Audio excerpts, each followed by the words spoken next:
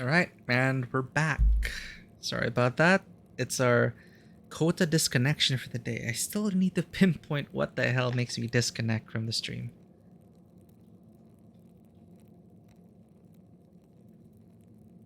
Anyway, we were speculating about who could have done it, who could have written that note. I think I got cut off, or the stream cut off after we read that note. We were interrupted by someone knocking on the door.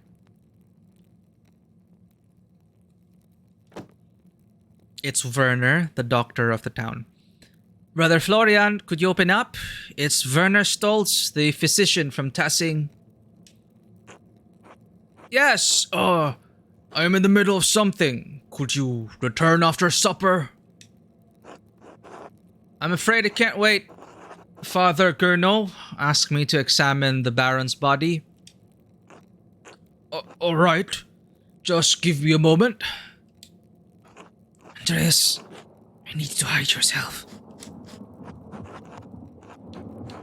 From Werner? I don't care if he knows I'm here. Why? Of course.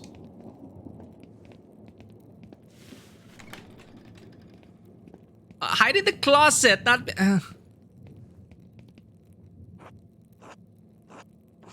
Dr. Stolz. Sorry to keep you waiting. Now, what do you need? The abbot wanted me to examine the Baron's body before his wife arrives. It seems unnecessary at this point, as I've just completed my own examination. Well, then what's the harm in letting me take a look? Dr. Stolz, with all respect, I finished. The cause of death is clear. If you had arrived an hour ago, I would have had no problem with your assistance. Assistance? I'm a university-trained physician. I can examine a corpse on my own without the help of a battlefield sawbones. Step out to confront Werner. Remain hidden. Regardless of your opinion regarding my abilities, the examination is finished. If you insist on inspecting the body anyway, I must insist that the abbot tells me himself. What? Making me bring the abbot here is a waste of time. So is performing an examination on this corpse immediately after one was just completed. Idiotic. I'll return with Father Gurnot presently. Gurnot or Gurnot? I'm not sure.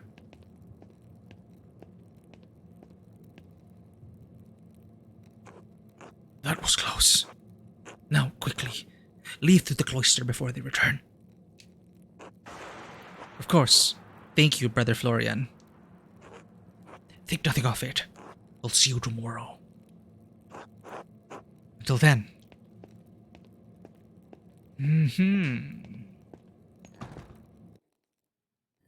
Yep, it advances time, so you can't chase down all the leads. The flood, supper. I should find someone to eat with. Who should I eat with? I can't get that note out of my head. The girl who died and the innocent with her. What could it mean? And who wrote it?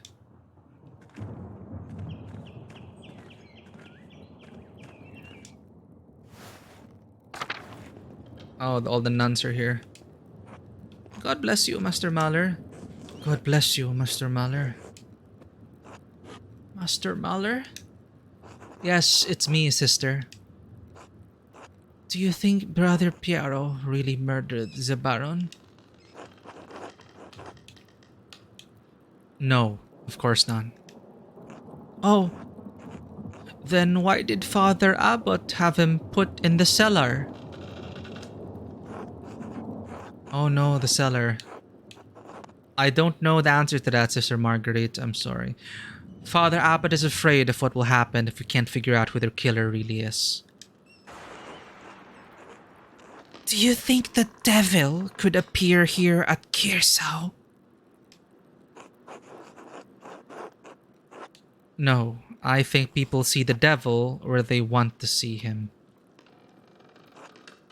I didn't see the devil, but I think I smelled his odor. Oh, that's important. Right, she's just, her sight is pretty bad right now, but they clarified, or they made it known that she had a really great sense of smell and hearing. Last night, I woke before matins and I smelled something in our dormitory. Oh, yeah, 2 a.m. It was strange. Moss and sulfur mixed with frankincense and roses. It moved through the room. I wanted to scream, but I was too frightened. And then it was gone. I'm ashamed that I didn't cry out, but I didn't know what to do.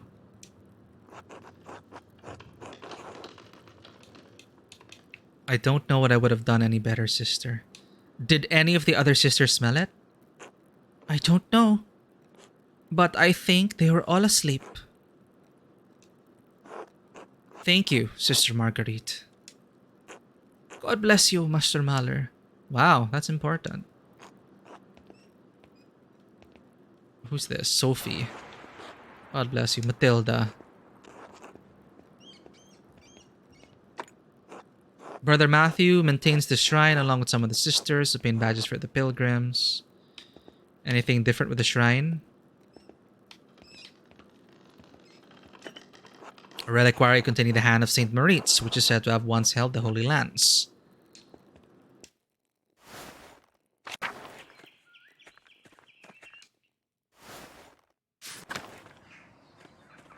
So she smelled something, passed through, but that is where the nuns were sleeping, so...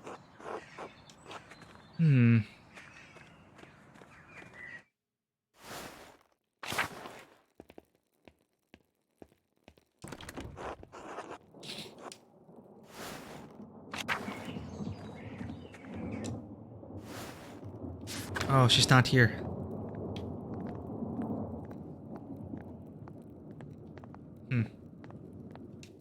Prayer time, I guess.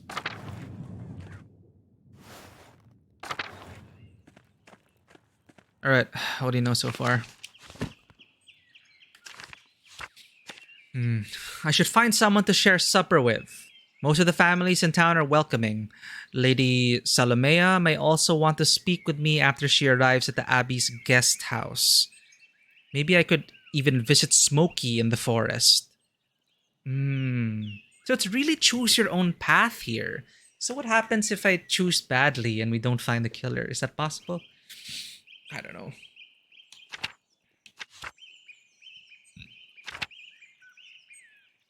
Maybe I should have dinner with one of the suspects. Supper with one of the suspects.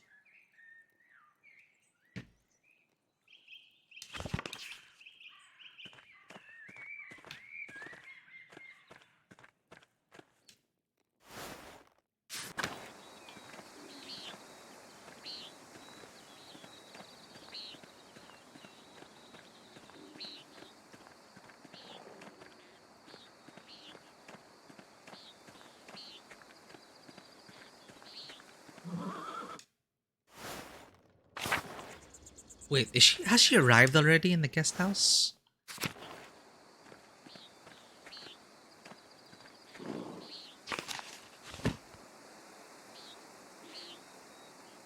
Lady Salomea. Lady Salomea. That's the wife, right?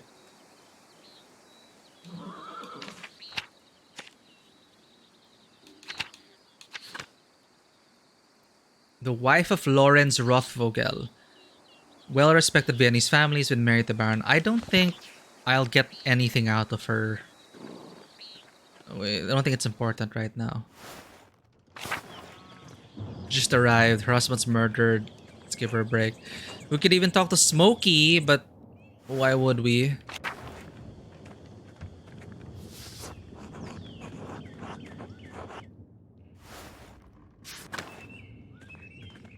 Franz Bauer and Widow Kemperin. Maybe we could talk to the Widow Kemperin. Or should we go with... No, we already had supper with the Druckers. Otto! Maybe we should talk to Otto.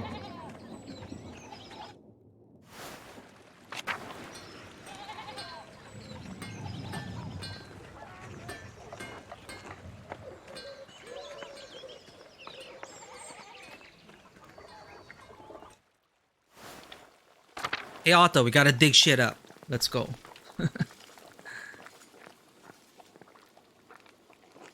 Andreas, care to eat supper with me and Otto?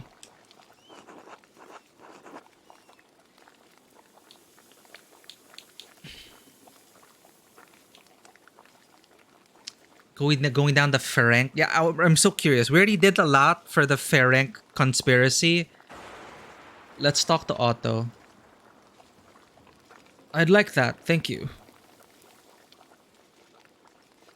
What if I decline? Does that block us out? Just to be safe, let's go. I'd like that, thank you. Good! I could eat a horse.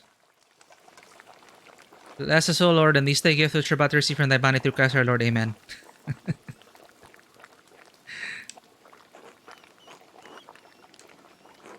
Amen. Amen. It's delicious.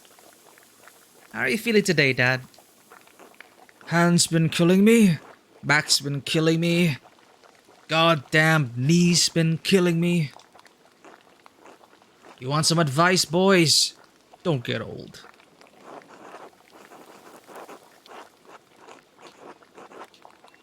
Think about death.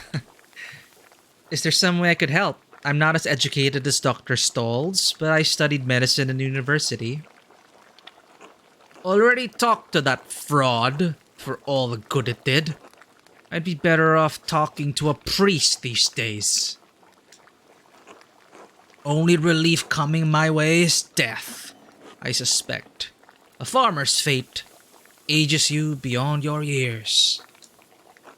Just look at my boy here. Works too hard, he does. But what choice does he have? None.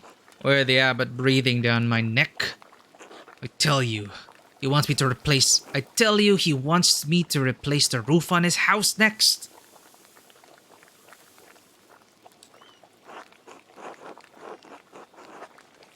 It's awfully drafty in there. I can't say I blame him. Didn't he just replace the one in the scriptorium? Is that why you were felling wood in the forest? Here. Didn't you just replace the one in the scriptorium? Yeah, and I made a mess of my shoulder doing it. The way that bastard Gernot orders me around, you'd think I'm one of his little monks.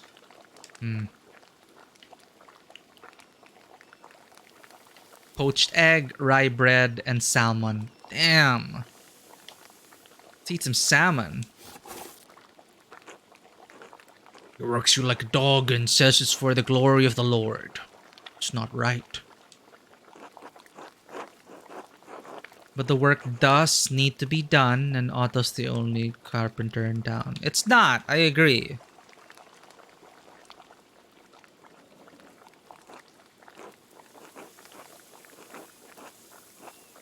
Easy enough for you to say when it's my work that keeps you warm when you're scribbling away in that scriptorium.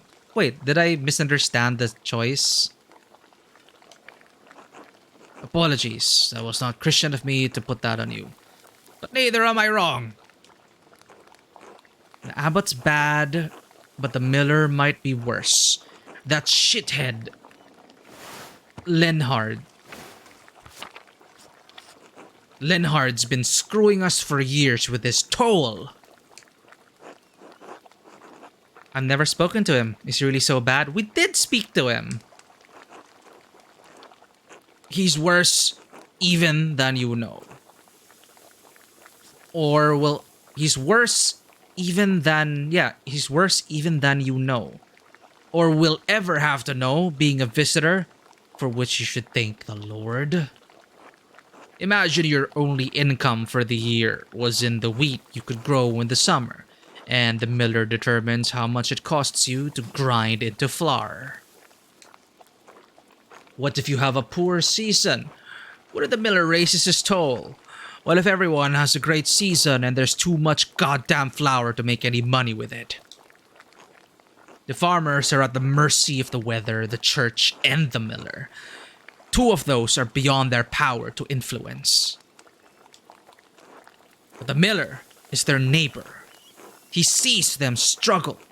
He should help them, but not Lenhard Mueller. He only takes more. I hadn't considered it like that. God willing, Lenhart will meet justice in this life or the next. I suspect I know which Otto prefers. Ha! You accusing me of unchristian behavior, Master Mahler? Or to more pleasant pastures, eh? You see any of those nuns while you were working, Otto? Dad.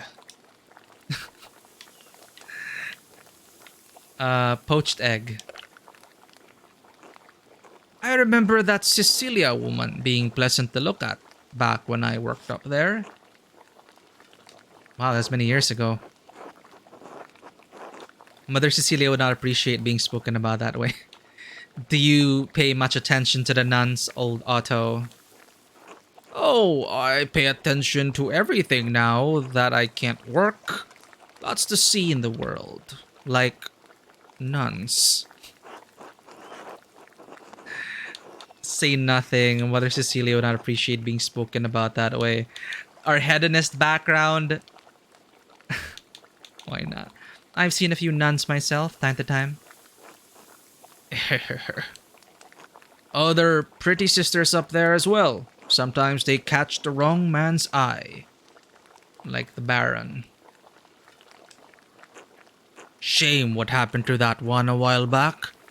Glad she came back though. It was... I'm betting it was Amelia. What happened? Which sister? Amelia. It's a sad story, and not our place to share. Least of all because we don't have the details. Mother Cecilia would know, not that she's likely to tell you. Handsome woman, Cecilia. Bet that big veil of hers is full of secrets. She hinted that the Baron had hurt one of the sisters years ago. She wouldn't tell me anything else. That figures. She probably doesn't want any of the Abbey's dirty secrets getting out into the world. I think she knows something about the Baron's death. She keeps a keen eye over that Abbey, that's for certain. Not much happens there that she doesn't know about. Now, if you want to hear all of Tassing's little secrets, you should go to the Spinning Bee. Spinning Bee? So, talk to the women of town? Ugh, that goggle. You could hear them cackling from here. The gossips. The what? Where the women spin wool. Talk to the Gertners. Is that my headset, or do people also hear the popping in the audio? Anyway. Where the women spin wool. Talk to the Gertner Jos, the Johann Bowerins, or Cat. They'll tell you when to come by. Huh.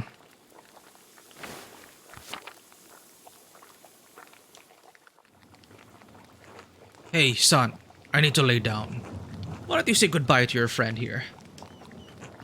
Sorry, Andreas. The old man needs his rest.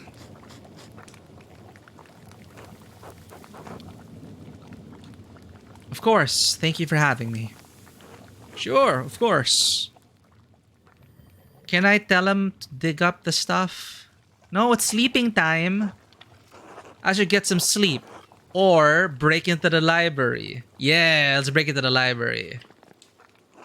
Good to see you, Andreas. Afternoon, Andreas. Heard that Baron friend of yours was killed up at the Abbey. Ah, there we go.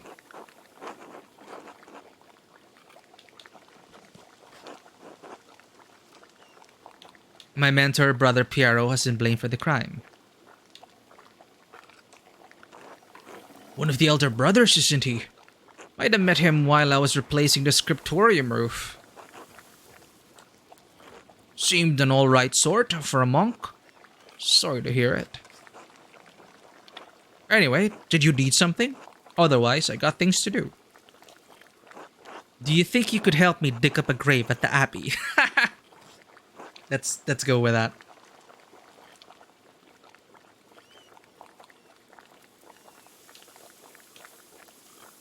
Do you think you could help me dig up a grave at the Abbey? Why? You think there's something in there that'll prove the old brother's innocent, right? That's it. You're perceptive, Otto. I only listen when people talk. You should try it. Did you talk to the abbot about this mischief? Wouldn't want to get my grubby hands all over his stuff without his permission.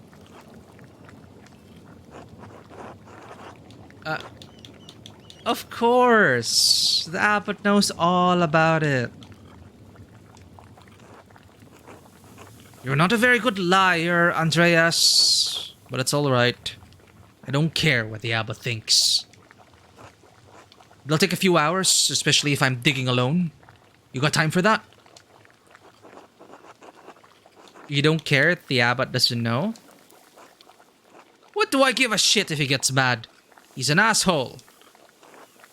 Did you want to do this now or not? Let me take care of a few things first. Alright. Don't be too long. I got actual work to do. Oh man, do I want to do it now or break into the library? No, he's here now, so I think naturally it would be like, alright, let's dig it up. We can break into the library another day. Ready to go dig up that grave?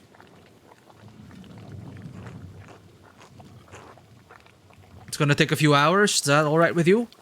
Not like you have any place to be.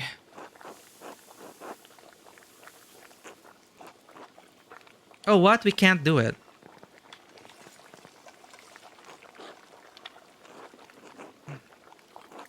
Let me take care of a few things first. Okay. Break into the library?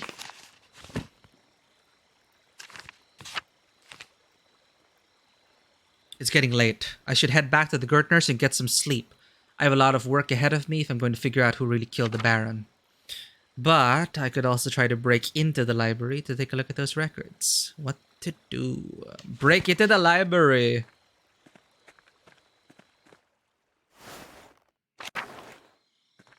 The audio is really wigging out. I'm not sure if it's only on my headset or if it's coming out on stream. So apologize for the popping if there is. Pretty sure it's Amelia who was the victim.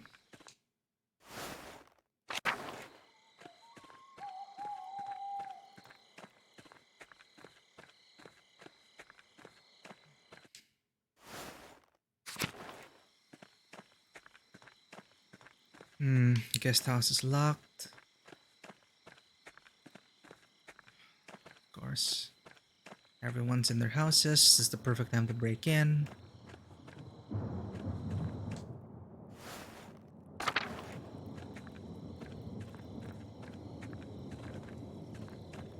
Anyone in the shrine?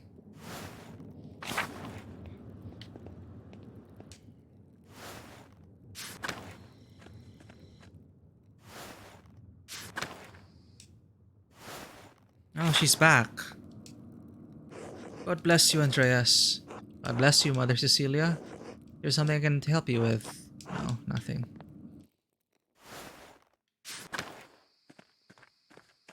Ooh, fireflies. Hey, Mousefanger.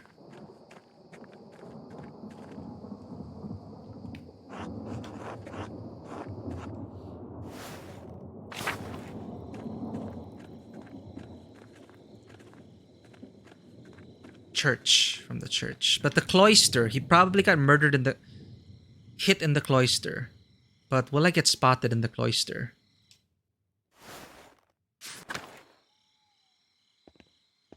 Infirmary. Monastery aquarium. Okay. Is there like stealth in here?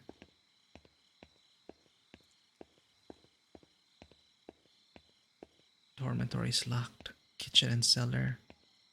Oh, let's visit let's visit what's his name? The brother. Piero. What? Is he like locked in here? Oh god. He is locked in there.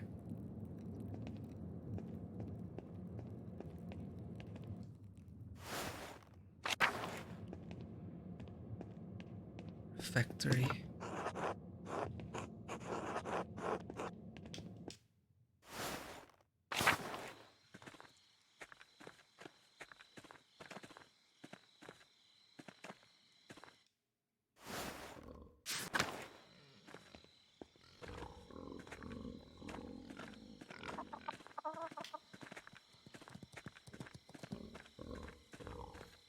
Abattoir.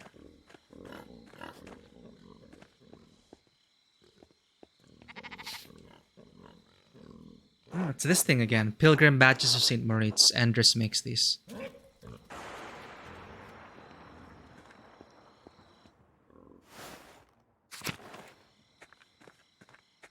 He's gonna help us dig it up.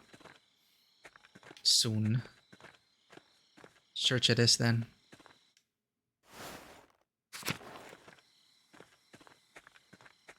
What? Can I just walk into the prior's house?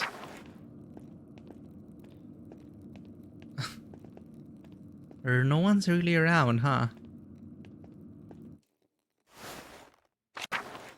Pretty stars.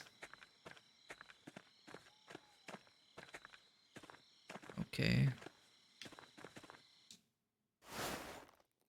Oh, shit. Matthew is the Abbey's circuitor. If he sees me, he'll kick me out. Monk responsible for making rounds in the Abbey to make certain everyone is where they are supposed to be, doing what they're supposed to do. That's what the circuitor is. I have to keep out of sight until he's passed. Good thing he can't see well. Oh shit.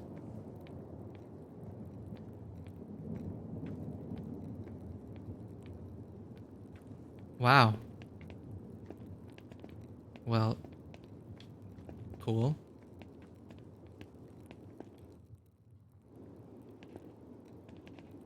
Crypt it is.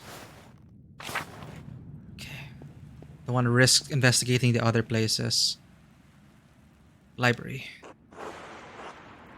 If I go up these stairs, it's going to take a while to find the records I need. I'll lose some time tomorrow morning unless I turn back now. Ah, okay. This is how the game warns you.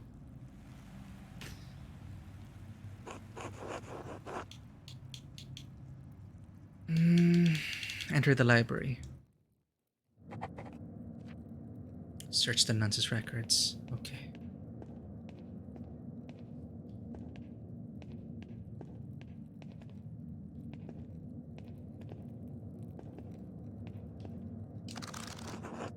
What's this? De Herbis Cambriae. On the herbs of Wales. Huh. What? Poison? The writer is Cadphilus of Salopia. I don't believe I've heard of him. Interesting. He writes about butcher's broom. The Greeks used it to aid with urination and defecation. This author claims it can also help with the reduction of swelling. He seems to be speaking from experience. I wonder, a wonderful hidden treasure for the Abbey.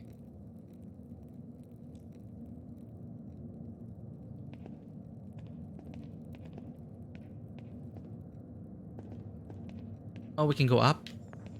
Okay, cool.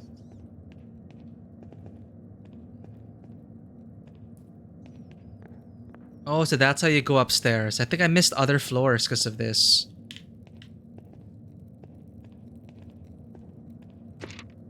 What do we have here?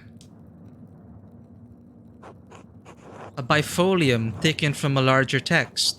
The Mysteria Astra? I'm not familiar with it. Some sort of astronomical text. Seems rudimentary, explaining the connection between astrological signs and the elements, and their basic relationship to alchemy. Oh, this is what we could have used if we didn't talk to the doctor. Each sign is governed by one of the 4 elements. Cancer, Scorpio, and Pisces are the water signs. Capricorn, Taurus, and Virgo are earth signs, and so on. It cuts off there. The next page is about something else entirely. Sister Illuminata must be trying to reconstruct the larger text. Those 2 pages were interesting enough, I suppose, but quite basic. Wait. That's the connection between the astrological symbols on Ferenc cipher and the elemental symbols of the Volville. We already solved this. This must be the text he referred to create his cipher. Interesting. That would have been much simpler to solve if I'd seen this first. There, he acknowledged that we already solved it. This is most curious. Historia de Labyrintho Librorum. Account of the labyrinth of books. Huh. Is that the Abbey? Anglia, Germania, Judea, fonts. Wow. Ooh, we have 2 things we could use. It appears to be a quite complicated and extraordinary tale, or, I wonder what secret texts could be hidden in such a place. Or, I believe a Bolognese professor told me a tale about such a place in Piedmont. I wonder what secret texts could be hidden in such a place. I'll have to see if I can borrow the books when borrow the book when I have some free time, if Illuminata allows it.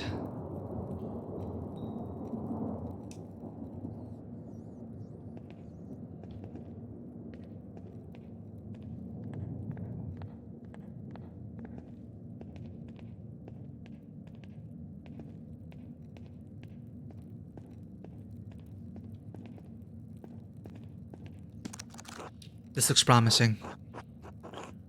The Familiares of the Sisters of Kyrso Abbey. Yes.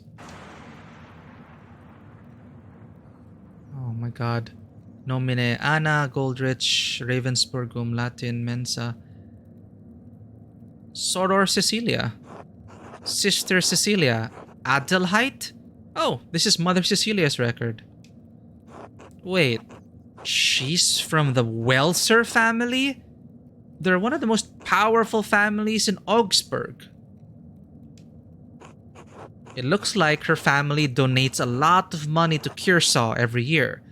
More than my family sees in 10. Wow. Rich family, Cecilia. Oh, this should be interesting. Sister Illuminata. Named Angeline from the Capocci family in Perugia. It looks like they have some connection to Kyrso through an old abbot, Rudolph. Her family donates money to the abbey every year as well.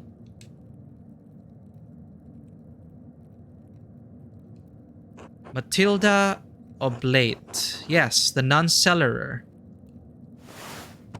Appointed official in a monastery responsible for maintaining food supplies and for maintaining the grounds. She came from Kempton. Merchant family. They donated pigments to use in the scriptorium. Quite thoughtful. I'll have to thank them if I ever get the chance. What's this, though? This note says Sister Matilda left the abbey for several months. Why would she go to a hermitage? Seems strange that she's the only entry with such a note. The dates. 3 years ago. This was just before Father Matthias died. Was Father Matthias murdered by the Baron? Because the Baron... Which means it is around the time Baron Rothvogel visited. This has to be it. Matilda must be the nun the Baron harmed on his last visit. I should talk to Mother Cecilia again. It may be Sister Matilda as well. Oh no. Well, while we're here, let's investigate everything. Mother Catherine was the first to enter records. It looks like almost 50 years ago. Sister Hildegard from the Gold-rich family in Ravensburg, quite wealthy. It looks like she became the prioress after Mother Catherine. And Soror Cecilia. Sister Gertrude from Hoff. The herbalist, yes. Her father is an apothecary. That explains it. What's this? Next. Mater Cecilia Monastery Perfecta. Sophie from Birgitz. Sophie. Her family is poor, but they donated flour. Lisbeth Oblate. Oblata. I wonder what that means. Lisbeth Oblate. She's from Utrecht. It looks like she had an eventful life before coming here. Married with a child. Both died. Her merchant family has some connection to Kearsau through the Kaufmanns of Rothenburg, ob der Tauber. Sister Marguerite. Oh, the blind girl who assists Gertrude. Yeah. Who smelled that suspicious smell. She went blind because of failed surgery on her cataracts. Wealthy peasant family, they donated wool and a pasture in Krimmel.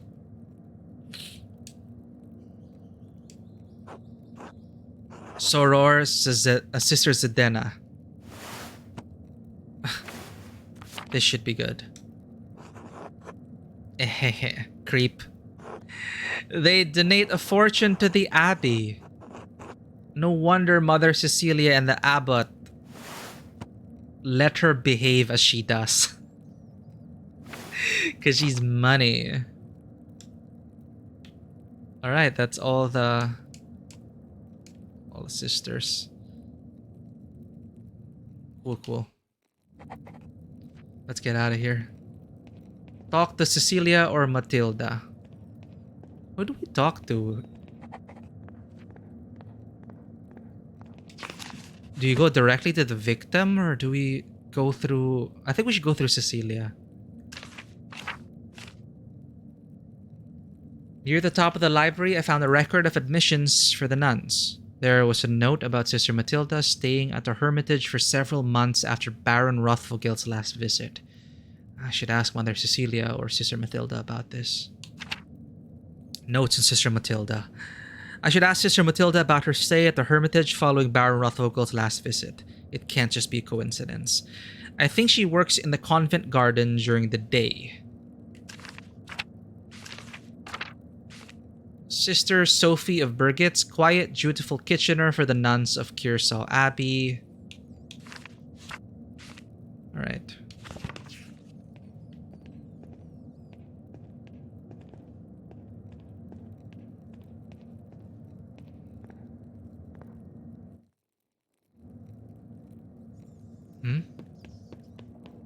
Oh shit. Oh! Brother, why are you here? Brothers, why are you here? Aww, okay. What in the what? Oh. Shit. I'll break for the stairs. They can't possibly catch me. Alright, I just need to wait for Rudiger and Matthew to leave. Just a little patience. I'll talk to them. We can work this out. We'll come to an understanding. I want to leave them be. They're in love. What am I going to do?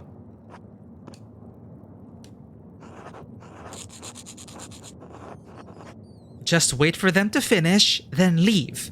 It can't take that long, can it? You should speak with them openly, in good faith, as men of reason. Run for it! Go, go, go!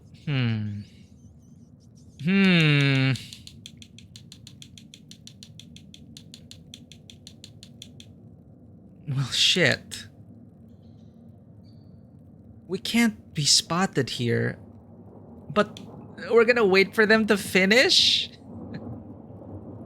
I hope they don't last long. I don't want to fall asleep on this cold floor. I shouldn't just sit here and watch. I shouldn't just sit here and watch in any case. Yeah. If I can't get out of here before the sisters arrive in the morning, it might even be worse. It might be even worse.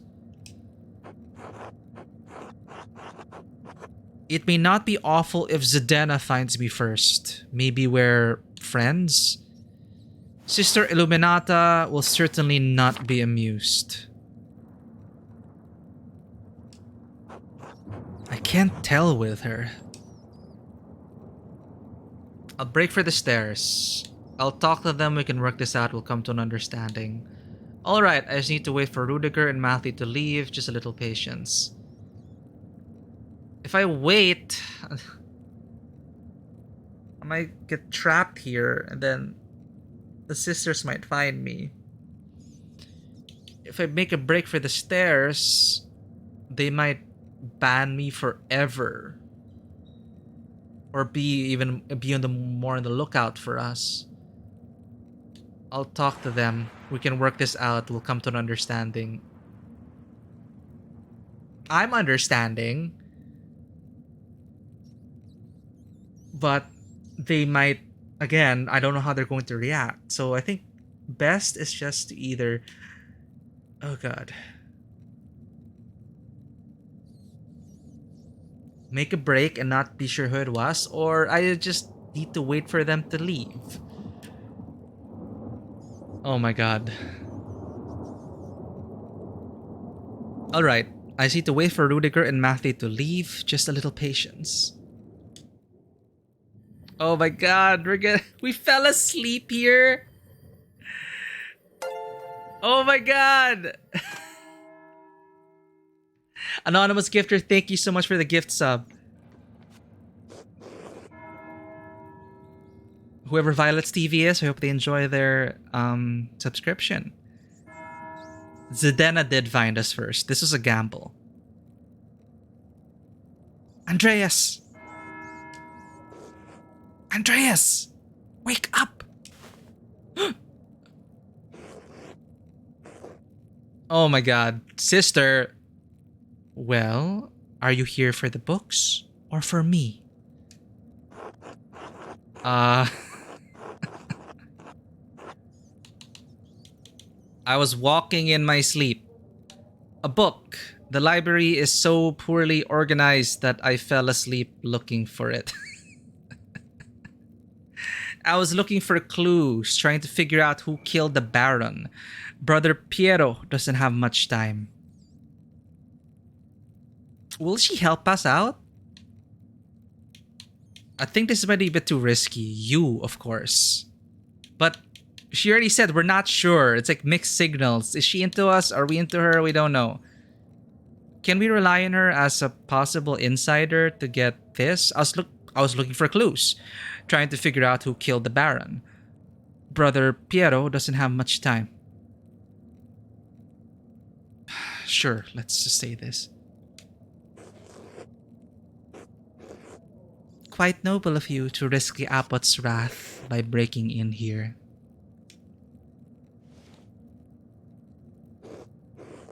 The Baron seemed like an interesting man. Not that Mother Cecilia could let any of the sisters talk to him. Was he interesting?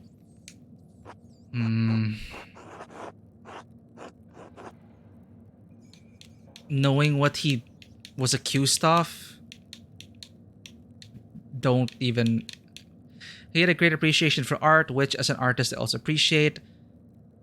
Honestly, he was a rude, presumptuous ass. Well, speaking ill of the dead, well, he's dead.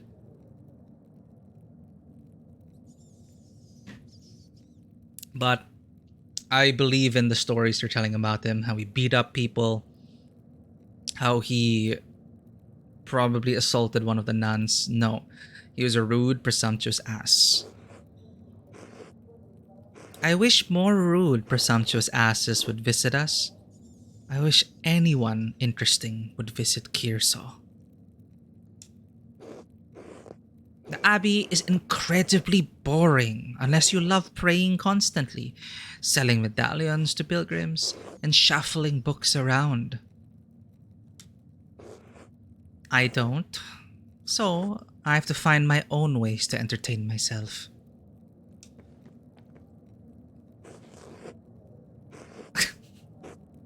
I appreciate art. Could you help me deepen my appreciation?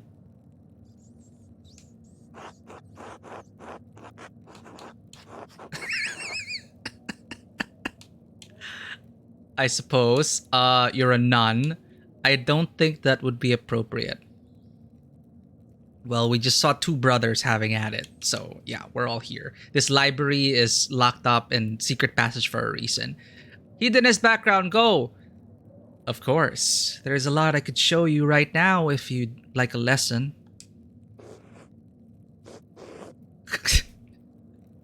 Thank God. Finally. Scoot away. Wait, is that Luminata coming?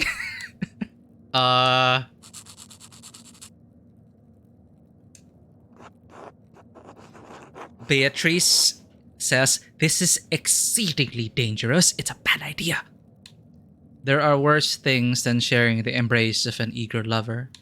Andreas, what are you waiting for? Do it! Do it!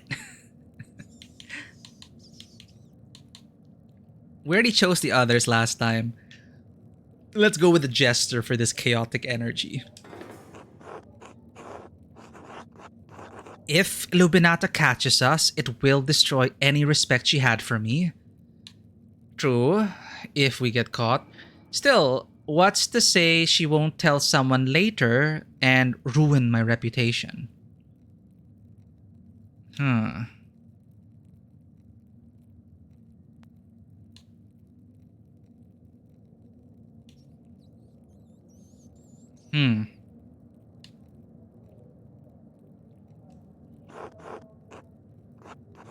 Who knows what kind of headache she'll cause for me. But she's also a nun. If we get caught, it'll be worse for her than me. True. Her family is rich though. We read that in the book. Her family is rich though. She'll probably be fine. That's why they let her be this way. Because her family donates a lot of money.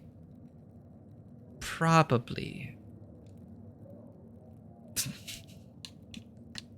Let's add to the scandal in this abbey.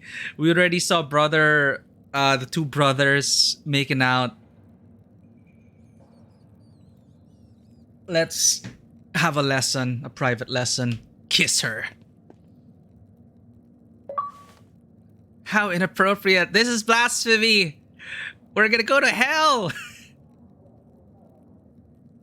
Oh. Uh-oh.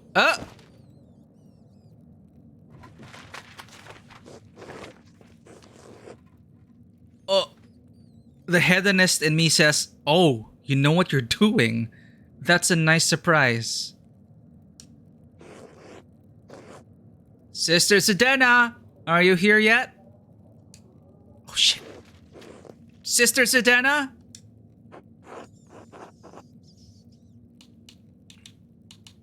Control yourself, say nothing. Hold a finger to your lips. Oh my god, Zedena angrily presents the upraised middle finger of her right hand. What the she doesn't give a fuck. What the fuck are you doing?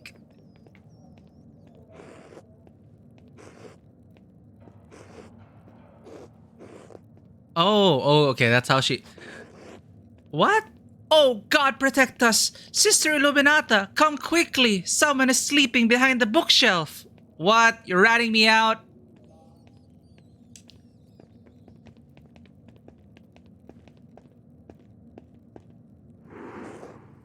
Andreas?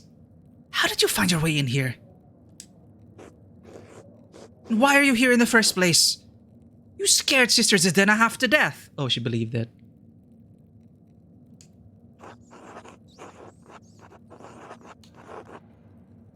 There are books I wanted to see and you never let me look at them. It's as simple as that. Now,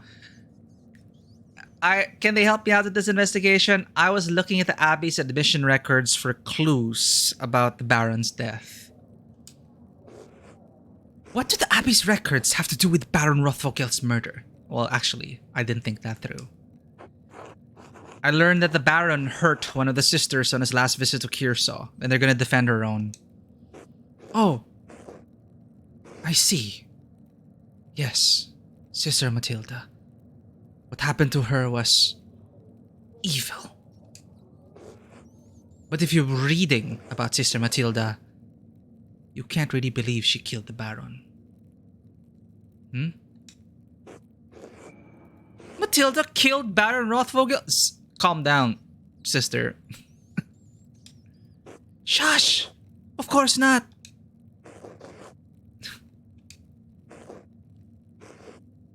I sincerely doubt that it's possible. I can't rule anything out.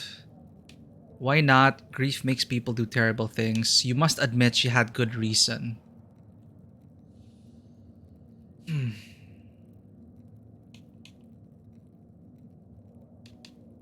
It seems like it's kind of already accusing her. Or really suspecting her. I can't rule anything out. That is not your place to decide. It is the Archdeacon's. I have no desire to see Brother Piero lose his life either. But this is out of my hands. This is not appropriate for us to discuss any further. You should speak to Sister Matilda or Mother Cecilia. So they're kind of still helping us along. I can't speak with you. It is not my story to tell. In case you've forgotten, you shouldn't even be here.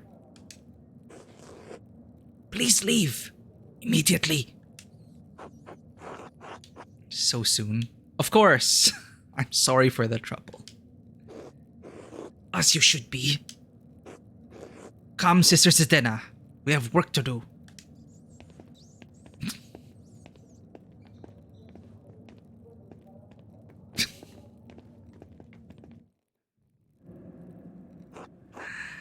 I should find someone to eat with. Okay, so we got a lot from that. We fell asleep in the library. Sacristy? Why is it open? Huh. Blunt object. Monstrance, chalice, paten, ciborum, and purificator. Almost everything you need for mass other than the host. Also murder. Probably where the funds of the abbey are stored, the sacristy is also the treasury. The armoires hold all of the vestments Father Gernot and Brother Matthew used during the mass.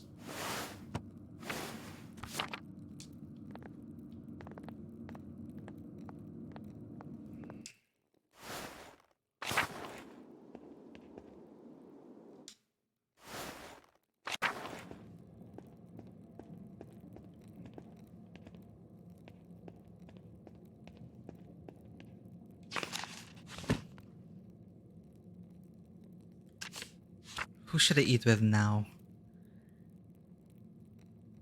Sister Matilda. Should we talk to Sister Matilda or Cecilia? No, let's go through Cecilia. But if we go through Cecilia, it might hamper or hinder our investigations. Oh, Ferenc. Ah, Andreas. What an awful time. Awful time. I bet he's happy. No one's backmailing him anymore. A baron murdered at Kearsaw. These are dark days indeed. Brother Piero, I admit, I would have never thought him the type. what could have possessed him? You can't believe Brother Piero would kill the Baron. It's not in his nature. Piero is a half step from the grave. You really think he could have killed the man in his prime? No, you can't believe Brother Piero would kill the Baron. It's not in his nature. Envy and pride inspire men to madness, Andreas. Even old men. But you have come to me for a reason. Do you need something?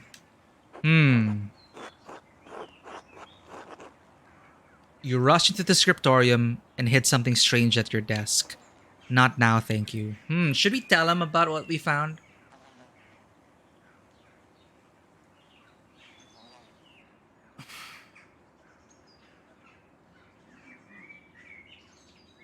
I came across an interesting letter from you addressed to the late Baron Rothvogel. What? Where did you get that?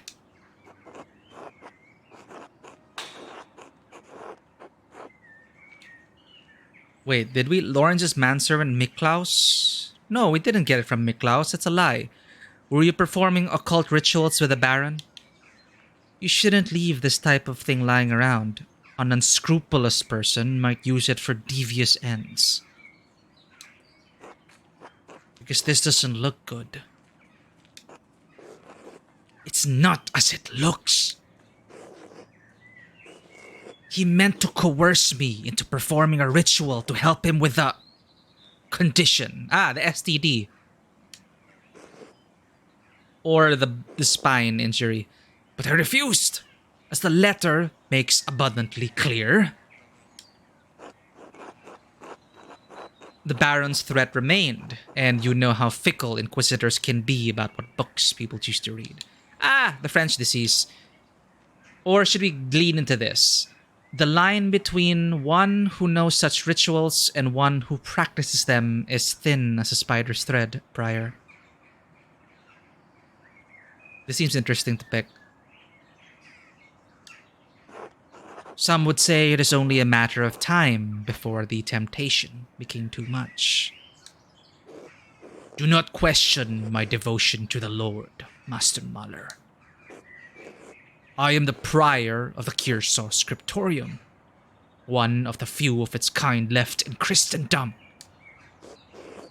Modest though the abbey may be, our library contains works on subjects rarely found beyond its walls. Certainly not all in the same place. For men of certain academic interests, it is perhaps the only place we may meet and discuss them.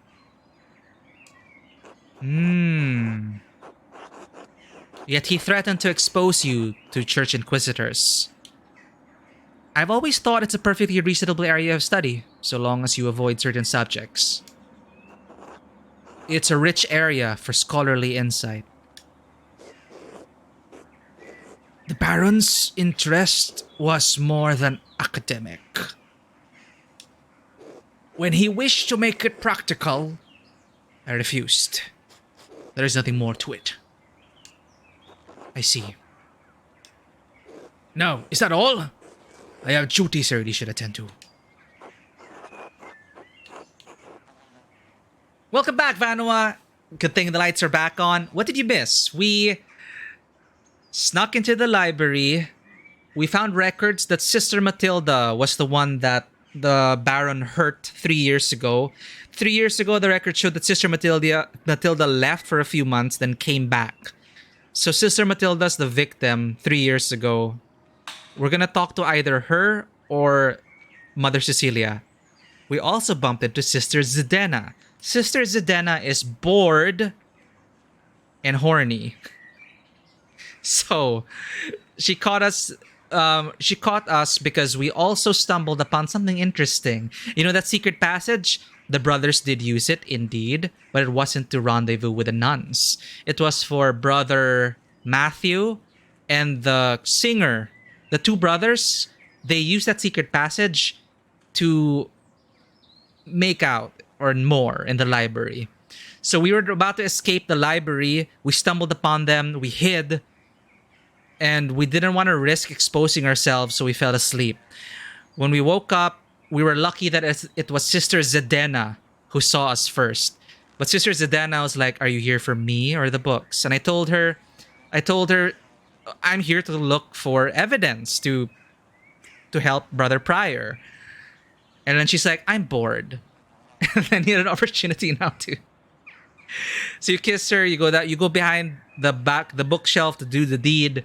But then Sister Illuminata comes in looking for Zdena, and we're like, "Oh shit." So Zdena covers for us, makes it look like she stumbled upon us and was scared. And then we came clean. We said we were in the library because we wanted to look for clues. Of course, Sister Illuminata was like, she'll remember this. We broke into the library. However, it seems like all the people we've talked to so far, they, in their own way, they're not really impeding our investigation. Because I think they all know. They all know Brother... I keep forgetting his name. Our mentor, basically, was very well liked. He's not the murderer. So, yeah. We got off pretty lightly. So, yeah. Added more scandal to the church. And now we're confronting Ferenc about the occult aspects to it. And apparently, the Baron came to him. They've had discussions on these. They've had discussions, but it's only now that he wanted to be practical because he got desperate. So, because the Baron had an STD.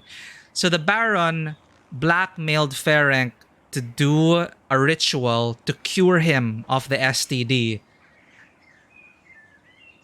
The prior refused, then the Baron threatened him to sell him out to the Inquisitors. I had a few more questions if you don't mind. Also, I realized that you can only do a limited things per day. We cannot chase all the leads. I don't know how different my playthrough is going to be from other people, but there is a time limit. I was ready for it. It's a shame we won't be able to see all the routes, but this is the route we're taking. So we already missed out on a bunch of other leads, a lot of timing windows and stuff. It's a shame, but I'm just trying to be in the moment and role play it. And this is like my adventure. So if you were to play this yourself, you could go a totally different route and talk to other people and do different things in a day. Right now, yeah. Scandal at the library. Hurrah. We also found out Matilda was the one who was hurt by the Baron. So I'm wondering if I should talk to the victim herself or if I should go to Mother Cecilia. I'm not sure. Because if I go to Mother Cecilia, she's very protective of her nuns. But I feel like if we reason with her, Mother Cecilia will be able to ease the pain. Because that's trauma. It's like approaching the victim and say, "Hey, talk about what happened to what the Baron did to you 3 years ago." I don't think that's wise. I think we should go through Mother Cecilia, who Sister Matilda trusts. So that's what I think I might do. But right now, the game is telling us we need to eat with someone. Eating with other people here also gives more insight into the town, the gossip, and everything. So mealtime is also productive here. So you choose who you want to have a meal with. So stuff like that. So it's getting more interesting for me. Anyway, Ferenc. I had a few more questions if you don't mind. Be quick about it. We also told Otto, we secured Otto's help to dig up what he hid in the grave. That's one thing. You rush into the scriptorium and hit something strange at your desk. Pardon? And why were you sneaking about the scriptorium? We were not. We were working.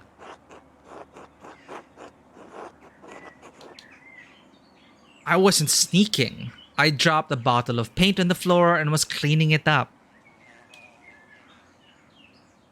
What was so important that you had to be late for Tercy? What was it? Some kind of disc? I wasn't sneaking. I dropped a bottle of paint on the floor and was cleaning it up. I could have left it there if you'd preferred. The floor is rather drab in the scriptorium. I get more work done while you and the rest of the brothers are at church. Let us seek a common understanding, Master Mahler, as two brothers in Christ. Please, let's. I love to understand things. Uh-oh, we're pissing him off. Grr. The scriptorium is my domain, and you are a guest here. And so long as that is true, I do not answer to you, but the abbot only. Is that clear?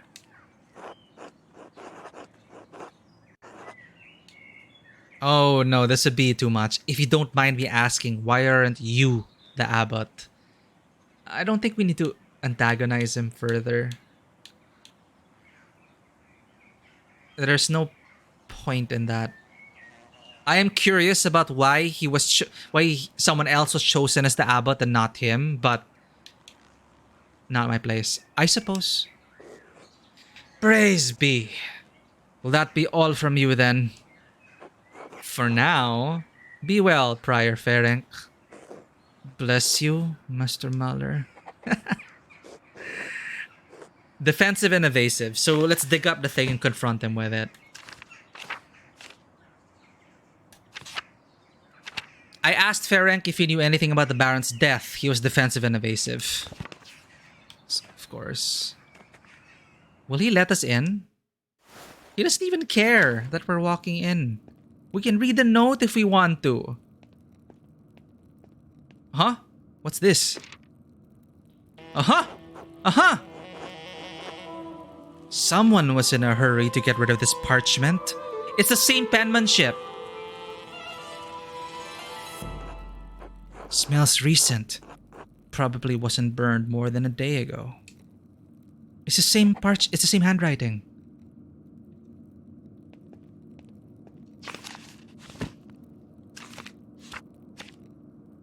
I found the burned remnants of a note in Prior Ferenc's house. It's unclear what the contents of the note were, but it was written in a purple ink with exceptionally fine lettering. Yeah. It's same as the thing we have. Same as the note that was on the body. There are deep indentations in this parchment. Whoever wrote on the page above it must have been angry. I wonder if I could make a charcoal rubbing of this page and reveal the content of the writing. Maybe this is the letter Ferenc sent to... Maybe if you missed the letter in the guest house, this is probably another opportunity to get it. Because he was angry when he was writing it to the Baron. So that's probably what we're gonna find. Oh wait, is there a consequence to doing this? He's right there outside of his house and we just walked in. Oh well. It is the letter. Same thing, same thing.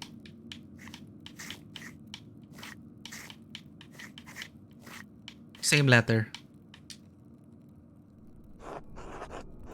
Aha! Clear as an alpine day. It's a letter to the Baron from Prior Ferenc. Ah, this must be where Ferenc wrote the letter I found in the guest house.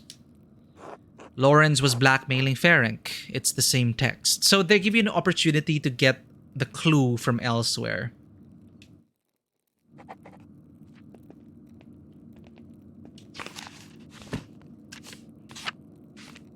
There was a piece of paper on Ferenc's desk that had the imprint of a letter on it. I rubbed charcoal on the paper to reveal the text, which was a letter from Ferenc to the Baron. It appears Ferenc said he would not perform a ritual for the Baron, even if the Baron threatened to turn him in to Inquisitors in Innsbruck.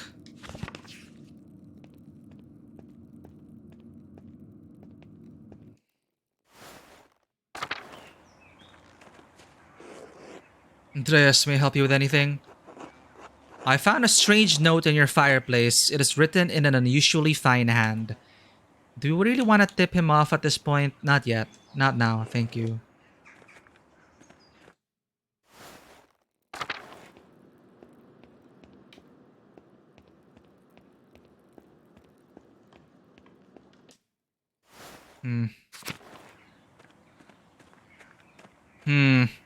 Let's do it. It's the same handwriting as the note that we found. The thing he said. The sister and the innocent, something like that.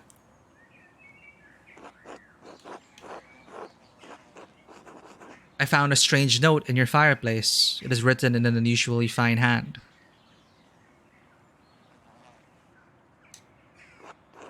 I found others around Tassing with the same hand that seemed to have appeared out of nowhere. What were you doing in my home?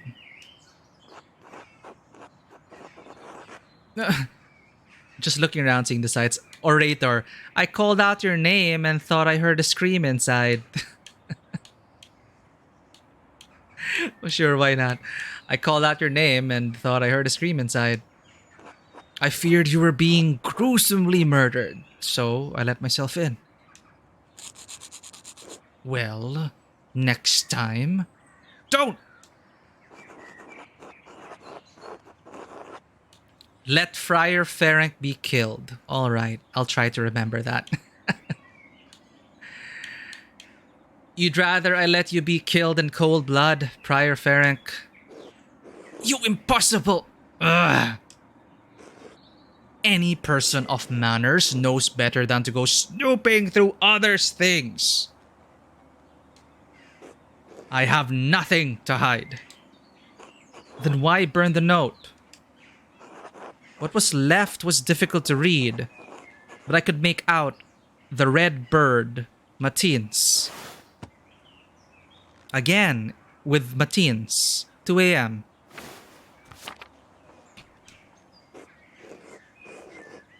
It was a strange little thing I found on my desk after waking up from Matins. It meant nothing to me, so I put it in the fire. Huh. It wasn't there when you went to sleep? Not that I noticed.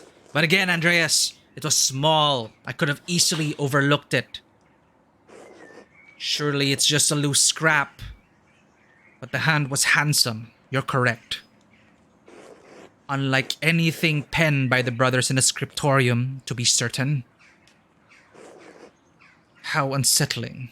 Yeah, who's this mysterious writer? Who has access to your home? Do you remember what the note said? No.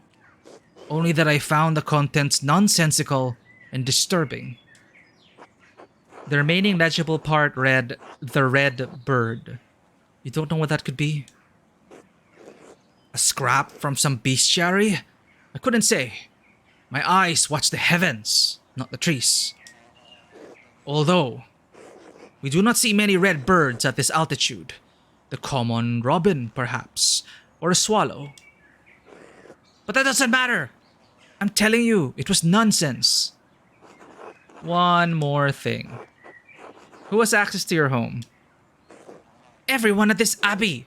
But what does it matter to you? It was just a scrap of paper. But why would they leave these letters in? Here. I found a similar note in the Baron's effects while Brother Florian was performing his initial examination. But that will sell out Brother Florian. He's gonna get in trouble.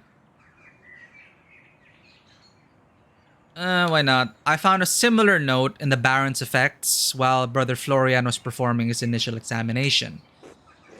But the abbot ordered you away from the abbey! Andreas, your cavalier attitude toward Father Gernot's commands. Well, we know he's not good. He's not on good terms with Father Gernot because Gernot was chosen instead of him. So I think we're fine.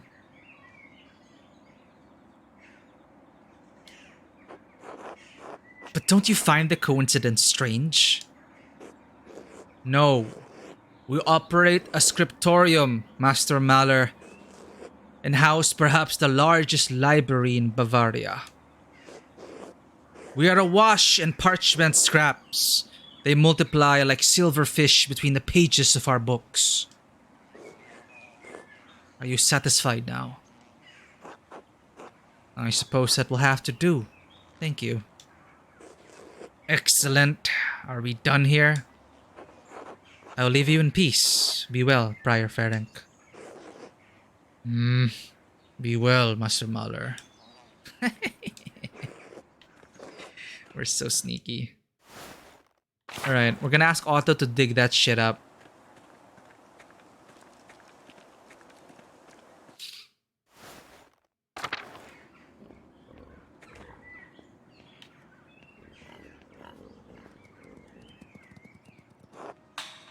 Could a pilgrim badge have done anything? No. We need a murder weapon. Wherever it is.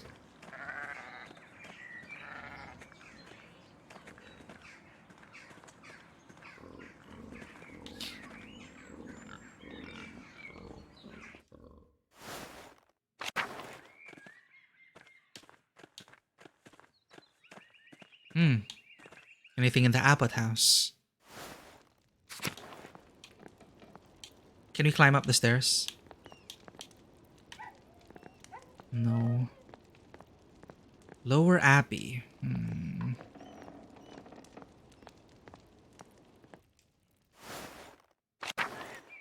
Alright, what do we have so far? So many leads. Andreas, I trust you are abiding by my command to leave Piero and the rest of the monastics in peace.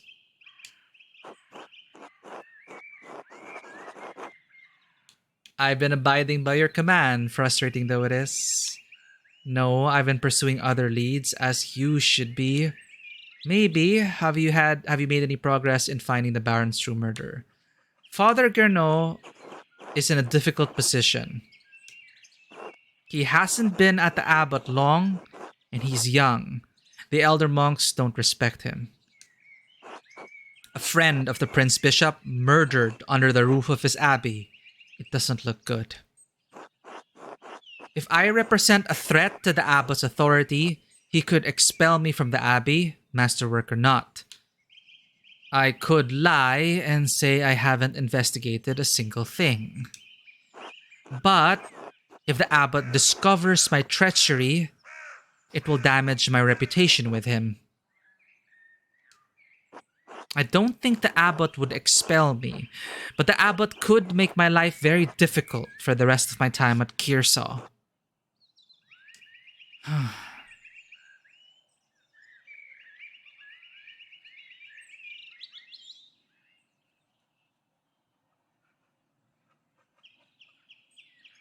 I don't think we can lie. He'll find out because we've been talking to some of the brother. We've been talking to Prior Ferenc already.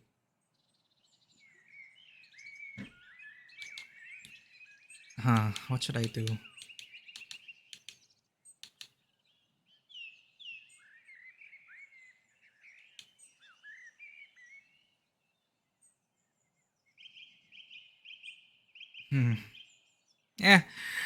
I've been abiding by your command, frustrating though it is. This will be remembered. I do not appreciate your characterization of my reasonable request as frustrating. Nevertheless, I must admit, have not heard any complaints about your behavior, for which I am grateful.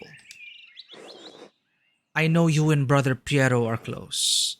You must trust that if Piero is innocent of the Baron's death, God will reveal as much to the Archdeacon. No. There is more at stake here than you understand, Andreas.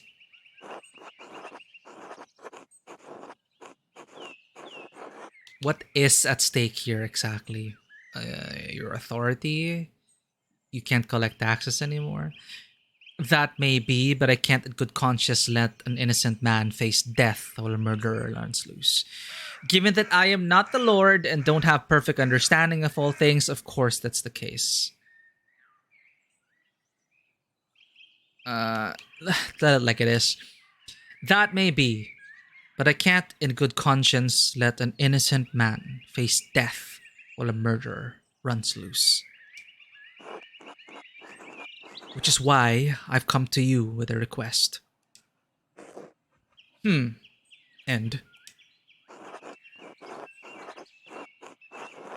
Oh. Well, we have no option now but to tell him about the grave. We're left with no options.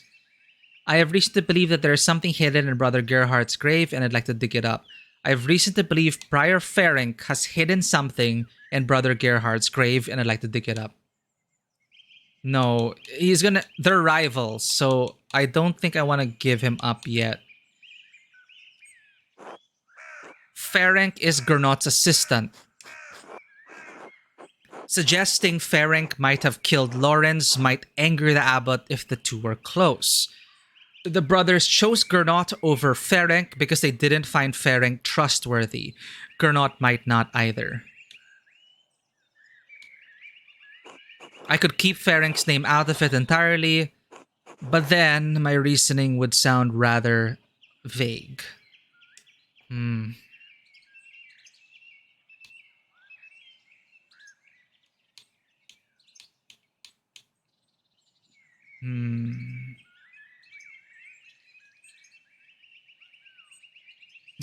Of course he's gonna say no to this, but I don't want to involve Ferenc in yet. I have reason to believe there is something hidden in Brother Gerhardt's grave, and I'd like to dig it up. What does that have to do with the death of Baron Rothvogel? I suspect the weapon used to murder the Baron may be buried there. Oh, that's... I suspect the weapon used to murder the Baron may be buried there. Baron Rothvogel was stabbed. We know the murder weapon used to kill him. Brother Piero was found holding it.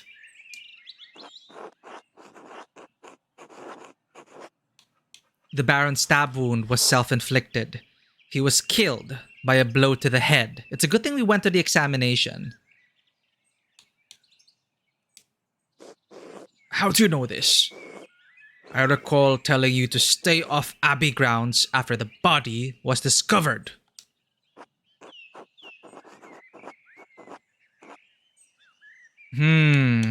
This is tricky. It's evident to anyone who gives Baron Rothvogel's body more than cursory examination. I examined this body with Brother Florian. We're gonna get Brother Florian in trouble if we drop his name. Florian let me watch his investigation of Lorenz's wounds against the abbot's wishes. It would be ungrateful of me to reveal his disobedience to the abbot. But what we learned might help convince the abbot that Piero couldn't have killed Lorenz. Is that even going to change anything? Because he's under a lot of pressure. The prince is coming here. And he could take the blame.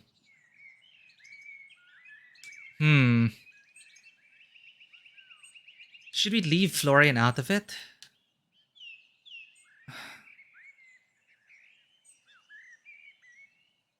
I think we should leave the other brothers out of it for now.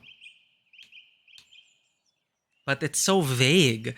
It's evident to anyone who gives Baron Rothvogel's body more than a cursory examination.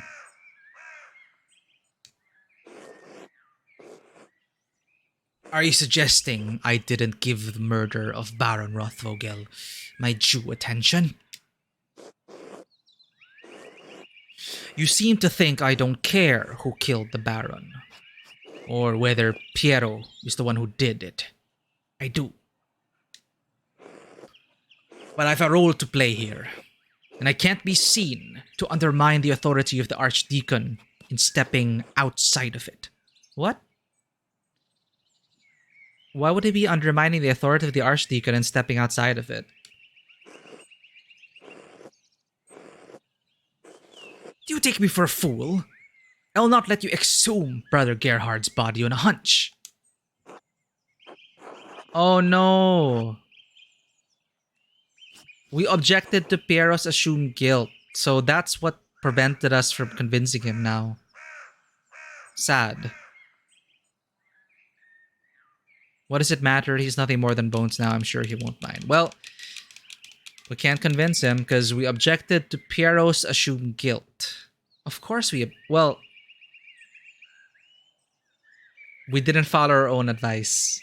We spoke up there where I think we could have just kept quiet. If it's one thing I hate, it's being accused of something we didn't do. So I could not let that slide. Alas, we'll have to do this with Otto. He was a brother of this abbey, and he should be left in peace.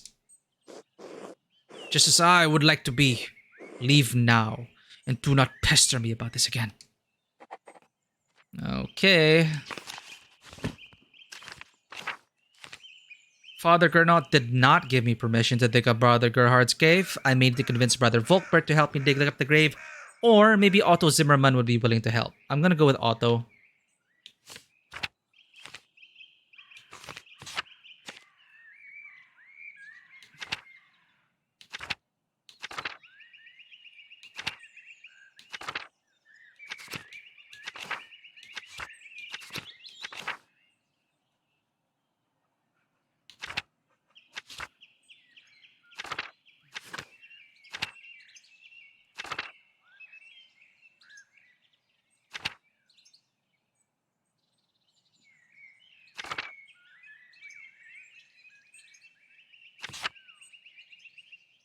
Okay, Otto Zimmermann it is.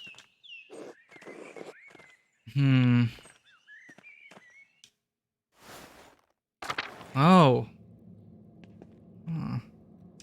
Good day, Andreas. God bless you, Andreas. Yeah, here, we saw... God bless you, Andreas. We saw Rudiger and Matthew. They had a rendezvous in the library. Oh no, it's Volkbert. Good day, Andreas. Do you need something? Father Abbot said I should help you if you needed it, so here I am. Wait, really? I don't need anything just now, but thank you, Brother Volkbert. You let me know if you do. I want to do as Father Abbot asked, but you're gonna be under Father Abbot. God bless you, Andreas.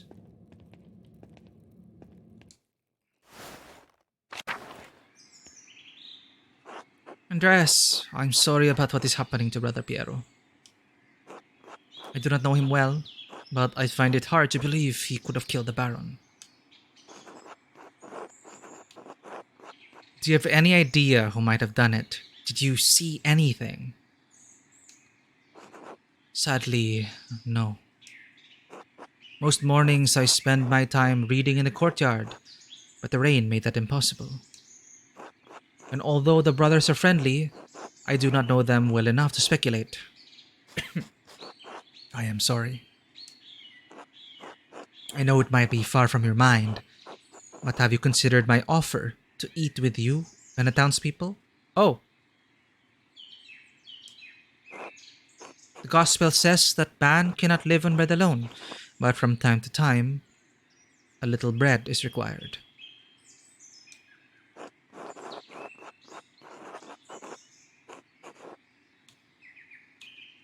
I need to continue looking into the Baron's murder perhaps later. Right, we're supposed to eat with someone.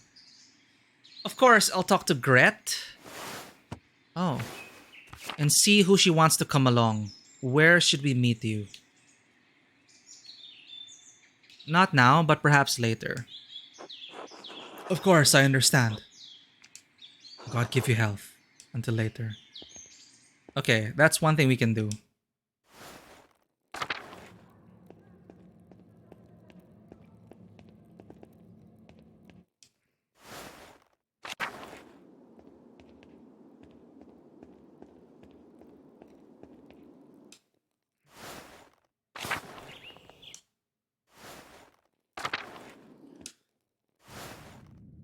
So they locked it up already, huh? Oh well.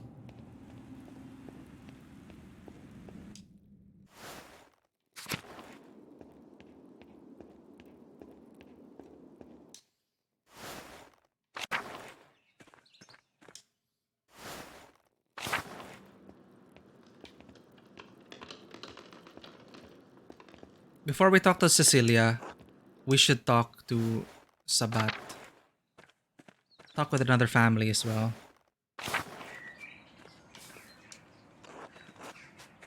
Oh no, oh, no, let's not talk to Matilda yet. Oh, a shovel! A shovel!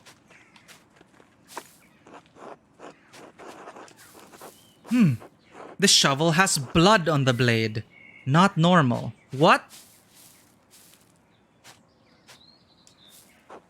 I think Sister Matilda uses it in the garden. I should ask her about it. Bloody shovel. Huh. I really think it's a multiple person case. I think a lot of people are responsible for the Baron's death. I found the shovel that Sister Matilda uses in the garden. There's blood on it. I should probably ask her about it. Not yet. Not yet.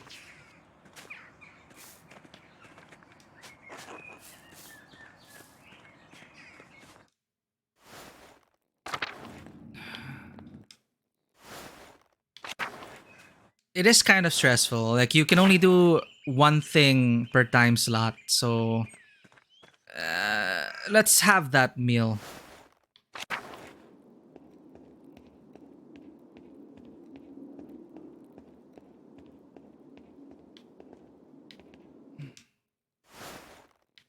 Where is it again? Is it in the cloister? Yeah, cloister. Okay.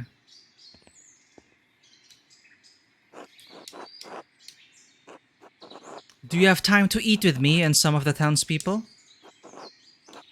Of course, I'll talk to Gret and see who she wants to come along. Where should we meet you? At the shrine to Saint Moritz. I'll see you there. Until then.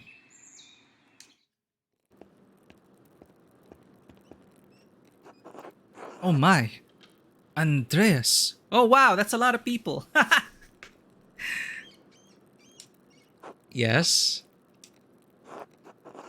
Are these all of the mothers from Tassing and their children? Actually. Yeah. Well, no, I don't think it's all of them. Helena Pfeiffer couldn't make it. It's a long walk up here in her condition. And Hedy said Hans was too big for stories.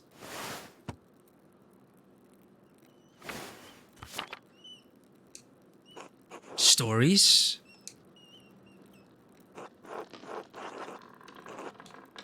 I may have said something about your books. Or stories of your homeland.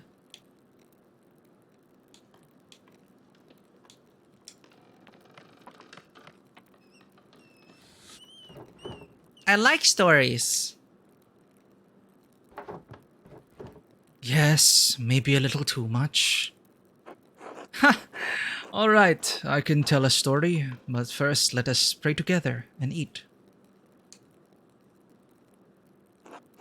O Lord, thank you for bringing us together as you brought Jesus to his disciples on the road to Emmaus. With the breaking of bread between us, let us recognize each other as Christians and rejoice in our salvation through you. Amen. Amen. Amen. Amen. And I thank you and your husband for this bread, Gret. My Ulrich always says that bread brings people together. Ulrich, yeah. I don't know. I think we could see some real trouble in Tassing if we ever ran out of rye. I missed this when I was in Florence. More rye bread. And almonds, sheep's milk cheese. Let's start with the almonds this time. Let's munch on it. They don't have bread in Florence? Wah, Wolf. Where's Florence? South, over the mountains. Last week, the blonde lady at our house with the pretty clothes, she was from Florence. Oh. Father Gernot eats a white bread, does he not? Yes, the finest wheat is used for the abbot's bread. Why? The abbot is a very important man, Paul. We have a bread in my home that we call injera. We make it thin, round, and wide, and we put our food on top of it. Injera. I'm gonna Google that. Ooh, wow. It's a sour fermented pancake-like fat bread with a slightly spongy texture, usually made of teff flour. In Ethiopia, it's staple. This is an Ethiopian priest. Injera is central to dining process like bread or rice elsewhere.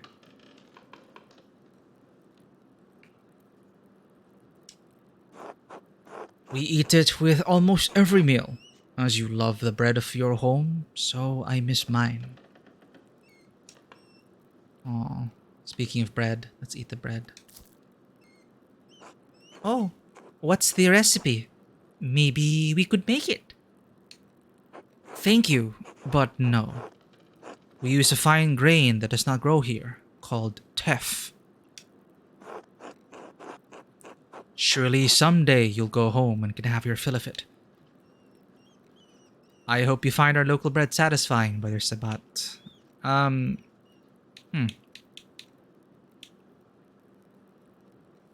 Surely someday you'll go home and can have your fill of it. God willing, yes. But then perhaps a day will come when I miss the rye of Tassing. It is the great danger that comes with the blessing of travel, living a life between worlds.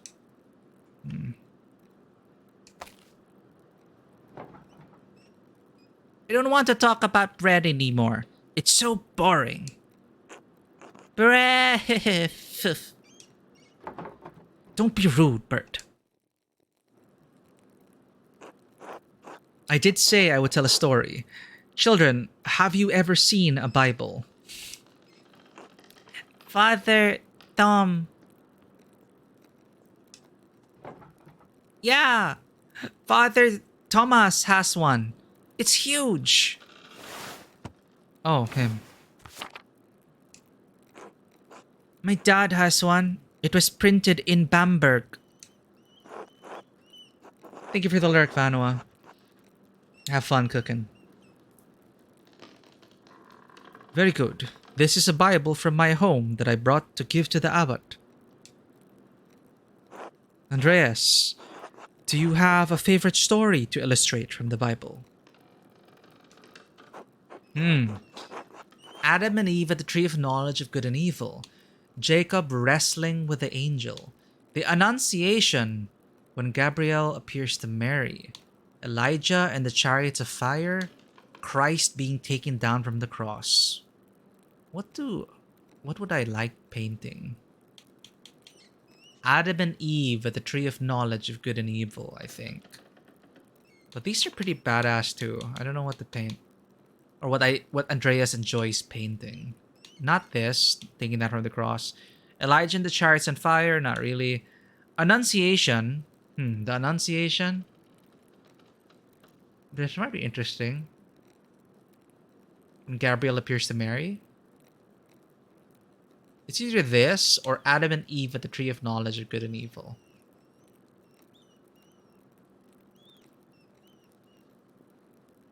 Yeah, let's go with this. Adam and Eve at the tree of knowledge of good and evil. But that kind of... people have been using that as an excuse to blame women for a lot of problems. The Annunciation, when Gabriel appears to Mary. Sure, let's hear about Mary. A beautiful moment when Mary learns that she will be the mother of God. Every mother fears for the safety of her children. But what a wonder and burden to know that you carry the salvation of all mankind in your womb. Even the ordinary kind are too much at times. But a blessing all the same. Now then, children, do you know the story of Jesus feeding the multitudes? Fish and loaves. My mom and dad make loaves.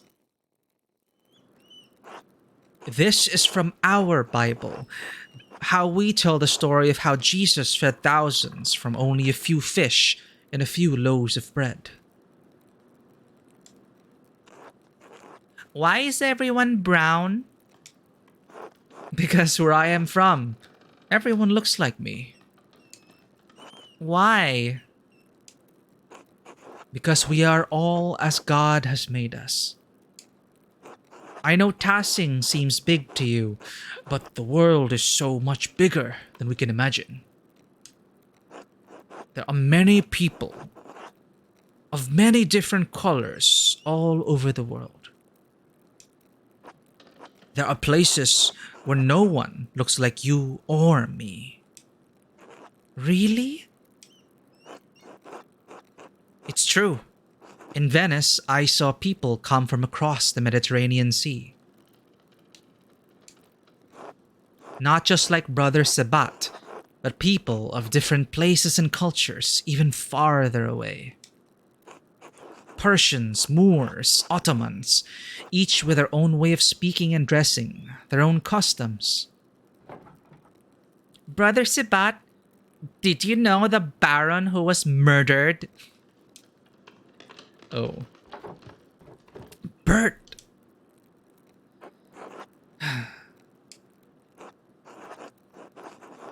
It came up when I was visiting the Druckers.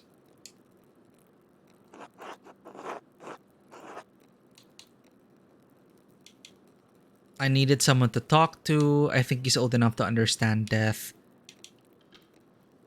I needed someone to talk to. And we were happy to have you. We can't shield them from the world forever, Andreas. I did not know him, Bert. But do you know the story of Lazarus? Huh? No. He was a friend of Jesus. He became sick and he died.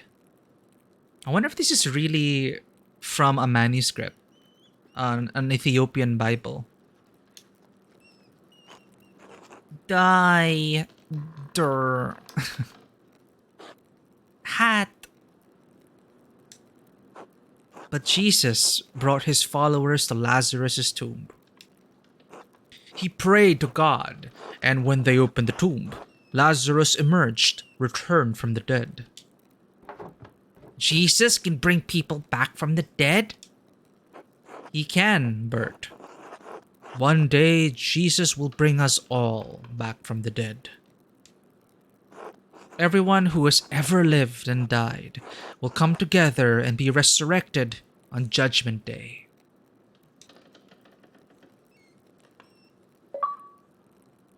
Oh, she did take her hat. Say nothing.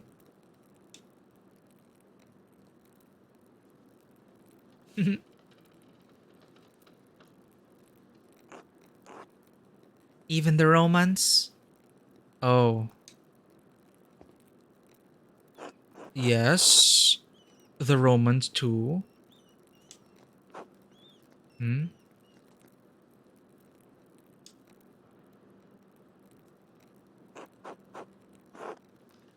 Why did you ask about the Romans?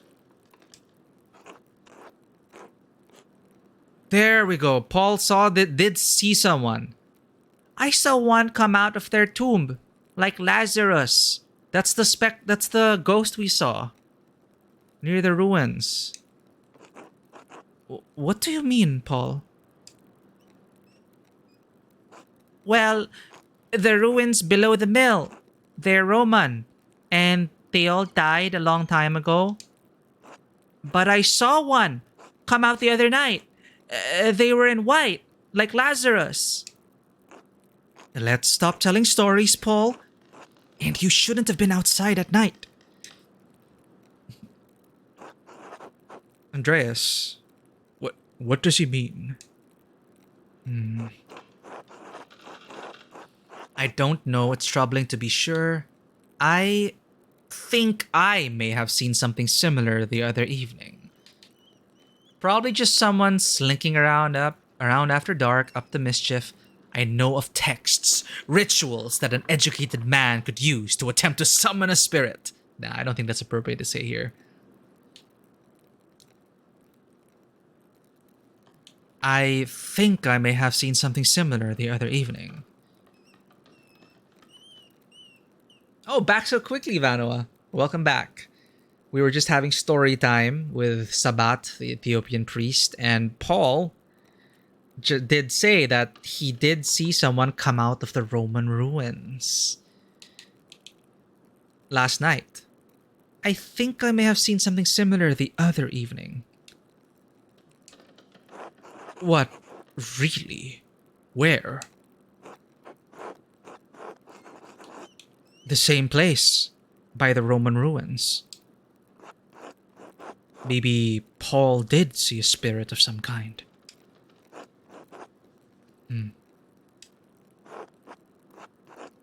It's a very dire omen if that is what we saw. I will pray on this. Apologies for that, ladies, but thank you for sharing a meal with me today.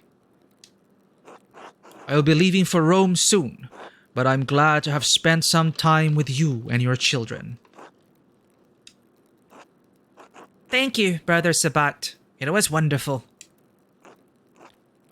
Don't forget to stop by the baker before you go. I'm sure my husband will want to see you before you go. I will. God grant you all health. So it's like you pick your vignettes here, because you can't see everything. Time to get back to work.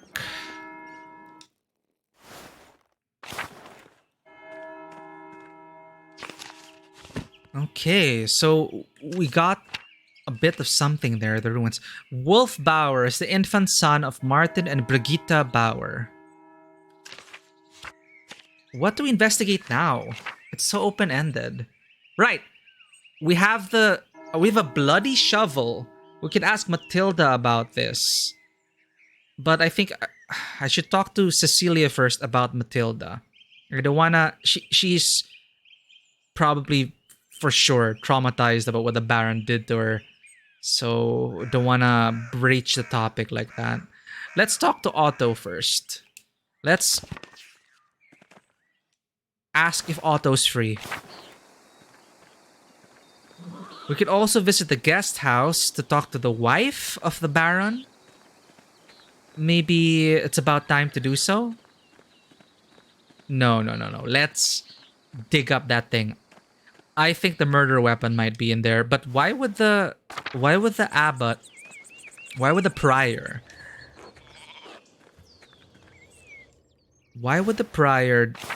bury a murder weapon?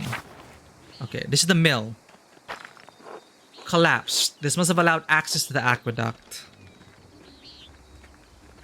So at night, in the evening, someone lurks around here. Which is why Paul drew these figures. Book of Enoch wasn't involved. I just wonder if they showed Ethiopian as outsiders or to a point to some canon differences secondary to the plot. I'm actually wondering if those were, they do want to add more diversity in here and make you more aware of it. I'm not sure though.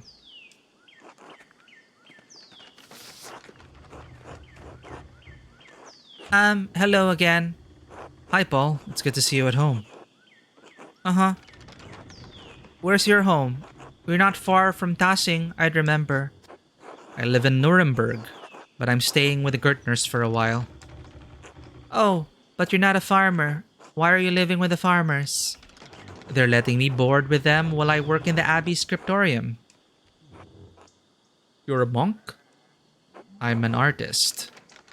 Oh, like you do drawings? Drawing, painting, calligraphy, if it goes in the book. Wait, we already had this discussion with Paul. Why is it repeating?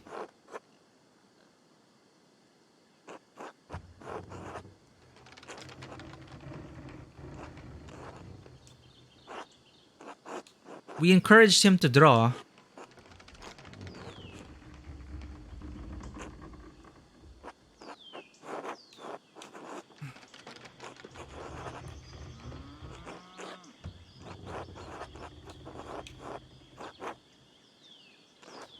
There, sometimes I draw on the ruins in the meadows where Dad can't see. What do you draw?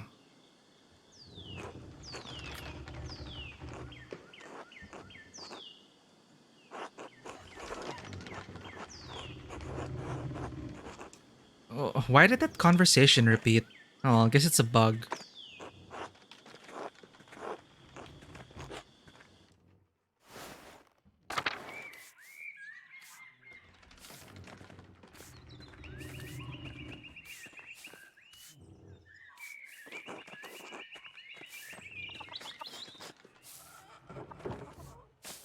Auto.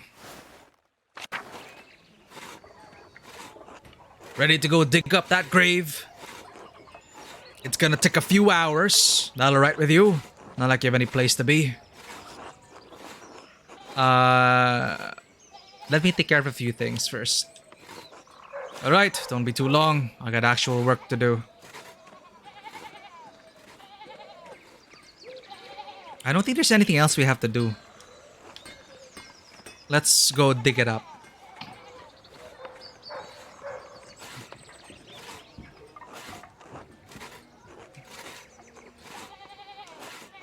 I'm ready. Let's go.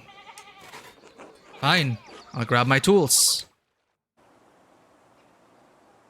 Shit. Are they gonna spot us? So, town carpenter. What's that like? Exhausting. Not unlike this here. Satisfying too, to make things with my hands. To feel the sun on my neck and sap under my fingers. And I haven't fallen off a roof yet, so all in all, I can't complain.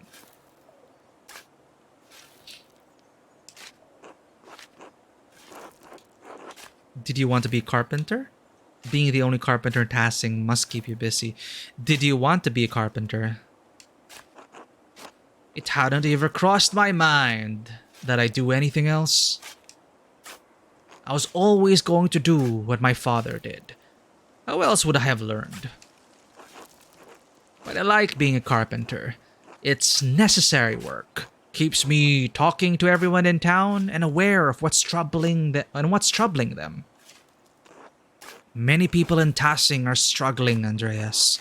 The peasants especially. Aren't the peasants always struggling? I heard as much from Clara Gertnerin. Yeah. They used to be able to pay a portion of their taxes and crops, but the abbot put an end to that. Now, if they get a bad price from Miller, they don't have enough to pay the abbey. That's exactly the kind of thing I'm talking about. The abbot might own the land, but he doesn't work it. He just reaps the benefits of others' efforts. But it's not just him. The law, imperial law, that what gives him the power. So maybe the laws have to change. I had no idea it was so bad. My family are all artists. What? I don't think my family are all artists. Someone should do something about that. Who though? Not city tradesmen like you. Too much work. Wouldn't want to get your hands dirty. He'll remember what we said. Did we say something bad? Anyway, I should get back to digging.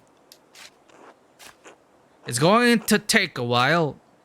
This is all on my own.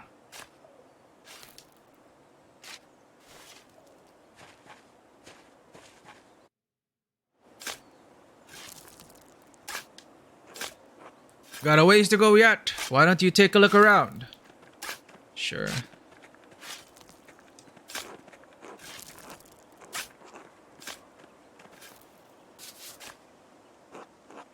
Oh, Father Matthias is here. Matthias.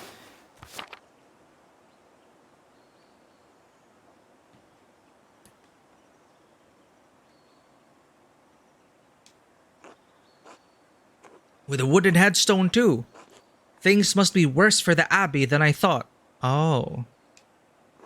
Shouldn't abbots be buried with more marble? The rest of the abbot are in the crypt or under the church. I took a look at them while inspecting the foundations with Endris.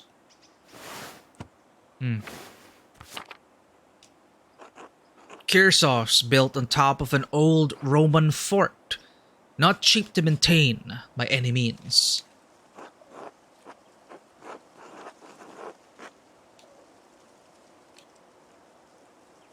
Still, I'm surprised the abbey doesn't have enough money to pay for a new tomb. Or they just choose not to.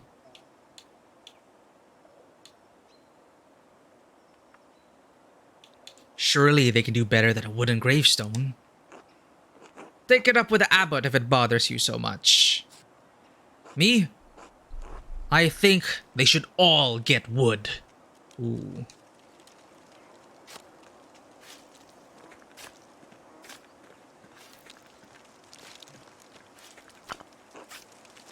Monument to the founder of the abbey is fairly recent.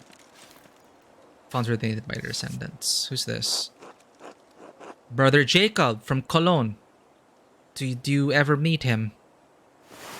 Large, powerful, free imperial city. Yep, 3 wise men. We spoke a couple times. He was a funny man. Just about the only one of those monks with a sense of humor. A funny monk. I'm sad to have missed him. Well, some of them aren't so bad. Piero especially knows how to laugh. If you say so. Jacob had a gift from manipulating his features and his voice to imitate the other monks. A man like that is wasted at an abbey.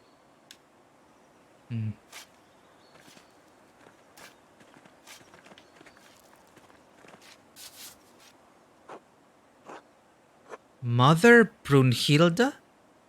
Abbotissa? I doubt anyone's in that one. Given the age, I guess she's long been moved to the abbey crypt by now. You worried Father Gernot might try to punish us for this?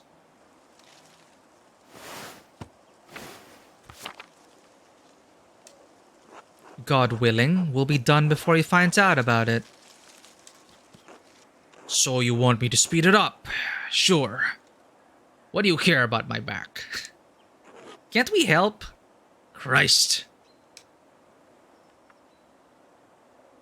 Oh shit. Oh shit. Short, angry monk coming this way!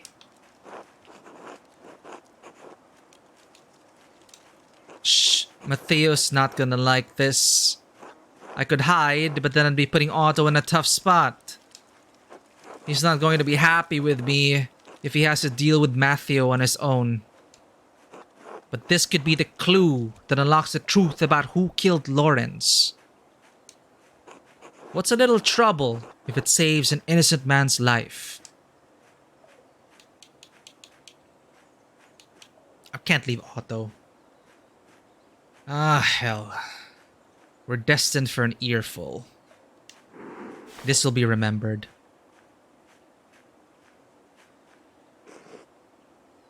Is all well here? Huh?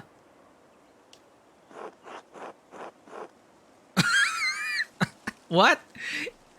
Why would it not be?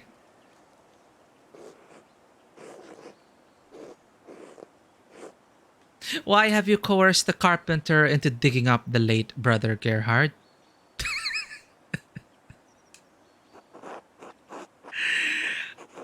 To solve a mystery. I didn't coerce anyone. The abbots approve this. It's fine. No, it's definitely gonna be found out. Someone has disturbed this grave, and I suspect it's connected with the Baron's murder. Let's just use our orate skills. I don't know if this even works. To solve a mystery. If memory serves, Father Girnaud expressly forbade your involvement in any mystery solving on Abbey premises. As the circuitor, it's my duty to prevent mischief such as this. Aha! But we have an orator background, which allows us to convince him. Perfect! So either one will persuade Matthew. Like the mischief you and Rudiger get up to in the library. I don't want to bring that up. Like, that's their private business. But if we're really gonna play like bad cop, then we could tell, but I don't want to blackmail the priests. Let them have their secret love affair. Corin, how's it going? Yeah, extended stream. Whenever we don't have a game on Thursday, I end up streaming. And this is Pentiment. We're uncovering the mystery right now. Wait, did I get it wrong? Did we have a game today? Did I just totally miss it?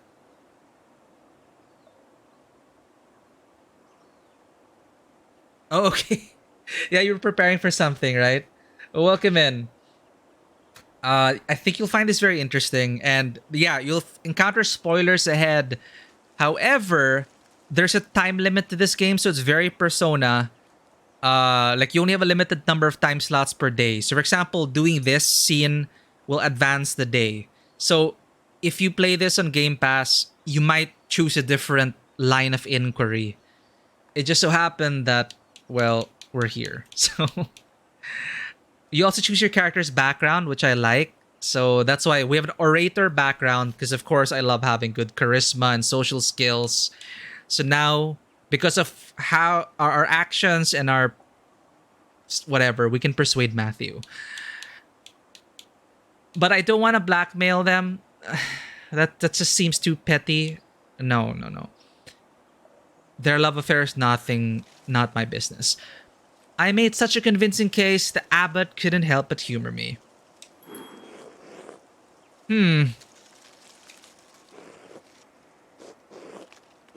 Have you been coerced into this, Master Zimmerman? You already think this twiggy-armed painter is able to make me do something I don't want to do? This is very irregular, but so long as the abbot's approved, it's not my place to gainsay him. Clean up when you're done, please. Secretary?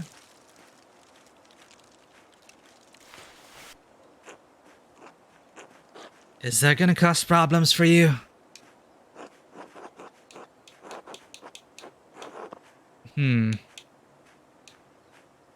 Proving Piero's innocence is what matters. I'm not worried about anything else. This will be remembered. You got your convictions after all. Huh. Well, the sun won't wait, so I better get back to digging. Damn. Alright.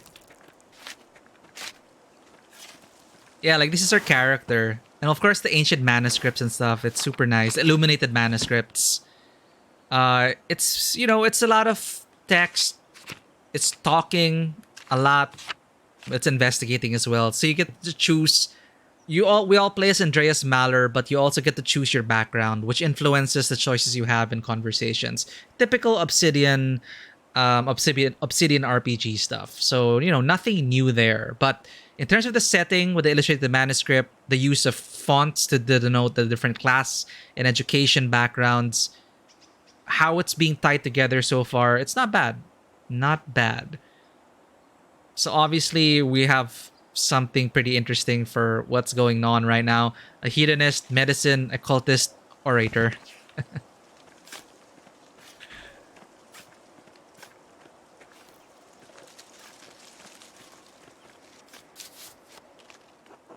Sister Maria, the librarian. Probably before your time. I was a boy when she passed. My father spoke well of her, though. Said she reminded him of his own grandmother, a sweet woman who loved the Lord.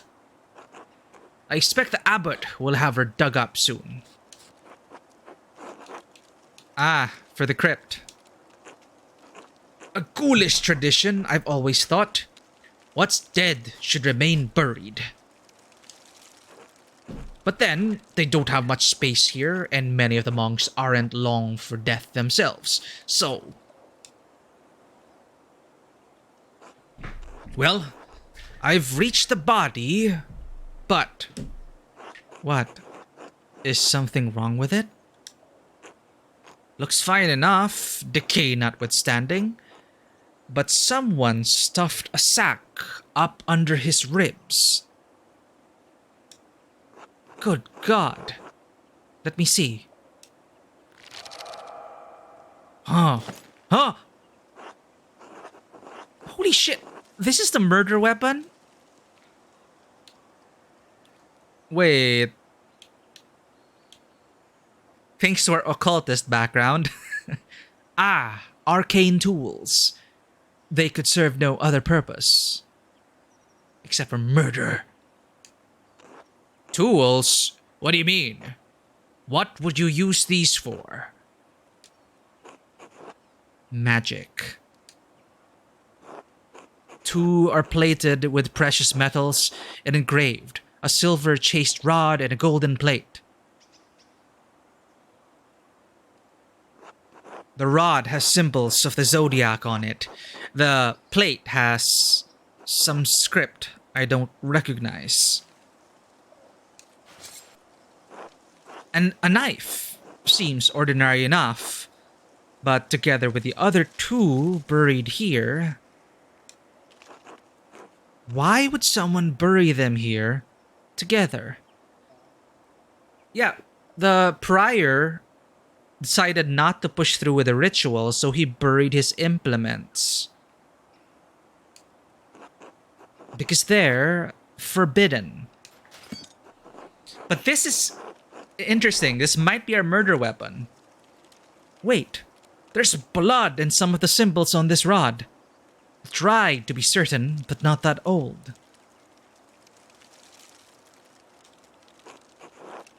Ferenc tried cleaning this, but wasn't able to remove all of the blood. Could this be what used to kill Lawrence? But the timing of it. Did he... I think we saw that the grave was disturbed after the murder.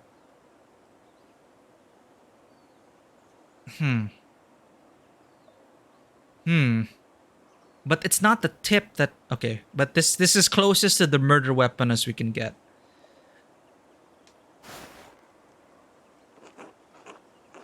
Who buried this here anyway?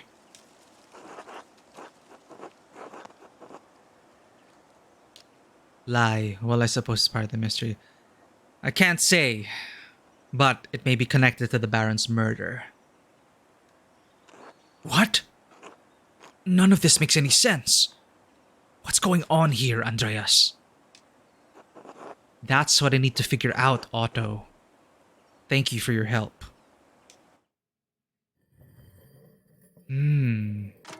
Vespers time. Dinner. I should find someone to eat with. Who should I eat with now? Okay, that is big. Holy shit. Bloody silver rod.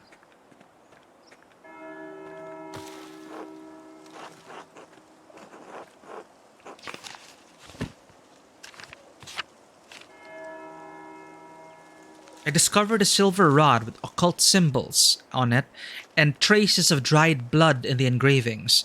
I believe it may belong to Prior Ferenc. In Brother Gerhard's grave, I found a number of magical tools. It appears Prior Ferenc hid them here out of fear that they might be discovered. The note he wrote must have been a message for a fellow magician to dig them up at a later date.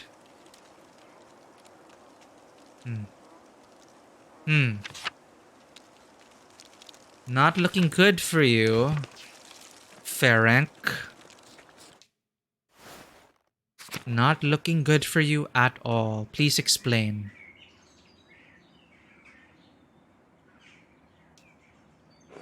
Andreas, may I help you with something?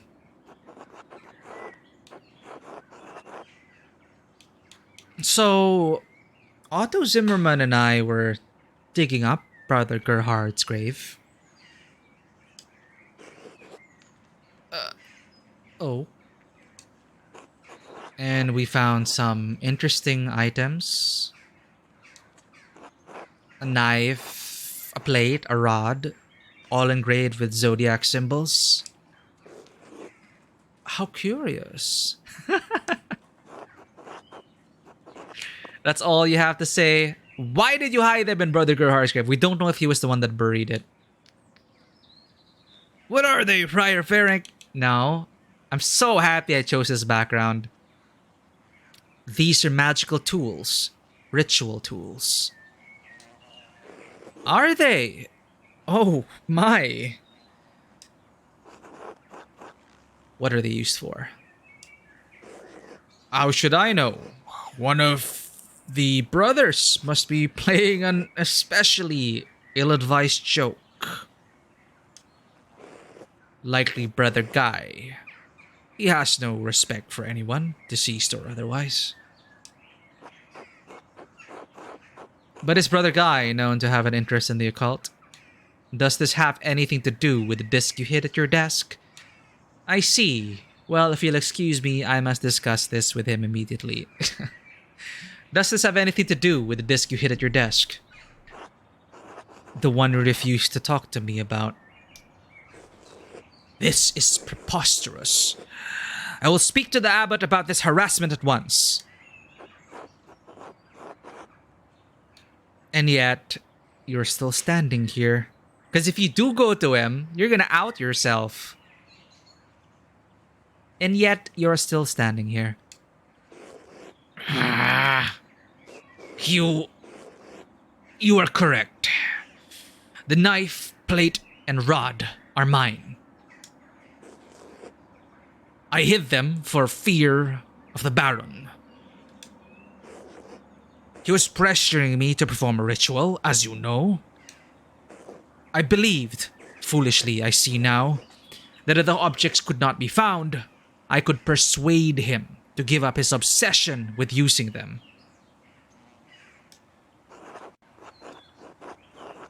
I see, and how do you explain the blood on the rod? I want to ask that eventually, but let's use our orator skills here.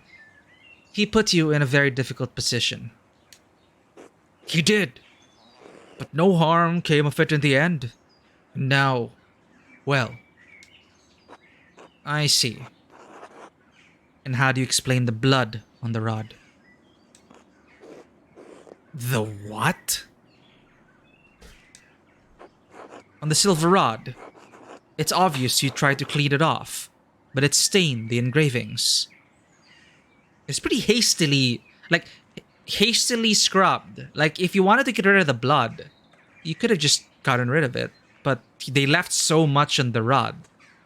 So again, maybe someone else buried it. It's my blood. That's all. Oh, okay. Peace.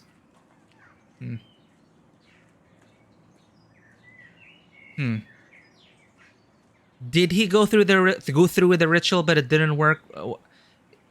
Can you show me? Like, did you cut your hand? Oh no. He says, "It's my blood. That's all." The result of a benign ritual invoking the aid of angels. Okay. Show me where you cut yourself. I see what you're implying, Master Mahler. And you cannot truly believe I killed the Baron. Can you?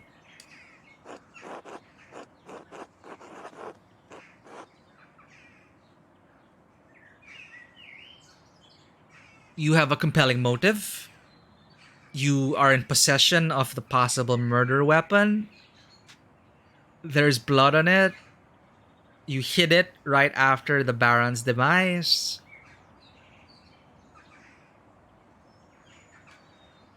Someone must have killed the man, why not you? We both know Brother Piero couldn't have done it. I am determined to find out who did. Maybe you should go for this. Or maybe we should press him. Excuse me. You have a compelling motive. He was threatening to report you to the Inquisition.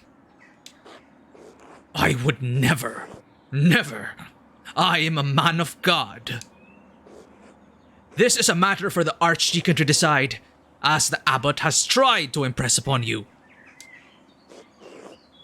Please go, Andreas. I cannot talk about this any longer. I will leave you in peace. Be well, Prior Ferenc. Be well, Master Mahler. Ferenc's denial. Maybe we pressed him too hard.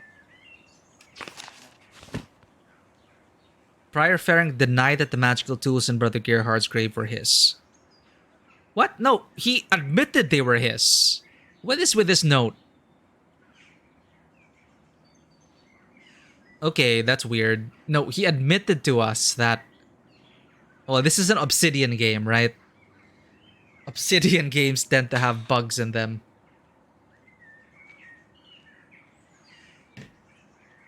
No, he admitted that the tools were his. What he denied was, of course, with the murder, the blood was supposed to be his. Okay.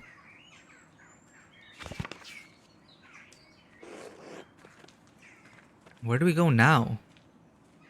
So there are notes connecting... notes written by a mysterious person found in the house of the abbot as a message to him.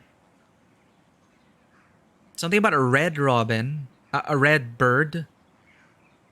This a note was found on the person of the murder victim.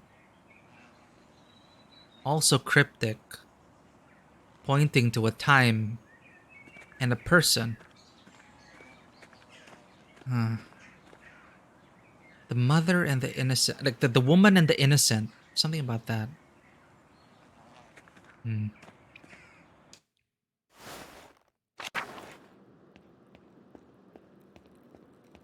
I guess I'm never gonna be able to work on my masterpiece, huh?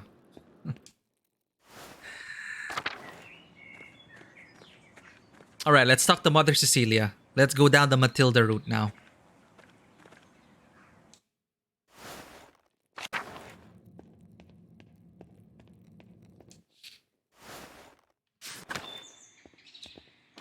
God give you health.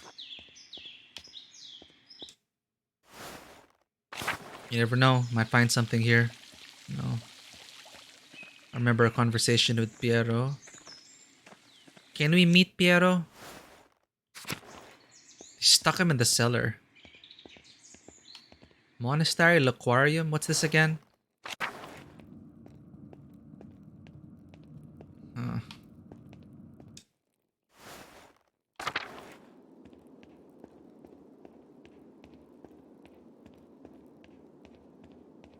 Dormitory.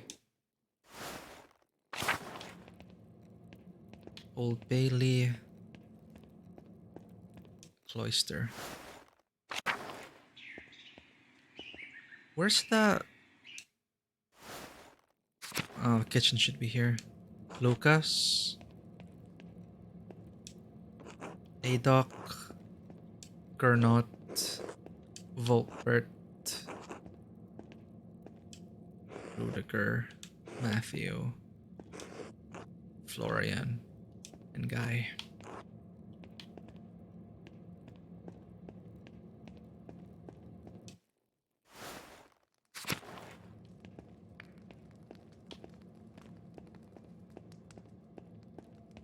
I guess I can't speak to... Man, they really just stuck him down there. It's so sad. Like, what is he gonna do? Run away? The old man? Dormitory. Church. Where were we going to go again?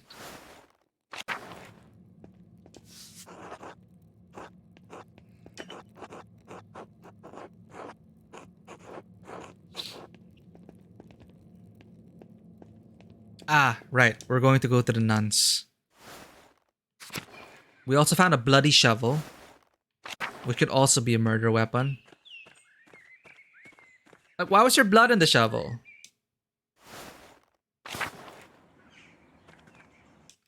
Alright, let's talk to Mother Cecilia. Oh shit, where's Cecilia? Did I miss her time window?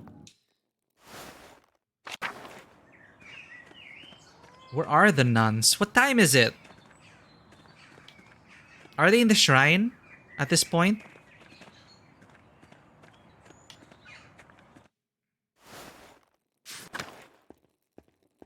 Knock, knock.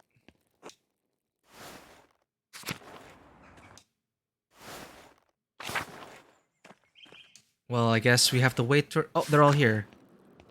Prayer time. But where's Mathilde? Where does Mother Cecilia stay at this time? Oh shit! No, I don't want to confront you about this. God bless you, Master Mahler. May I ask you some questions, Sister Matilda? You know Mother Cecilia doesn't like us talking to men unless it's truly necessary. I have to ask about your shovel. This concerns the murder of the Baron.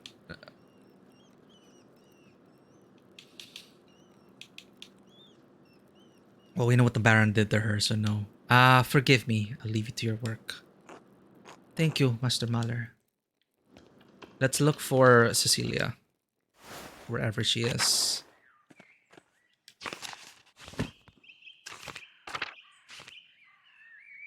What's that mean? Meal? Oh. You can choose to have a meal with these people. Charcoal Burner, Franz Bauer, and Widow Kemperin. Right, the Widow Kemperin is also a line of inquiry we didn't encounter yet. We didn't go down yet, but her late husband was beaten up by the Baron, but I don't think she's the murderer. Johann Bauer Farm, Gertner Farm. So you can have a meal with all of these people. Also with the midwife and the Alban Bakery. How do I know what we're supposed to do for the day? You know, let's check out the guest house.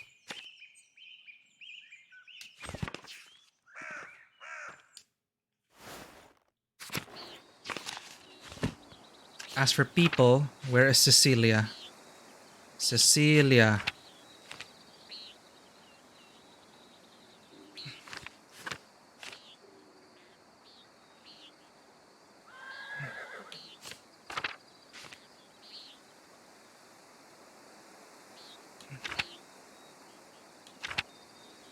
Cecilia? Where is Cecilia? It usually tells them where you can find them as well.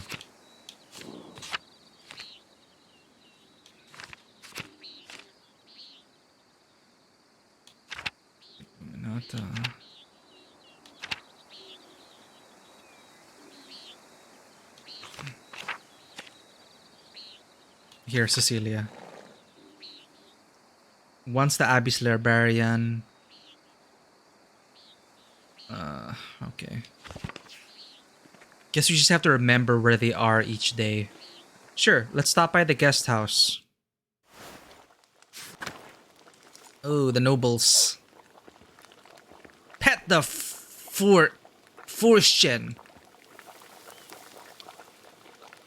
So this is the wife of the victim. May as well.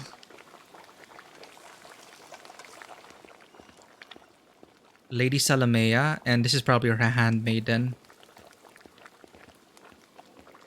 Okay. Ah, Master Maller. Would you care to share supper at my table? I would like to talk to you about my late husband. Orator. My Lady Rothvogel, I would be honored to break bread with you. I'm afraid I have other engagements, of course. Please lead the way. My Lady Rothvogel, I would be honored to break bread with you. Thank you. Please, sit.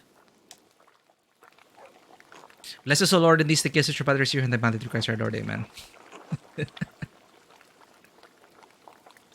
Now, actually, does he say it differently? Bless us, O Lord, and these your gifts, which we are about to receive from your bounty through Christ our Lord. Amen. Same thing. Amen.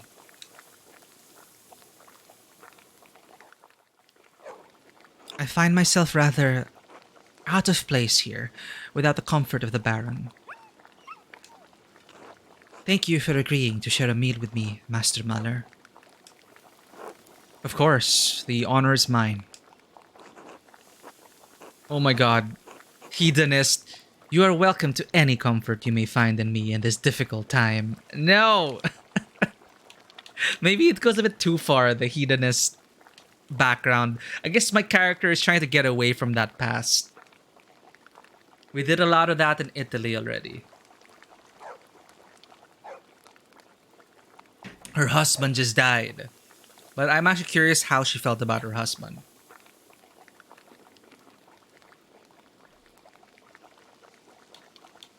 It is a terrible thing what happened to the Baron. It has given me the shock of my life.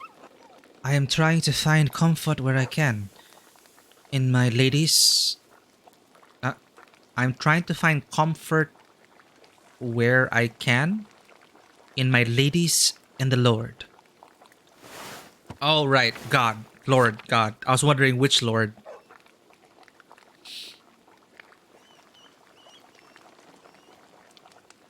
So this is what the nobles eat, huh? They have Emmental cheese and wheat bread, frumenti, and quail. Oh, rich stuff. What's frumenti?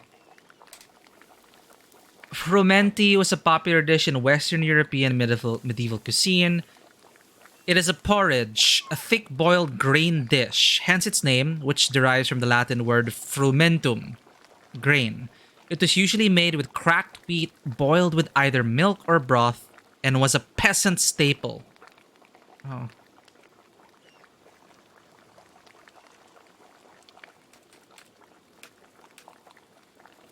Let's, oh god, I haven't had quail, so let's eat some quail and drink some wine.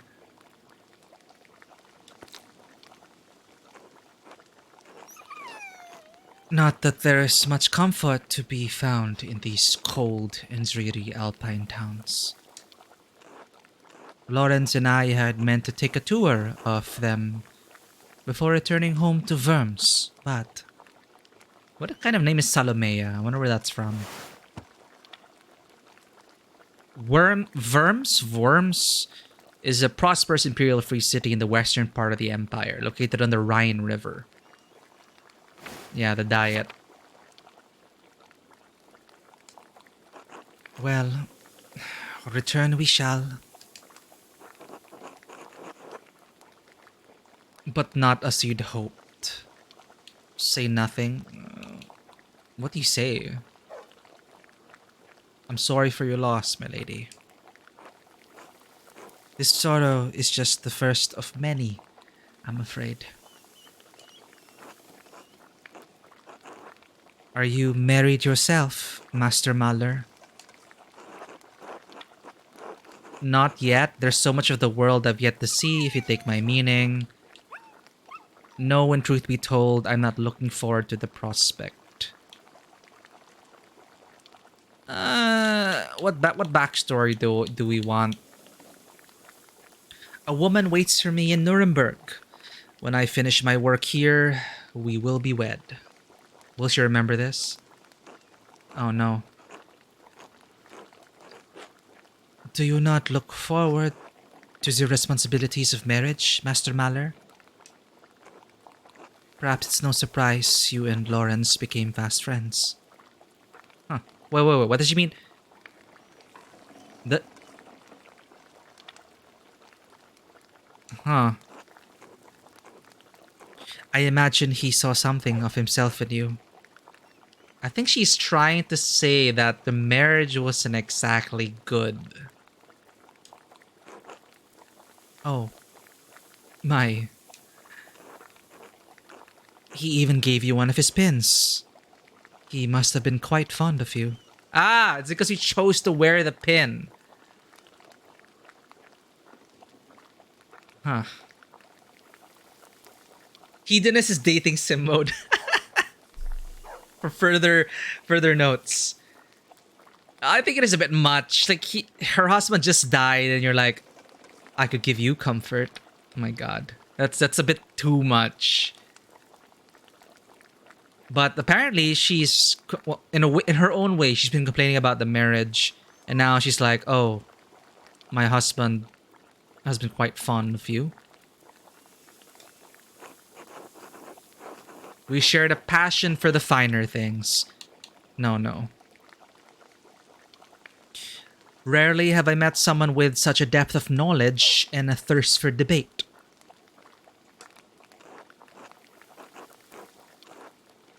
Oh, here we go. His thirsts were not limited to his scholarly pursuits, regrettably. His lusts for drink and women once afflicted him with great remorse, though such shame faded with time.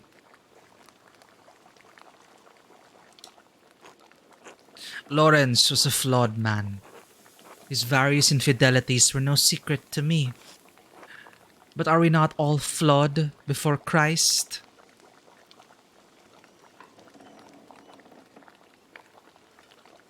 My semester. Eat some frumenti.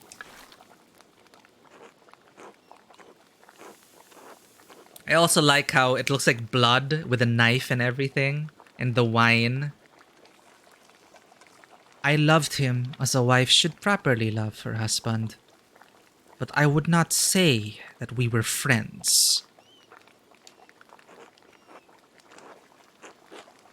I only hope his appetites are not what led him to his death. It's a possibility, my lady, but I doubt the nun killed him. I've been searching for that answer to that quandary myself. Were you and Lawrence so close that you would trouble yourself so? My motivation is personal.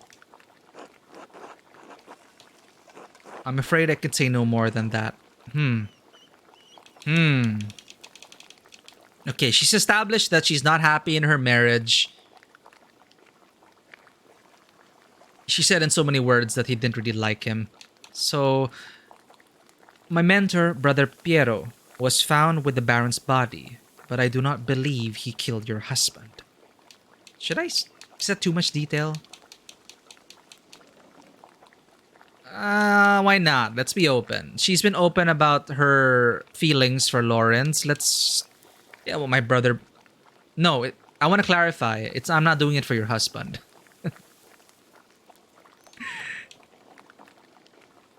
My mentor, Brother Piero, was found with the Baron's body, but I do not believe he killed your husband. If not him, then who? I don't wish to speak out of turn. There are many possibilities, both here at the Abbey and in town. Your husband managed to cultivate many enemies in his short time here. That does sound like Lawrence. He was a man of many opinions, and he gave them freely to all who would listen and some who would not. The previous abbot, Father Matthias, seemed to appreciate that about him. This new abbot is perhaps more conservative. Father Matthias was an open-minded man, from all I've heard, a true scholar. Father Gernot doesn't share Matthias's passion for the written word, yet endures the expense of it. To be put in such a position would make any man unhappy. I understand. I wonder what he will make of Lawrence's gift to the Abbey. the historical text. Wait for her to continue. He had found a book about the history of Tassing. He believed it contained some scandalous details. He said it corroborated fears Father Matthias had expressed, but he didn't share the particulars with me.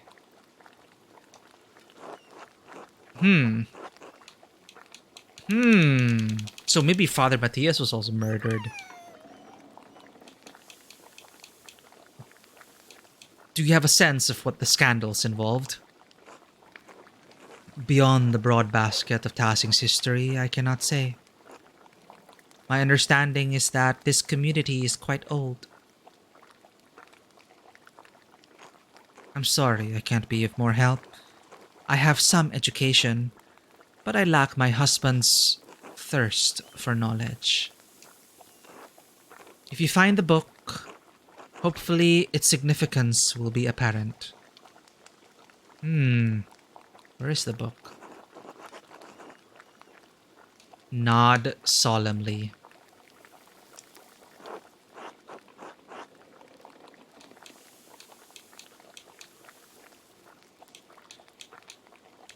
Do you plan to stay in Tassing long? Only so long as it takes the Archdeacon to investigate my husband's murder. Though the circumstances of my time here are dire, I'm in no hurry to return. Wait for her to continue. I think she just needed someone to talk to. She's just openly bearing her feelings right now in a way. Wait for her to continue. Oh, there we go. You are a disarming man, Master Mahler, and much too easy to talk to. Okay, chat, my only option is the hedonist option. Technically, she's single now. My god. Wink. You're not the first to tell me so.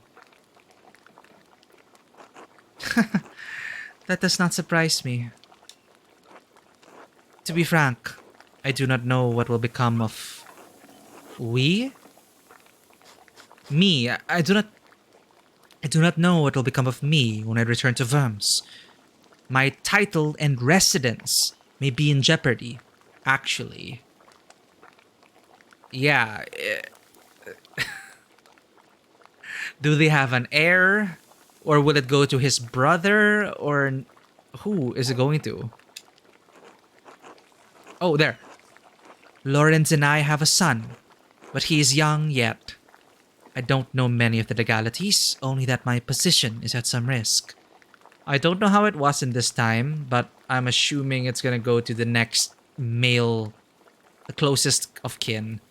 the next male in line, whether that be the brother or because son's too young, I guess.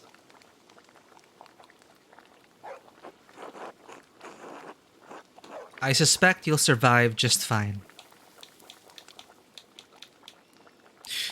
You're in a difficult position, my lady. I will pray for your happiness. As will I, Master Maller. I am sorry to cut our conversation short, but I fear I must rest. Thank you for having me at your table. Be well, Master Maller. And whatever anyone says of my husband, I'm certain he appreciated your friendship. Sleeping time. Or mischievous time. Mischief time. Hello, Master Maller. Pets for the first Shen.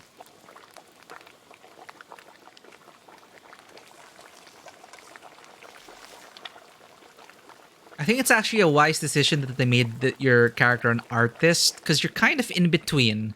Like, you're not exactly a commoner, but you're not noble either. You're a craftsperson, and I think that, of course, depending on your region, they hold craftsmen on a certain regard.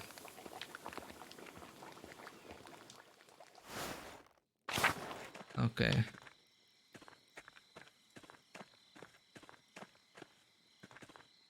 What can we do in the evening, I wonder? I wonder if Cecilia is... I doubt it. We already checked, right?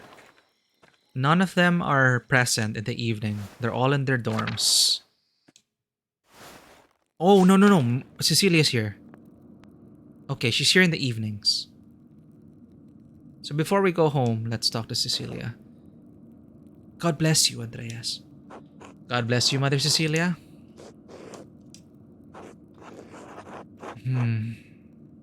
Okay. I need to talk to you about Sister Matilda.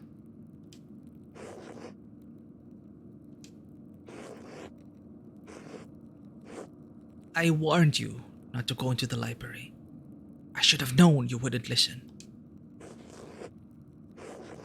What happened to Sister Matilda was tragic. What did happen to Sister Matilda? The records only said that she left the abbey for some time. I omitted the details from our written records for several reasons, none of them noble. Lawrence, the Baron, tried to seduce Sister Matilda. She rebuked him several times. So one morning, he attacked her in the meadow on her way to town. He dragged her into the woods.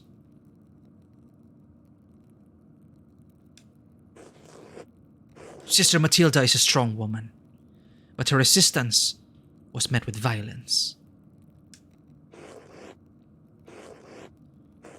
When pilgrims to the shrine found her, she had been beaten so badly she could barely move.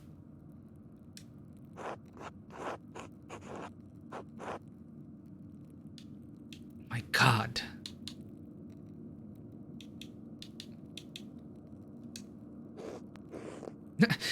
Your blasphemy is understandable.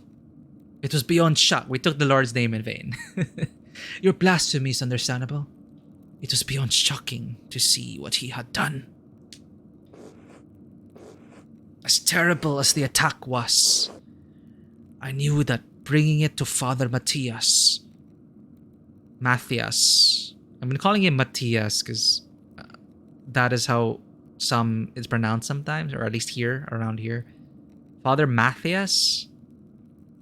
I knew that bringing it to Father Matthias would put him in an impossible position. The Baron would suffer no consequences, but the abbot would have refused his continued patronage. Oh, man. Because Father Matthias would have stood up for what happened. he would refuse the Baron's patronage, but that would spell the disaster of the abbey because no one would fund it.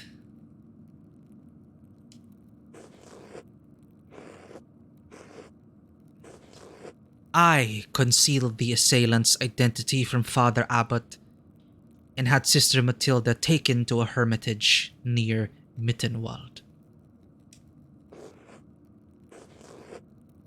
She stayed there under the care of sisters until she recovered and could return.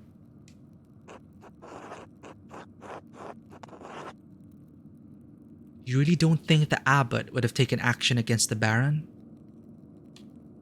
How did Sister Matilda feel about seeing the Baron again in Curacao? She deserved better than to be shuffled away to a hermitage. No. You really don't think the abbot would have taken action against the Baron? No. I'm positive that he would have. In doing so, he would have jeopardized the existence of this community. I like how more complicated this is. Try to understand how hard it is for my kind to believe that any man, especially a nobleman, could be held accountable.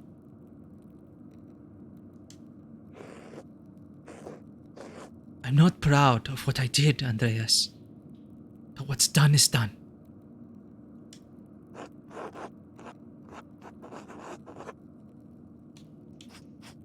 Well, why would I ask about this? How did she feel seeing the Baron again? No, I guess it's the only option we have. She deserved better than to be shuffled away to a hermitage. You're right, of course. I can only pray that the Lord will repay the debt that I incurred. Oh, I have to ask her all the questions anyway. How did Sister Matilda feel about seeing the Baron again at Curacao? See, that's why I didn't want to ask the question in the first place. Andreas, if you want me to tell you that I think Sister Matilda killed the Baron, I won't. Oh, okay. Seeing him was hard for her, of course. She defended her virtue from the Baron, but her injuries were severe. Her body recovered in time. Her mind, I don't know if it ever will. She still fights him in her dreams. She wakes in the night, screaming, soaked in her own sweat. So it affected her, yes. It still affects her. It doesn't mean she wanted to kill the Baron. It certainly doesn't mean she actually did. Sister Matilda is a faithful servant and friend of Christ. I believe that truly, Andreas. She's respected and beloved by this community for good reason. Very well. Thank you, Mother Cecilia. Andreas, if you want to thank me, do not mention Sister Matilda to the Archdeacon. I do not believe she could have done this.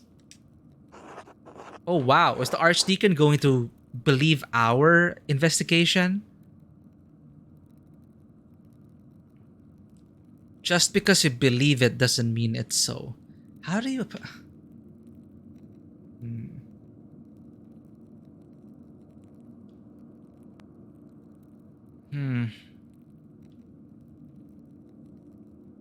She really could have killed him. Understandably, but...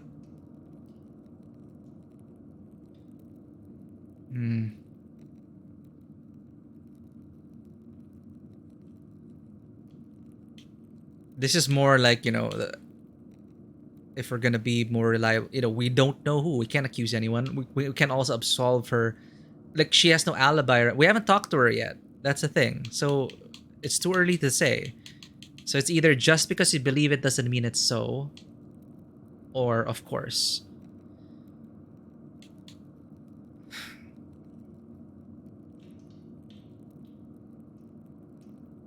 Well, if she is the killer, then I'm gonna have to believe in the evidence. Of course. God bless you, Andreas. We gotta maintain our good standing with her for now. I don't wanna mess with that yet.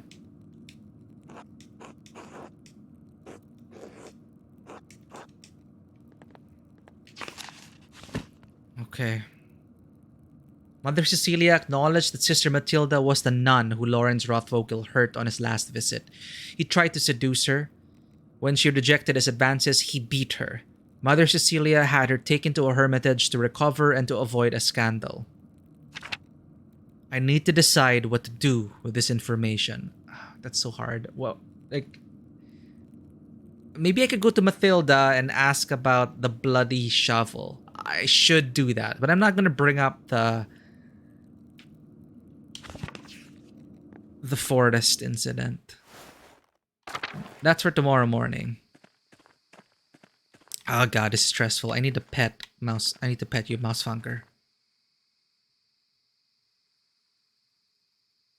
Mm. Keeping the mice away. Good job.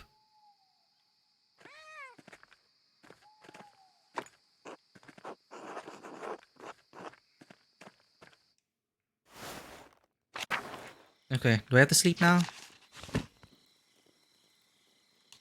Okay, it doesn't show. Ah, it tells you where you can sleep. Cool, cool. So there's the magnifying glass for investigate, green for meal, blue for sleep. So we're kind of locked into doing certain actions in the evening. Aside from talking to people, which doesn't take time, major actions, I guess, are what icons will advance the day. The icons will advance the day. So now it's sleeping time.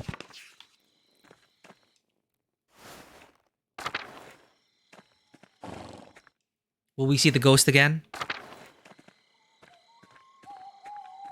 I'm gonna check the Roman ruins.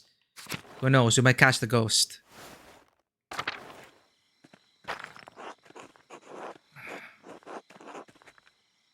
No ghost. No ghost. Hmm. Amelia, are you okay?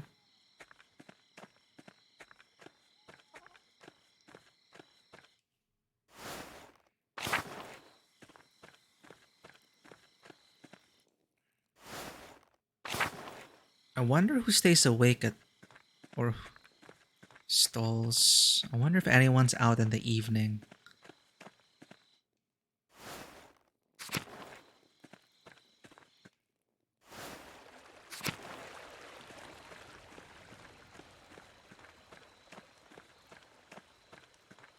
Yeah, I want to look around.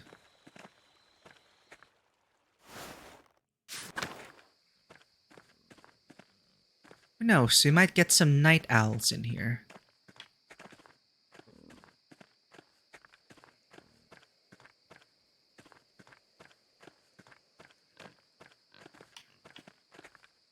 Otilia's a lead we haven't followed up on yet. That's okay.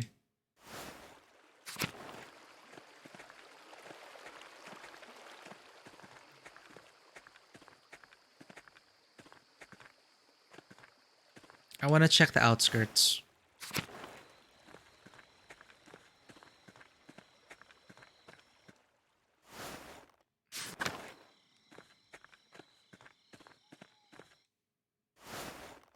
No. You have to go past the church, into the meadow, and to the waterfalls. Ah, I could have gone to the forest from there. Here. Ooh.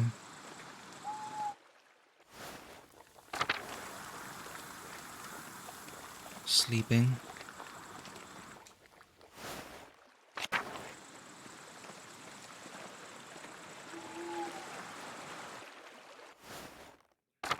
Shit, so this is where it happened, huh? 3 years ago. Saint Satya protected her. Well, as much as she could.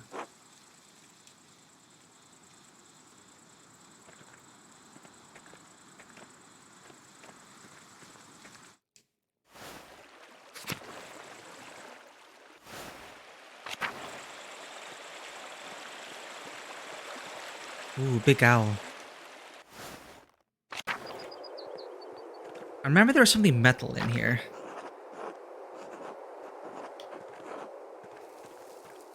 I wonder if that'll be relevant down the line. I'll remember that. Kids heard a plink down there.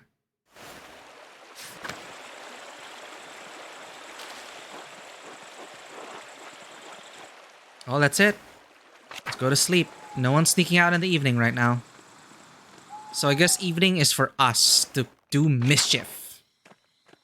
But that'll eat up our morning.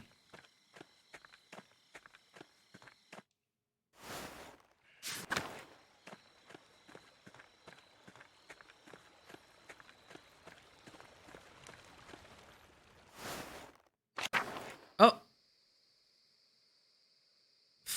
Brother, why are you here?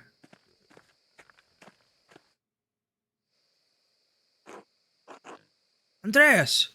Christ! There you are. Don't tell me there's been another killing. Are you alright? You look terrible. It's the Archdeacon! He's come early! With an entire retinue in tow! Oh shit. He's questioning everyone who knew the Baron and Brother Piero. I already told him the little I know. He expects to speak with you tomorrow at Nones. He requested you specifically. Oh no.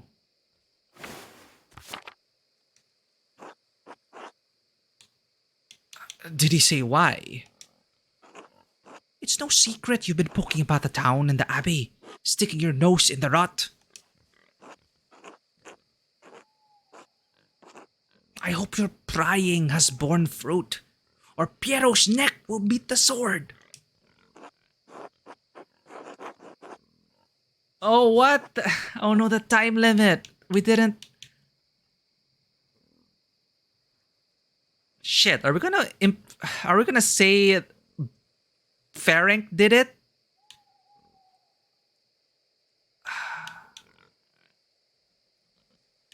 I'm well aware of the stakes, thank you. If only I'd had a couple more days. Whatever happens, Piero knows you've been working hard on his behalf, and he's grateful for it. Only, Andreas. Grognosh, welcome in. How's it going? Is that a crucifix made out of sausages? Pepperoni! Ripperonis. Ripperoni. I like that. Oh, now someone had to mention something related to pizza. Pepperonis, pepperoni pizza. I want pizza now. It always happens on stream. Thank you for being that person, Grognosh. So, welcome in. I'm not sure if you know, have you played this game before? We're getting, well, apparently, the Archdeacon is here already. Early. Holy shit. We don't even know who the killer is. Fuck. We didn't get to ask Matilda about the bloody shovel. But based on the murder weapons profile, the shovel would have been too big. So there are two potential murder weapons and two potential suspects. God. Oh, well, welcome in, Grognosh. If you're a fan of Obsidian games, this is from Obsidian. It's I love the historical context behind it. If you like these kinds of games, it's a living illustrated manuscript, so aesthetically, I really do like it as well. And there's a lot of historical context you can learn about, 16th century Bavaria. But I'm quite involved right now in the murder mystery aspect of it. So, oh, you're trying to get into it. Okay. Trying to get into kind of games like this or RPGs in general? Because this is admittedly a bit of oh, thank you for the follow, Grognosh. As you can tell, it's it's a lot of walking and talking. I don't think there's any action at all, and it's very different from Obsidian's other RPGs. But I would recommend Obsidian's other games. Only Andreas. I have to prepare for the Archdeacon brother watch lap play sleepy and bees. No. What is it? It's just you know as well as I do. The Baron was not a good man. Oh, here we go. I'm not saying he deserved what he got. Just you think hard about what you tell the Archdeacon and who you tell him about. You understand?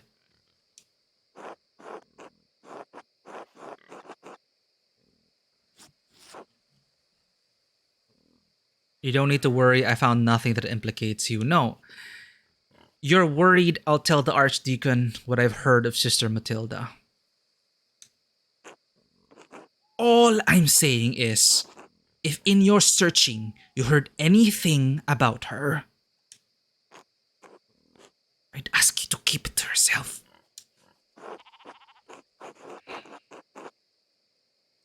I'll do what I can to protect the sisters from censure. I'll do what I can to protect Sister Matilda from censure. I can't make any promises. I'm sorry. I'm an artist. I'm not an investigator. Thank you for the lurk, Grogdash. Oh, man.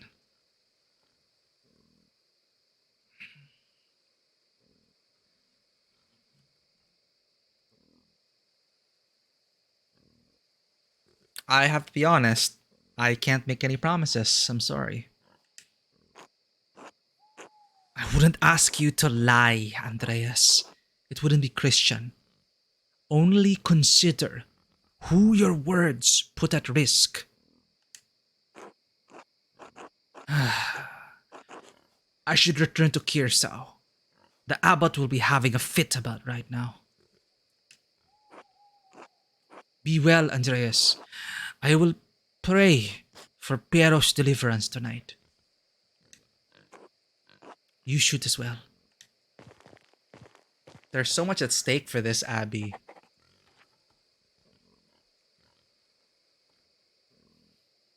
Okay.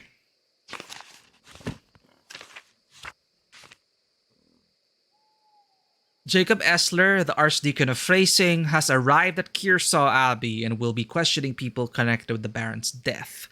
He wants to question me in the chapter house at Nones. This is gonna be tough. Let's go to bed.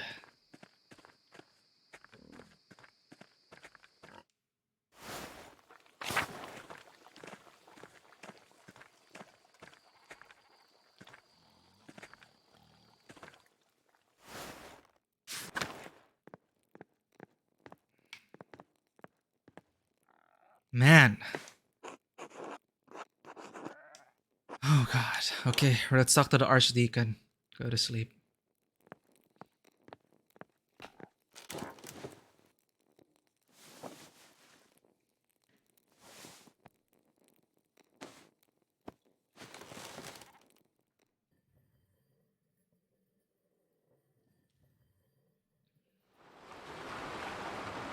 Oh.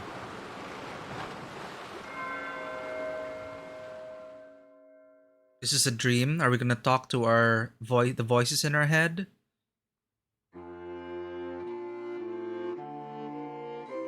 Huh? Is this like Paris? What? Joseph. Andreas, when are you coming home? Dad, I'll be home soon.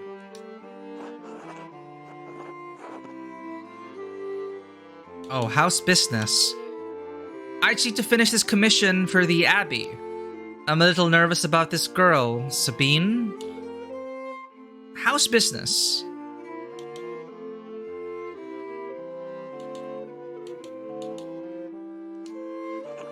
Good. I'm finishing a commission for the Imhoffs. You can see it when you get back. So my father is also an artist. And then you can show me your commission when you open your workshop. Yes, of course. You're not going to quit. You're not going to quit this like you quit university, are you? Haha. No, of course not. I'm getting my shit together. Good.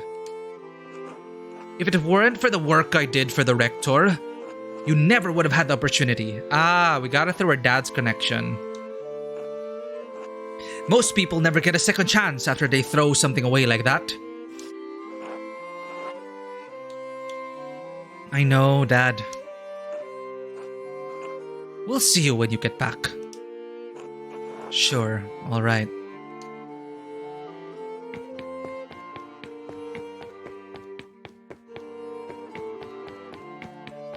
Are there other people we can talk to? Yeah, it's a nice layout. It reminds me of Paris. It reminds me of how Paris is laid out. With the Arc de Triomphe in the center. Like if you were to climb it and you looked out, it's roughly this shape. Sabine, that's my betrothed? Oh, it's you. Uh-huh. Oh, right. I only have the picture of you, the one my brother Daniel made, which is why she's not talking in the dream, I guess. I really don't have any idea what you're like.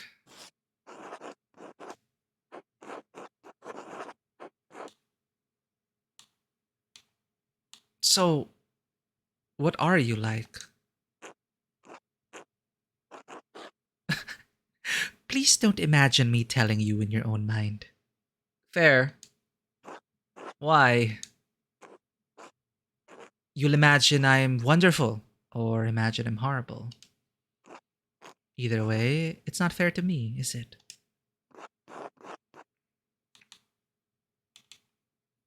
The real you? To none of us. Fair. I'll see you soon, Andreas. For real, I mean. I suppose that's true. Until then.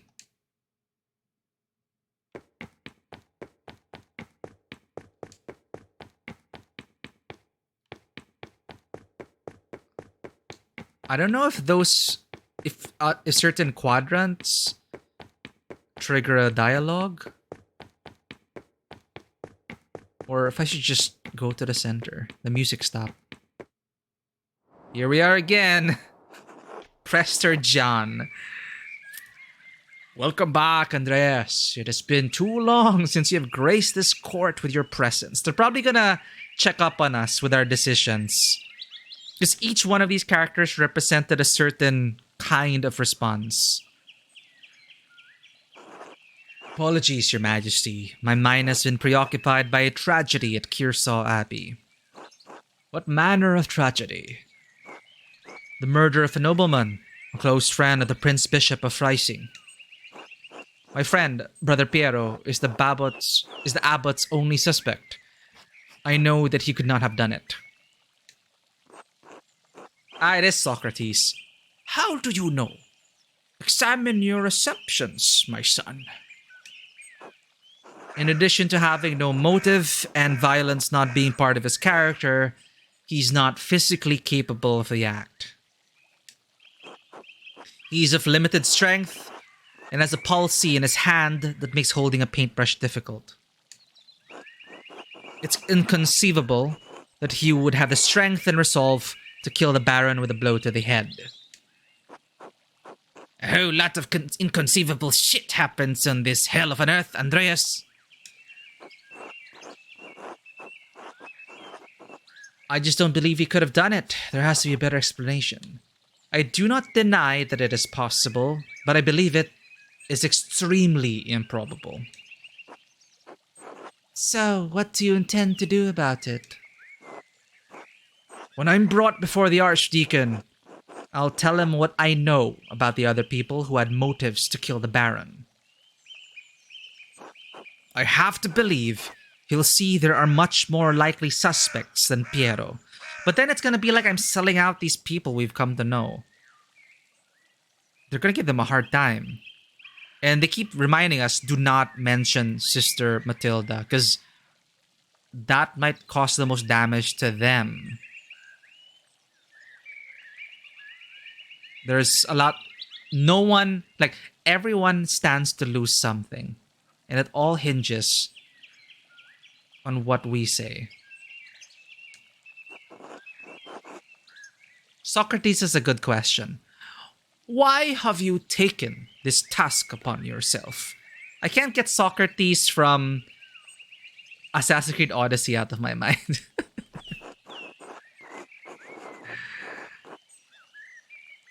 I have to save Brother Piero's life. He has no one else to help him. I want to find the real killer. If the Archdeacon's investigations threatens the Abbey, I want to protect it. I think so far, my heart has been more for, it's super personal. It's Brother Piero's innocent. No one else will help him. I have to save his life. I have to save Brother Piero's life. He has no one else to help him. Your love for and devotion to him speak well of your character.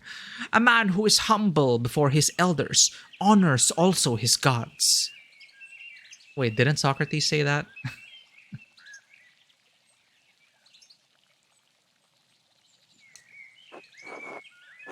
Of course you'd say that, old man.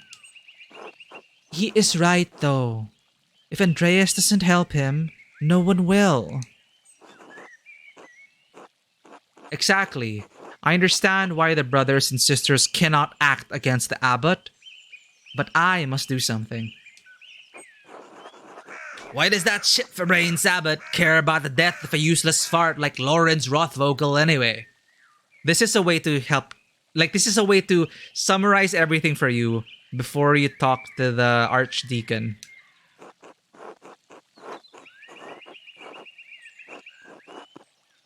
You're being too hard on the abbot. The Baron had many good qualities. Well, I can't disagree with your assessment of them.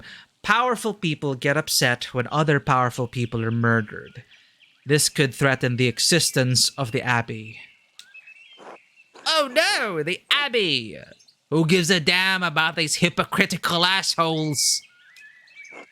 In any case, Andreas' ability to prevent Piero's death depends on the judgment of the Archdeacon. Wise or foolish, corrupt or just, the Archdeacon will be the first and possibly final arbiter of Piero's guilt. Andreas must win the Archdeacon to his side using the tools favored by men such as him. Reason, wisdom, authority, honesty. I think Beatrice has been reasonable. She's always... Well, no. Socrates has been... I don't know. Actually, I want to know who this Beatrice is. Which historical Beatrice is this?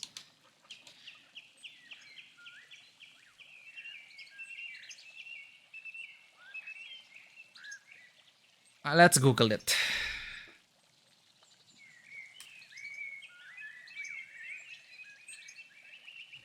I hope I don't run into spoilers. Pentiment, who is Beatrice?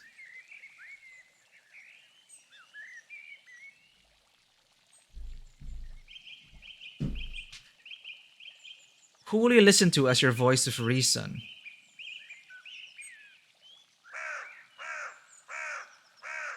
Beatrice, Socrates, or Saint Grobian?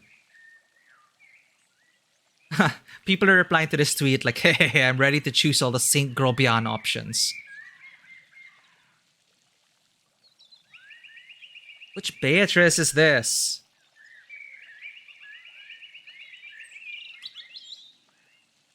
Beatrice, 16th century.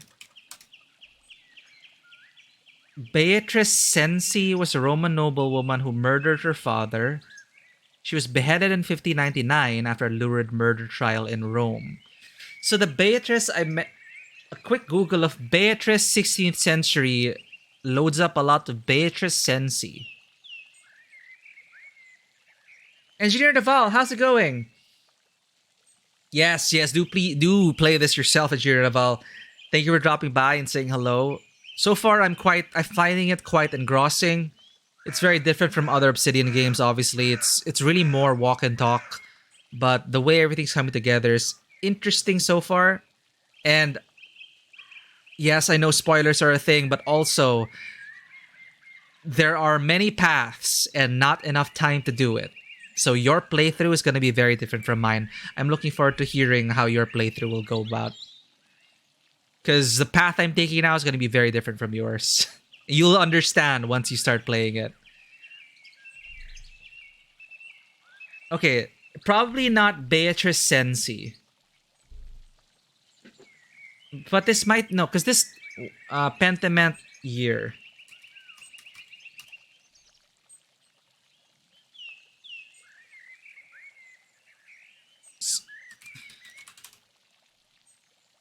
We'll really try to find the time to play it, maybe after all the quarter four. Yeah, Engineer, man, Naval, it's just freaking insane. So many releases. So many releases. It's like, pick your poison. Been a while since you played a narrative-heavy game in a while. Yep, well, this is definitely on the heavy narrative side, so have fun with it. Dark Tide. Oh, you're gonna get into the WoW expansion? I don't play WoW anymore, but yeah, I want to try out Dark Tide. That's already coming out next week. December 1, right? Or something. We'll see. I heard Dark Tide's also coming to the Game Pass, so I'm not sure if I should get it on Steam or just wait for it on Game Pass. Or they said it was gonna come out on Game Pass. I don't know how it is now. Oh, 5, welcome back. How's it going? I'm just trying to look at who this Beatrice is. Pentiment, who is Beatrice?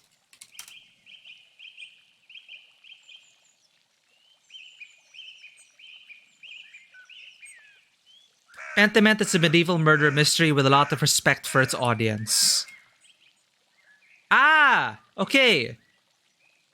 So we have Saint Grobian, Socrates, and Beatrice. That would be Dante's Beatrice from the Divine Comedy.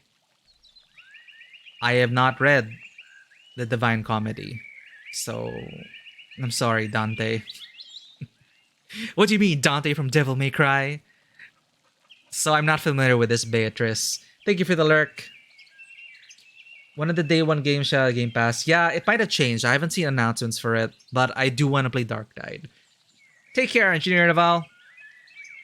And thank you for that hydrate, Pow SRC. I was just trying to look at who the voices in my head are. This is all a dream, by the way.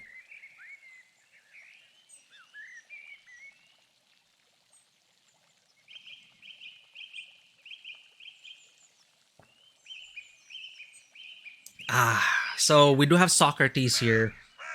Saint Grobian, I don't know who he is. Prester John. Who is Prester John supposed to be anyway? Is he John the Baptist? Prester John. Prester John is a legendary Christian patriarch, presbyter, and king.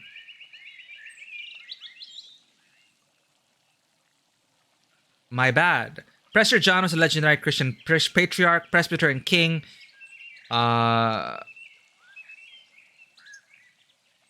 Accounts were often embellished with various tropes of medieval popular fantasy, depicting Prester John as a descendant of the three magi, ruling a kingdom full of riches, marvels, and strange creatures. At first, Prester John was imagined to reside in India.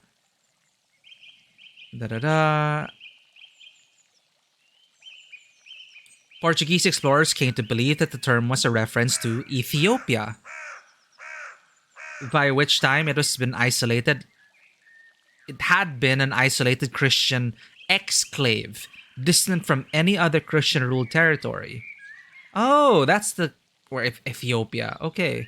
That's why Ethiopia is important here. Alright. So these are legendary figures. I wish I knew more about them. My voice is in my head, though I mean Twitch chat partly. Fisher, thank you so for dropping by and saying hi. Please take care. Get well soon. Take as much rest as you need to. We're just here solving a murder. Nothing much. Andreas must win the Archdeacon to his side using the tools favored by men such as him. Not authority, not honesty, reason or wisdom. Reason? Ha! When's the last time you met a man who was truly ruled by reason?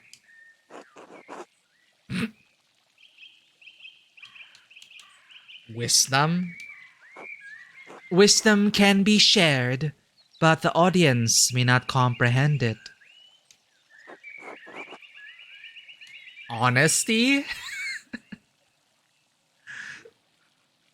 Thank you for another Hydrate 05. This mystery has been heating up, so...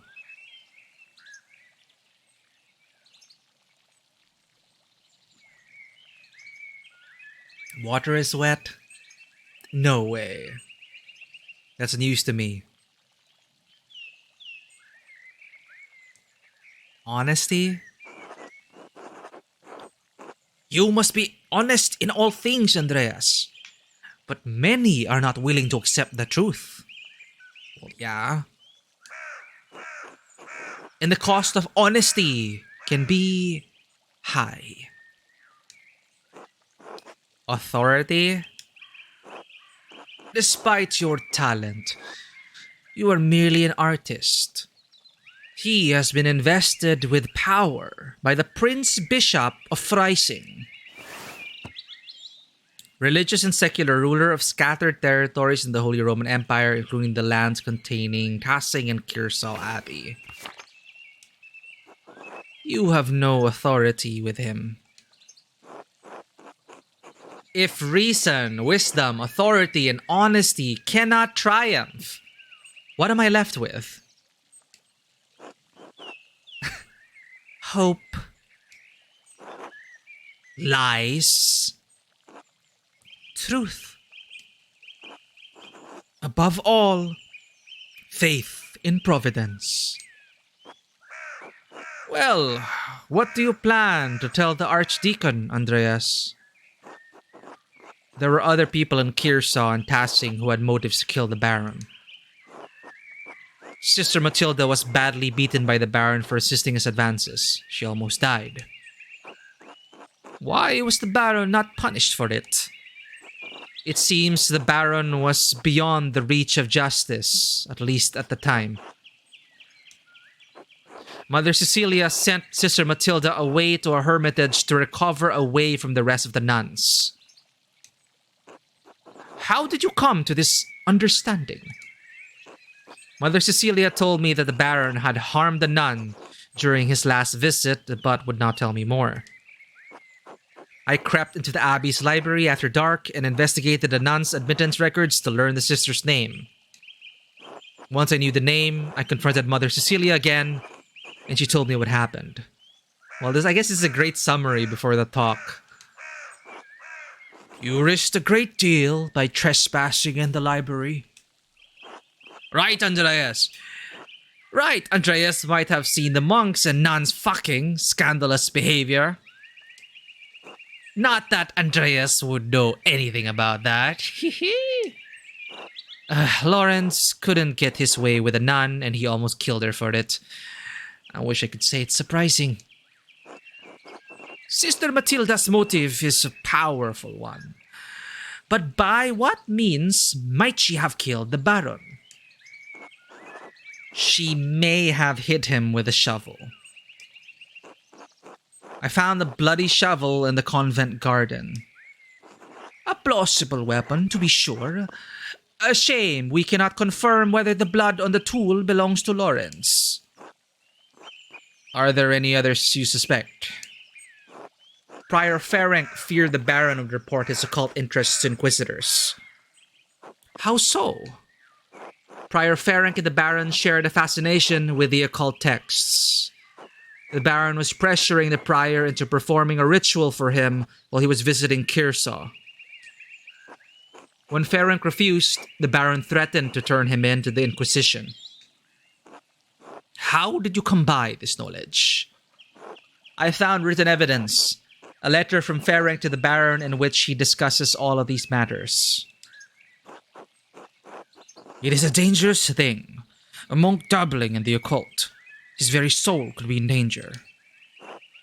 Forget the soul! He could have been defrocked, excommunicated, even killed! All for a little curiosity!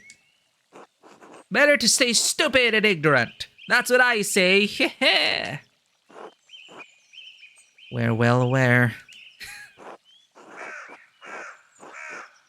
Is curiosity such an awful thing? The lust for knowledge can be as dangerous as any other desire. True. Perhaps Prior Ferenc believed his faith would defend him against the temptations of such knowledge. Even so, simply seeking out, acquiring, and reading those books would open him to suspicion from the Inquisition. I also found a cipher that the Prior had left on his desk in the scriptorium. When I deciphered it, the message pointed me to a freshly disturbed grave in the cemetery. I convinced Otto Zimmerman to dig up the grave in question. What did you find inside? Occult tools that Ferenc had hidden. Why hide them? And why leave the note? I suspect he hid them in case the Baron made good on his threat to summon Inquisitors to Kearsarge. As for the note, I'm not certain. Ah, shit. Both lines of inquiry, we couldn't delve deeply into either one. Prior Ferenc feared loss of his status, his life, and even God's grace. Men have killed for less. How might a prior have accomplished the deed? He may have killed the Baron with a silver rod. The Prior used it in performing his rituals, and there are traces of blood on it.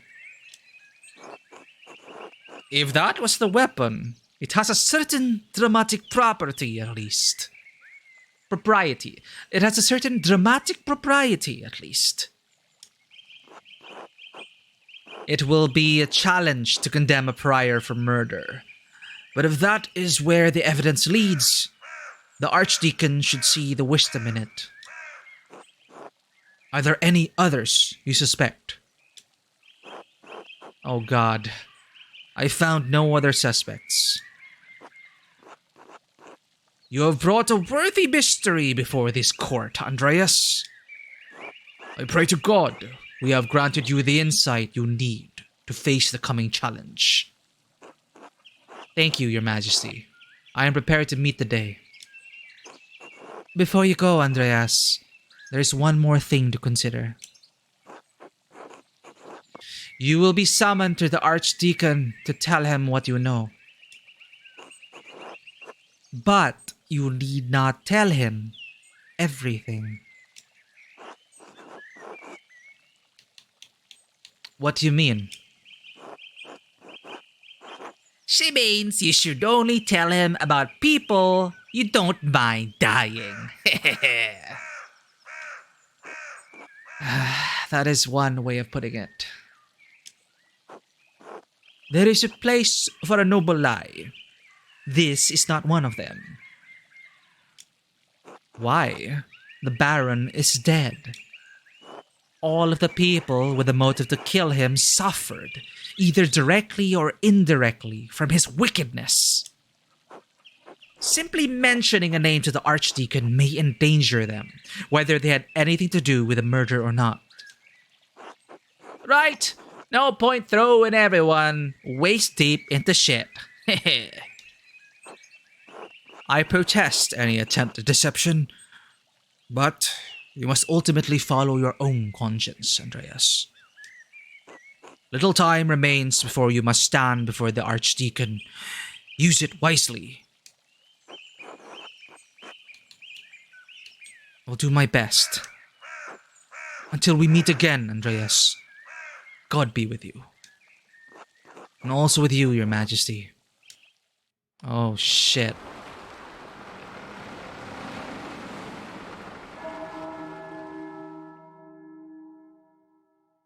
We have 2 time periods. We have 2 time segments to use. Okay. The note. The note. We need to find what the hell the note. I like that summary was good because it also hints, it gives you a hint as to what you're lacking in those lines of inquiry. For Matilda, obviously, the shovel and the blood. I don't think we have time to look into Lucky and the Widower. I don't think, they wouldn't. I don't think they would. Or would they? No, Ferenc, we need to find out what the hell it was with those stupid notes. Red Robin.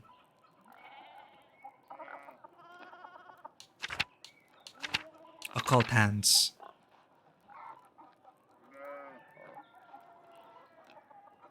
There was blood on it. There was blood on the scepter. The scepter matches the size of the blunt force. But the blood on the shovel. I think we need to clarify what the blood on the shovel is first.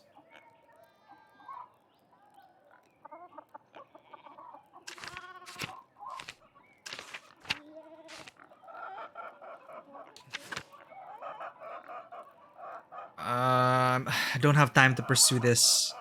Don't have time to pursue this. So we're gonna focus on occult hands.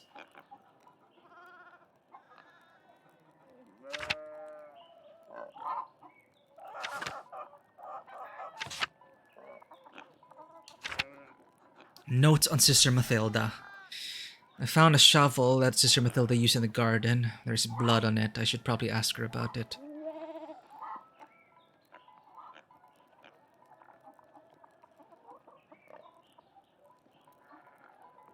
Maybe...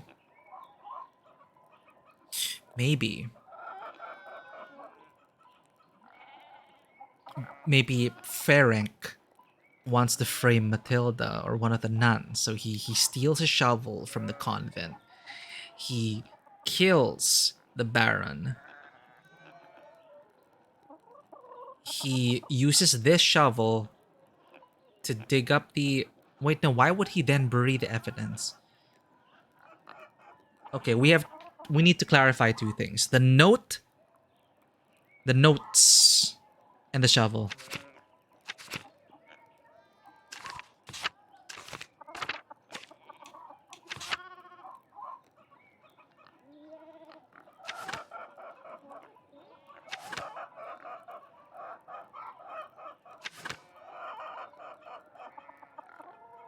But we hit the wall.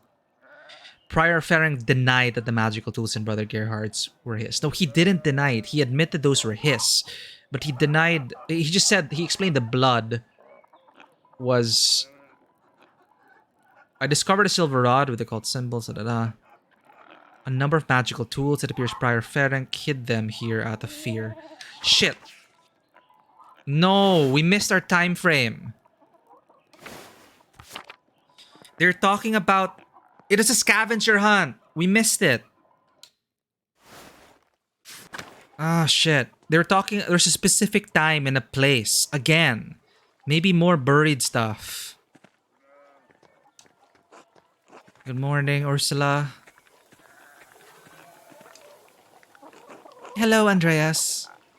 Morning. I hope the day is treating you well.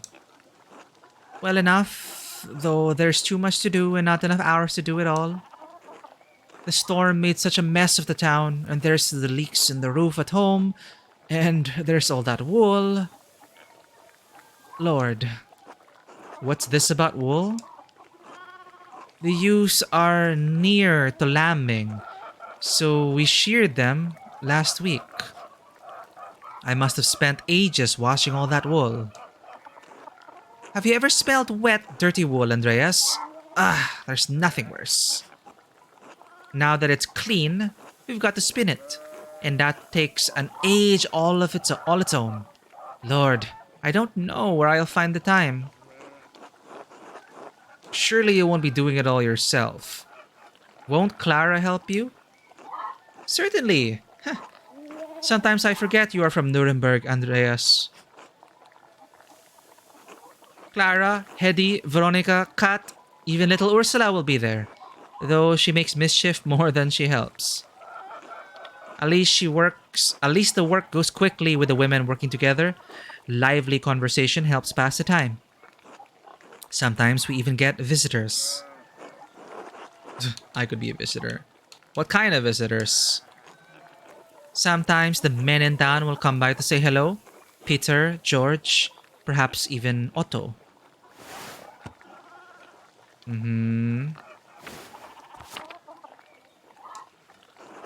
Otto! That sly dog. I didn't realize men were invited. Might I visit? You're welcome to come. I'm sure the others would be glad of your company too. Johann Bauer will be there to keep an eye on us. As long as you stay outside, I can't see what harm you visiting would cause.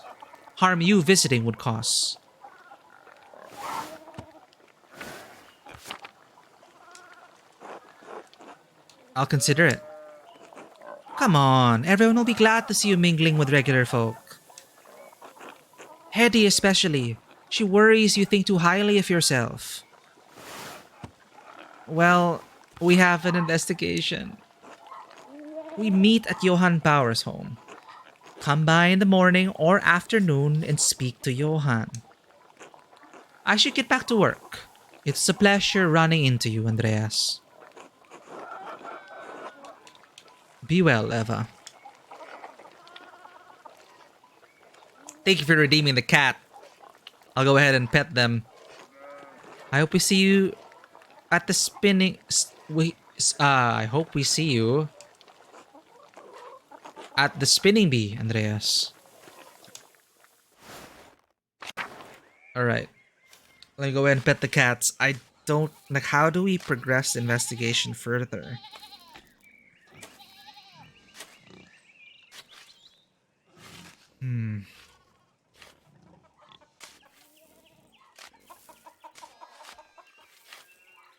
We missed something. We missed the note. The note said something about a red bird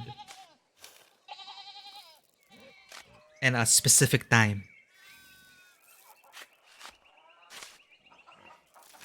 But it's the last day. We have to talk to the Archdeacon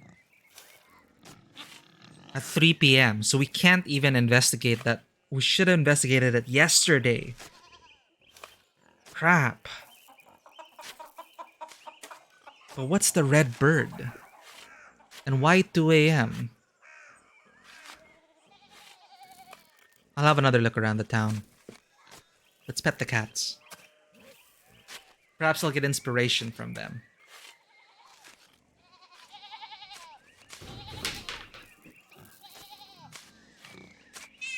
Hi.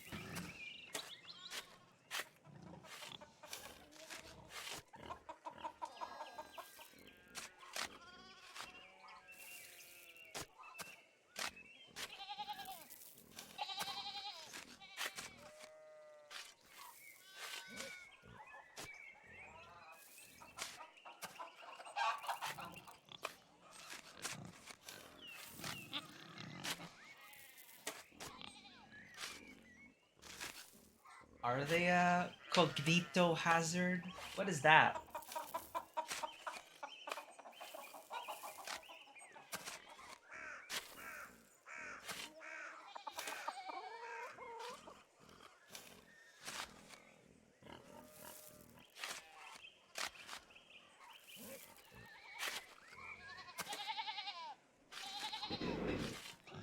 Thank you for that redemption.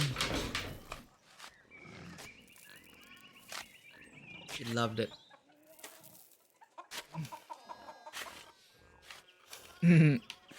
They are cognito hazards. Oh no, what do we do? We missed out on the notes, the connection of the notes.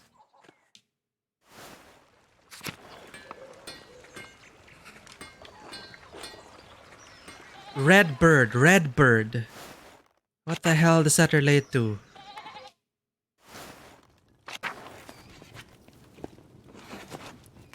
Bread.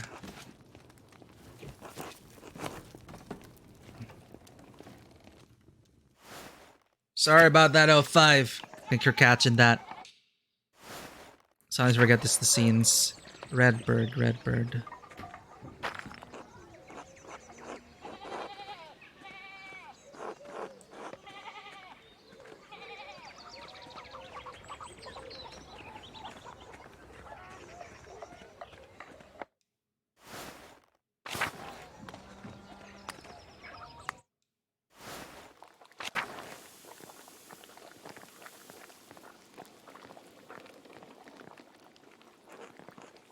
Well, Lucky certainly has the strength to kill it, but he was nowhere near the... Well, I don't know. Someone was seen fleeing the scene. Or, I don't know.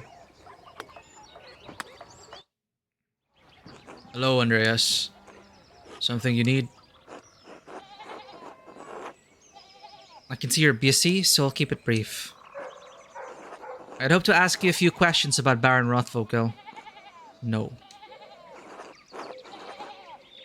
Why not? I don't want to. You're a grown man. That should be reason enough for you. I saw you shouting at the Baron when he arrived in Tassing. What is that about? Get it through your pebble-stuffed head. I'm not talking about Rothvogel. I don't understand why you're being so reticent. Alright, I won't press you. A man is dead, Lucky. And another's life hangs in the balance. I would not have... Christ compels us to speak honestly, neighbor to neighbor. God damn it, Andreas. I told you to leave me be. Christ has nothing to do with it.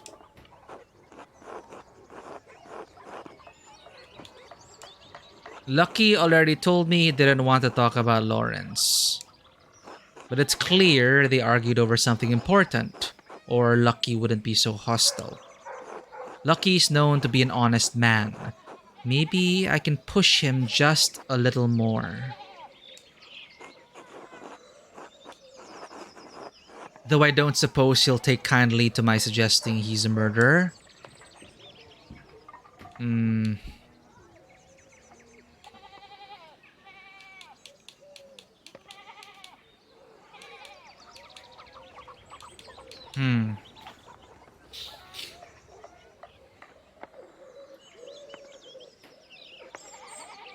Alright. I won't press you.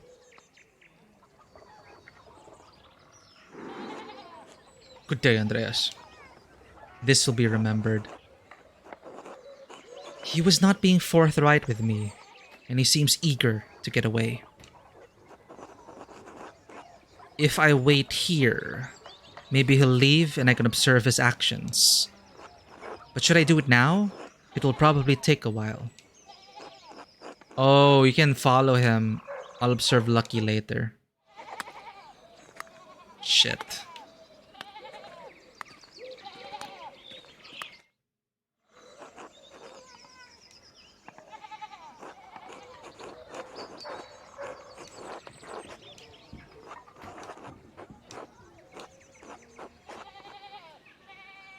Yeah, I have a feeling multiple people were in cahoots.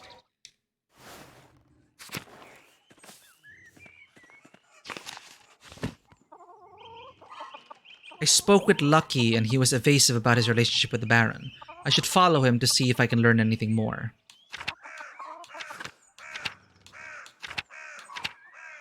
Some of the peasant women have invited me to spin wool with them and share in a little gossip about the town. I could learn something about who would have wanted to kill Lawrence. The women meet at Johann Bauer's house just off the commons. I should let Johann know I want to attend. Nah, let's not attend that.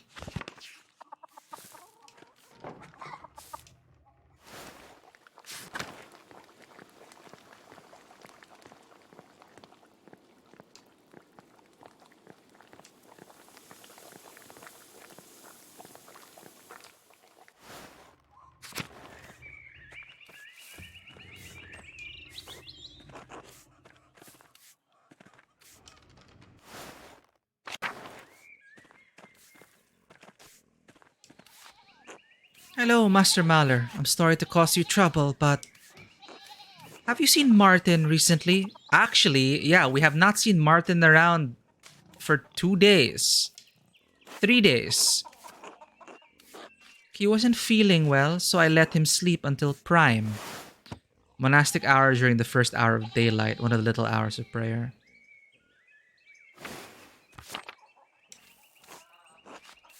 But when I came to check on him, he was gone. I did see Martin running through the meadow, but this is a delicate situation, and I'm not sure how I should handle it. I didn't get a chance to speak with him, and I don't know what he was up to. The boy is clearly trouble. The people in town do not think well of him. It could be entirely innocent, but if I tell Kat that I saw him fleeing the abbey,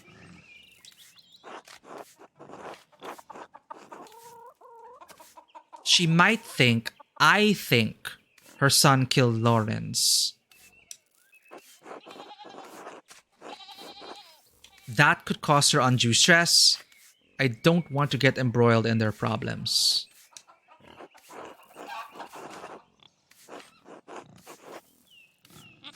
It's not Martin, because... Huh.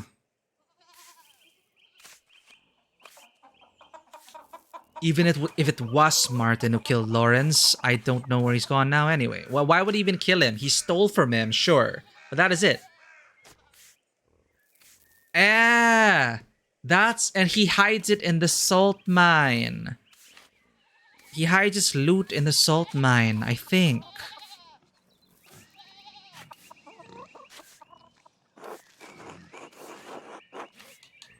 Damn it, I wish I'd never seen him. Still, Cat is your honesty. He doesn't strike me as the murdering type.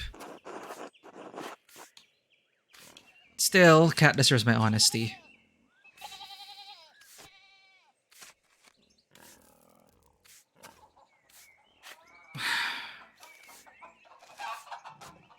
I saw him Thursday morning. He ran through the meadow while I was on my way to the abbey at prime. But he said he was sick. And what was he doing in the meadow? He hardly ever goes out there. It always makes him sneeze.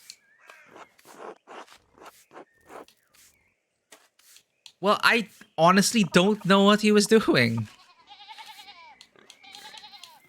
He seemed to be running from the abbey. Why do you ask?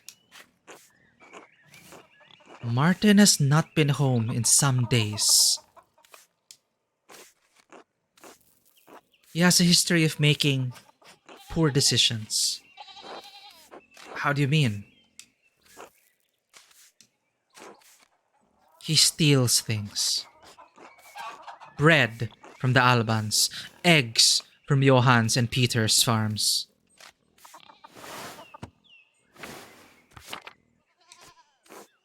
A pilgrim satchel once on the road to the abbey. It is my great shame. I have failed him as a mother. I'm sorry. This is not your trouble. Thank you for speaking to me.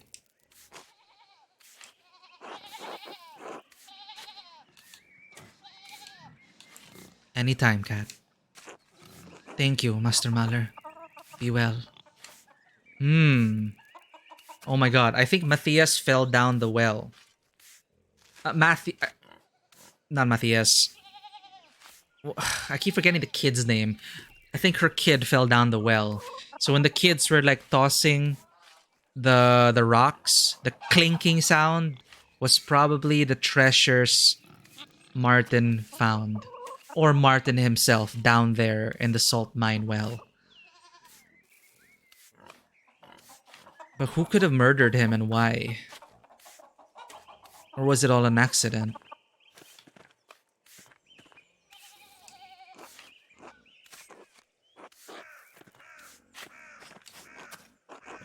I would wish you a good day, Andreas, but I feared that it would be a lie. Has something happened? Martin's gone missing.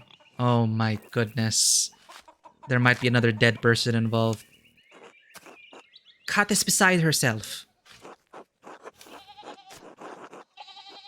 I saw him fleeing the Abbey Thursday morning, right after Baron Rothsvogel was murdered. No. I'm sorry to hear it. Do you know where he's gone? I'm sorry. I don't. Kat might know. He speaks more to her than he does to me. Even though I am his wife. I'm sorry. They've always been close. They've had to be to endure. Well.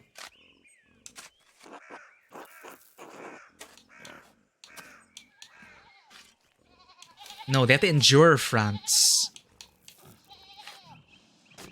Perhaps I should speak to Kat then. That might be best. I should probably get back to my chores. Franz will be angry if he sees me shirking. Or talking to an unmarried man.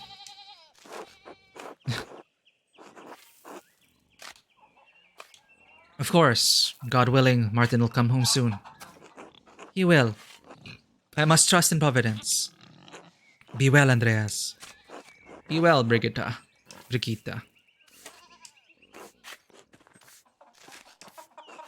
Shoot. Martin's been missing for 2 days.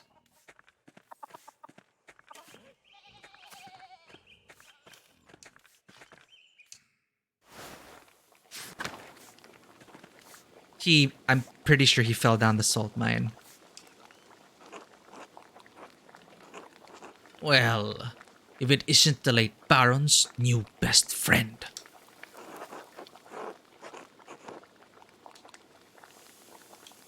Nice to see you too, Ottilia. Puh. Sarcasm. How original. What do you want? You must be bothering me for something.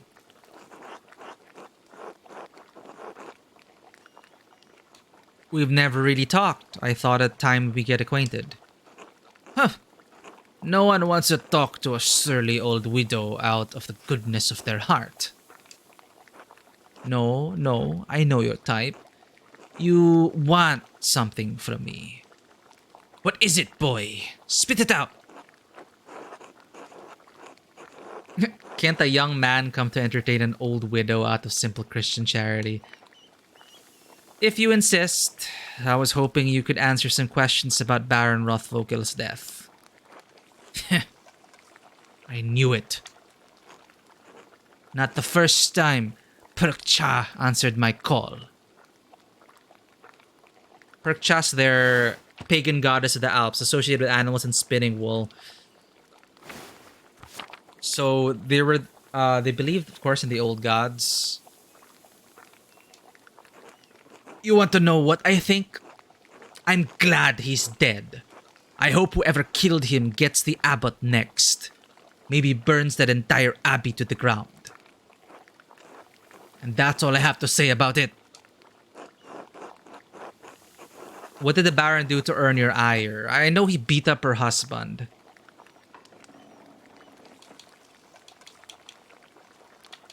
The life of an innocent man is at stake. One of the elderly brothers. Can't you spare me a few minutes? But she wants the whole place to burn. Should I ask for details about this? I know from hearsay that her late husband was beaten up by the Baron. I don't think she'll take kindly to this. She's like, oh, let them all burn. I don't care about the brothers. What did the Baron do to earn your ire? What did I just tell you, boy? I don't have anything else to say on the matter. The life of an innocent man is at stake. One of the elderly brothers. Can't you spare me a few minutes? This automatically was selected anyway. You think I care about what happened to some old monk? Pah, idiot. I thought you'd respond that way, which is why I didn't want to choose that, but the game chose it for me. Kill them all. See if I care. Every agent of the church should die.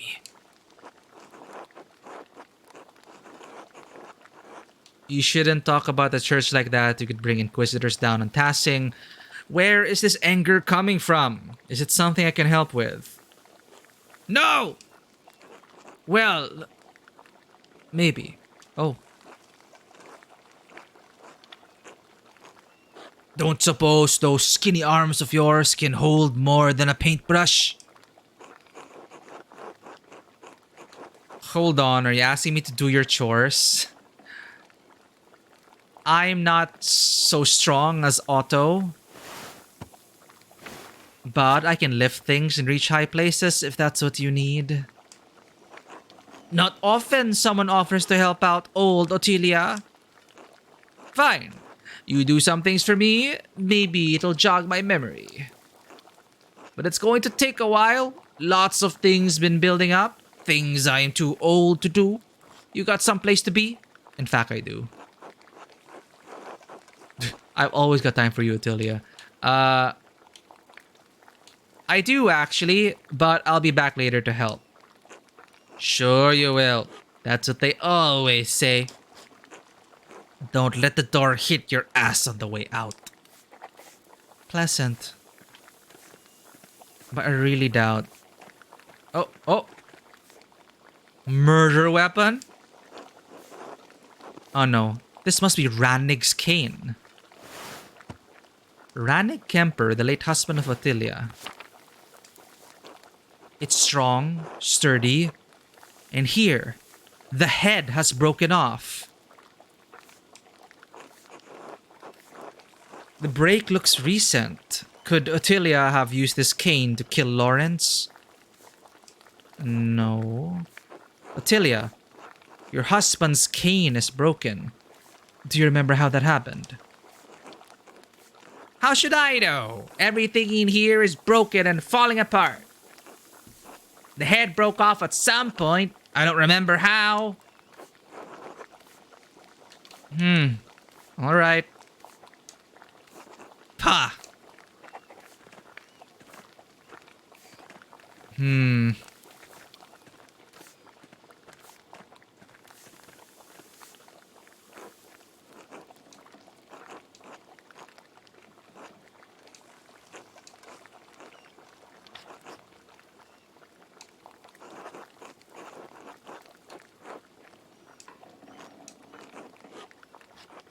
I could die at any moment. Pah, those you like. I'll be here, probably. Okay, we really are pressed for time here. We need to find the connection between the note. It's bothering me.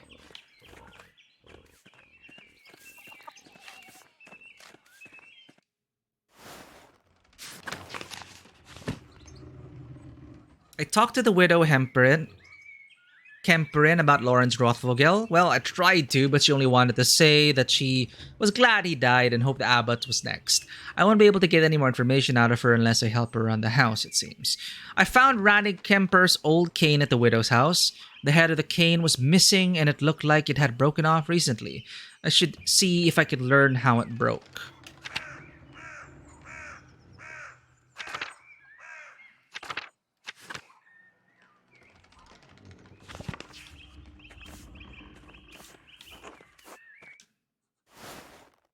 No, go to the mill.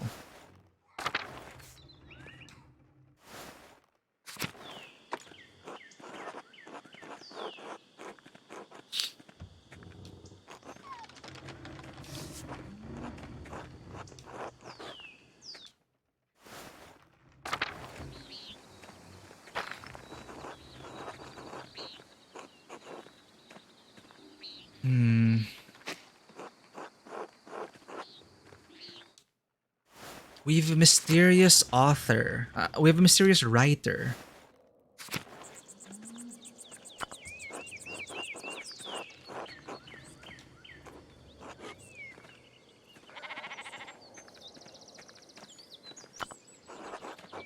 Saint Christopher.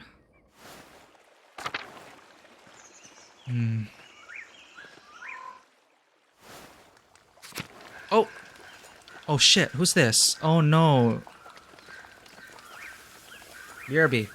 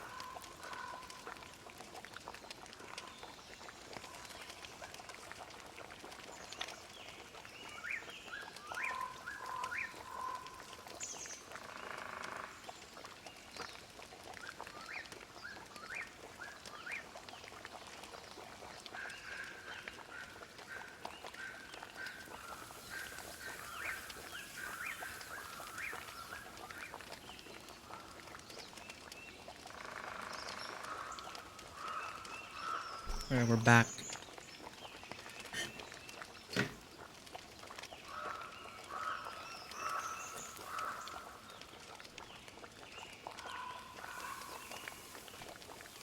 Seven hours remain.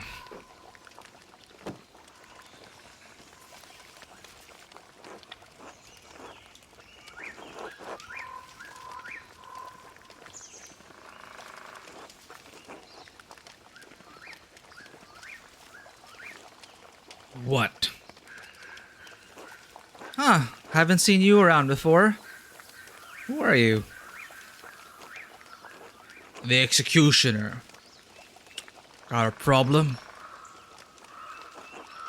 Name's Rickert, if you care to know. Richard? Rickert, if you care to know. A pleasure. Is it? I'll likely kill one of your townsfolk.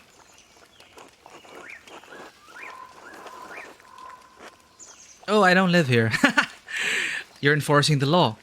I shouldn't let that affect how I see another Christian. How charitable of you. Most folk won't be seen talking to an executioner.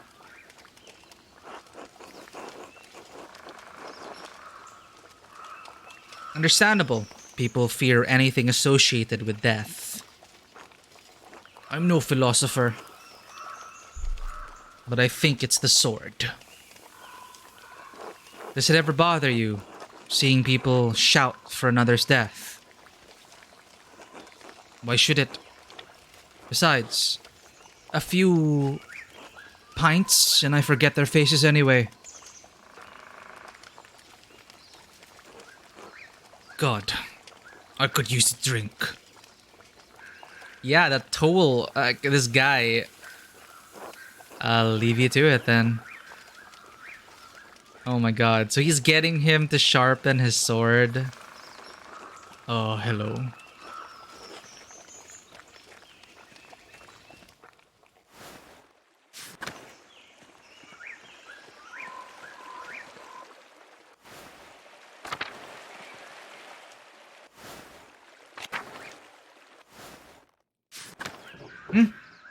Lay the flowers just like that, Bertie.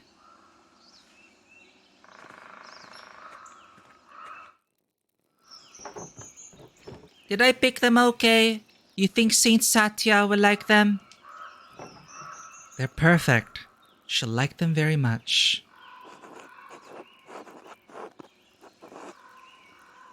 That's a beautiful bunch of flowers, Bert. Did you gather them yourself? Yes. I like the purple ones most. They're handsome flowers. We don't have these where I'm from, you know. Are you leaving them for Saint Satya? Bertie's flowers, yes, and the last of the false apples. Many of our store rotted when the spring damp came, but not this one. It's inappropriate to bring it here for her.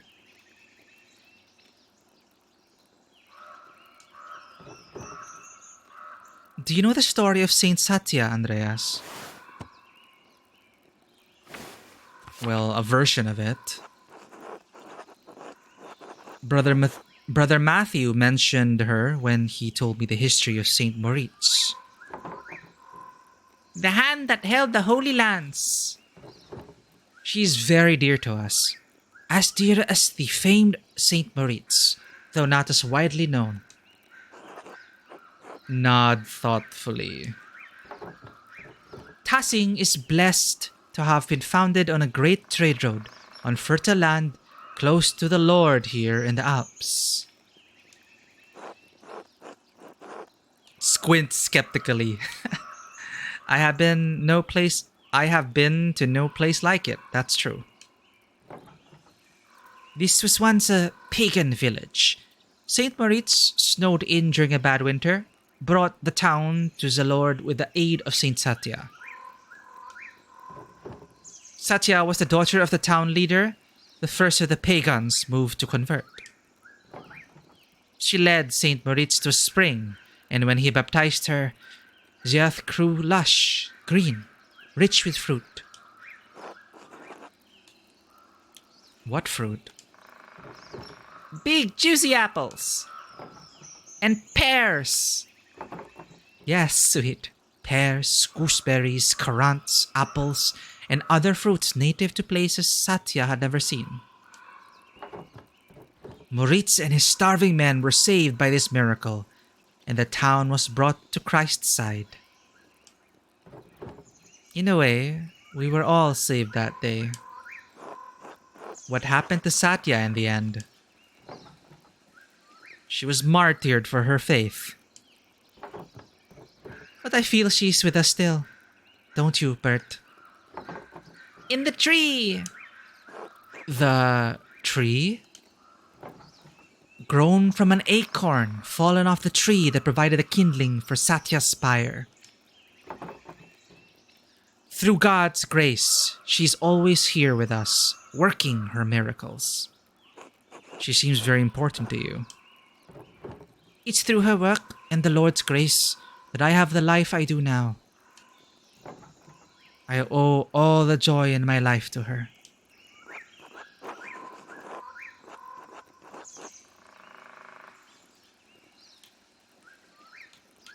How do you mean? I appreciate you sharing that with me, Marie. I'll have much to consider on my walk. I too go on. Oh no, I wanted her to continue. Thank you for listening, Andreas. I hope you found peace beneath her branches. Until later. Until then, Marie, Bert. Bye.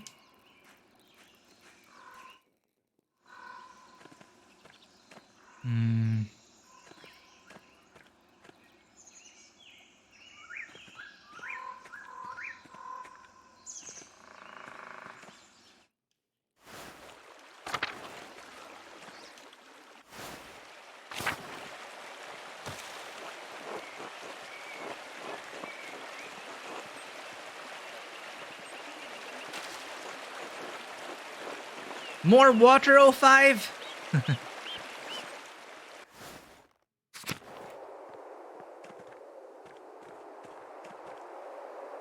I feel like something's supposed to be buried here.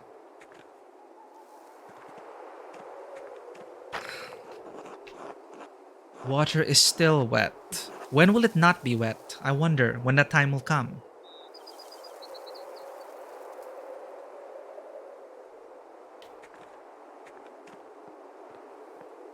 Ugh, tastes good though.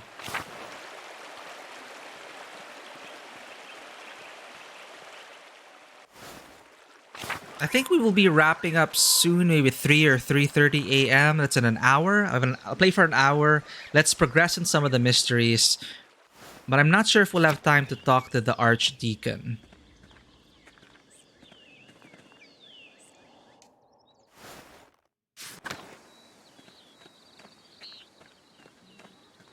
Let's do our best.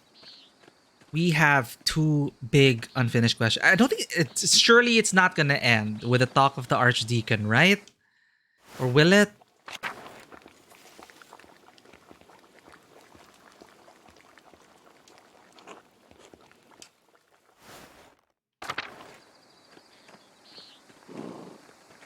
Because there's so much we don't know. Maybe this is just the initial talk, right?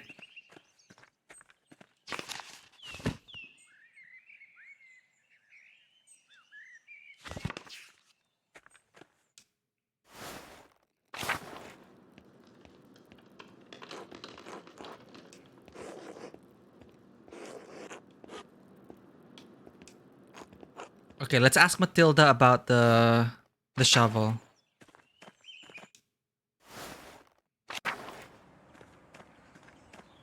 Because I think that's important to clear up.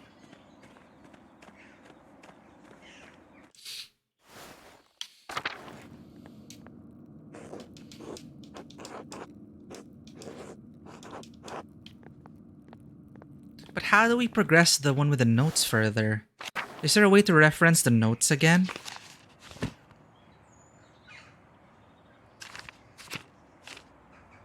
Is there like an inventory?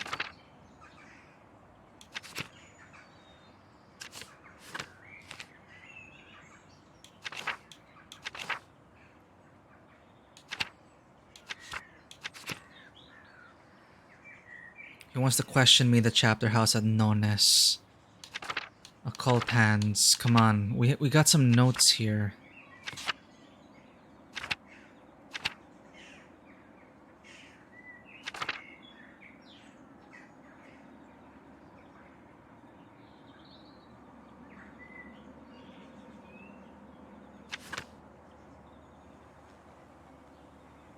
Defensive and evasive, found the burned remnants of a note.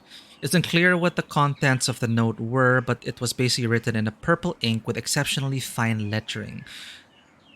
It was on the body as well. It is written the same way. There was a piece of paper on Ferenc's desk that had the imprint of a letter on it. Yeah, Father Gernot did not give me permission to dig up Brother Gert's grave. Yeah, we discovered the silver rod. You found a number of magical tools.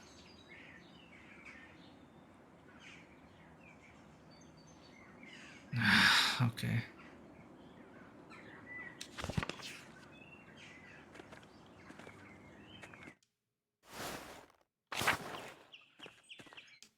I'm sorry, Matilda. I have to ask you about the shovel.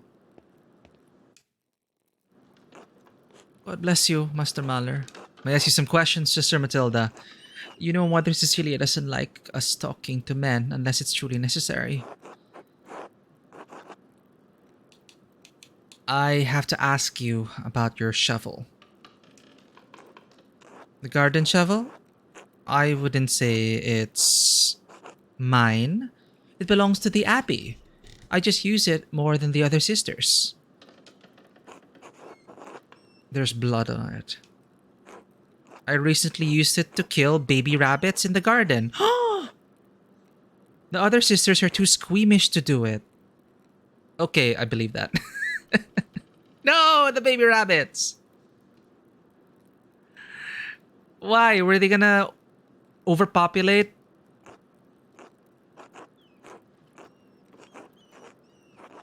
I didn't clean it because it was going right back in the dirt anyway. But why bring up the shovel? Oh, I understand. No. I didn't use it to kill the Baron. A man is not a rabbit.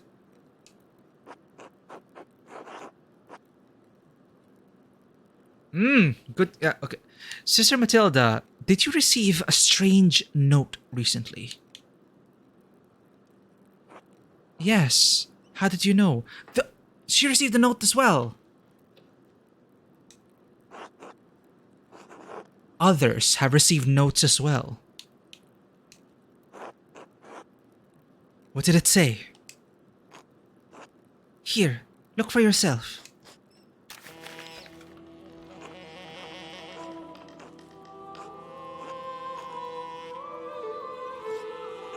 Remember what he did, the violence you suffered, the red bird flies, Mateen's chapter. So this person who's writing, he sent each one who had motive to kill Baron. He was trying to get them to kill the Baron. So, and clarifies Mateen's chapter, meaning he would be there at Mateen's in the chapter hall where he died, where he would be murdered. Again with the red bird flies.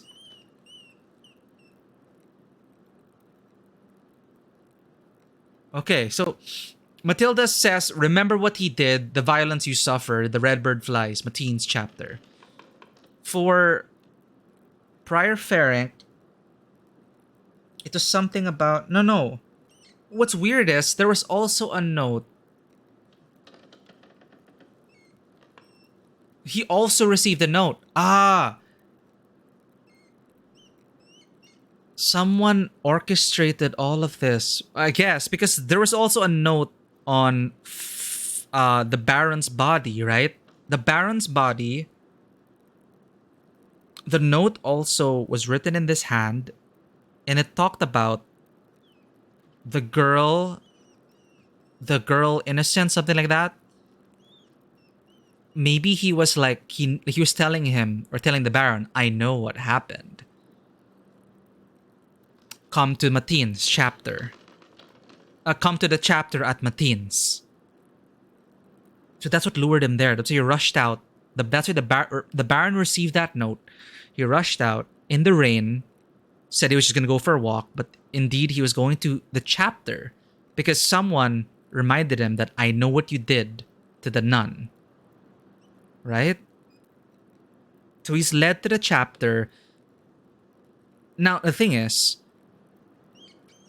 whoever wrote these notes gave it to all the people who could possibly have a grievance against him. So I'm guessing also, maybe perhaps Lucky received one. Perhaps the widower, Ottilia, received one.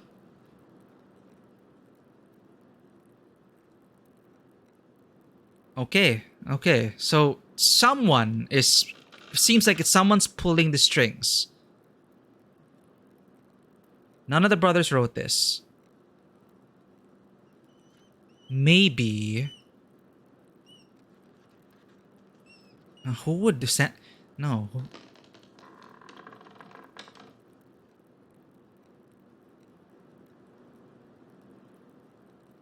So I wonder who did the deed.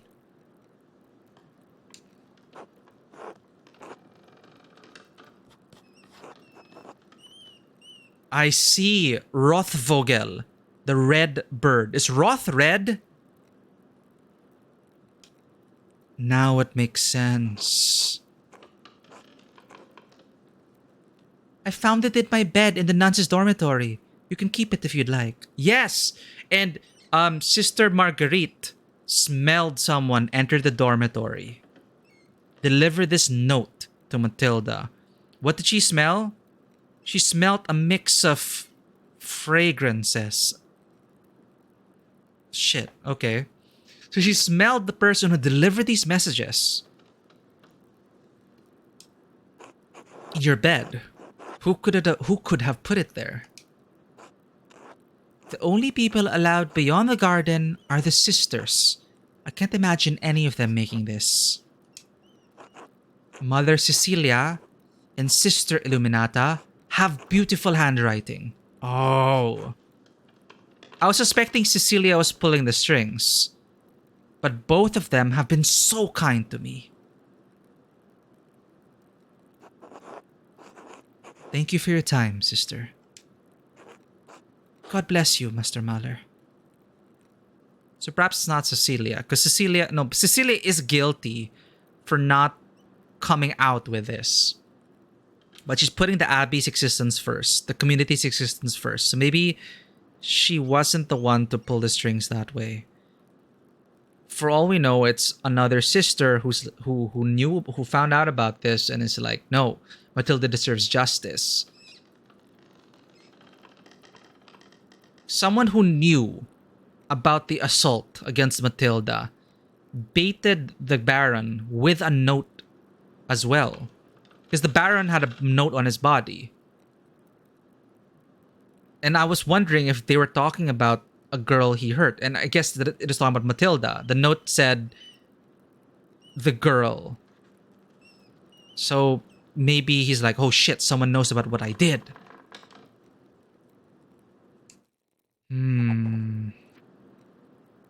But I believe Sister Matilda in that she used it to kill baby rabbits. That's so sad.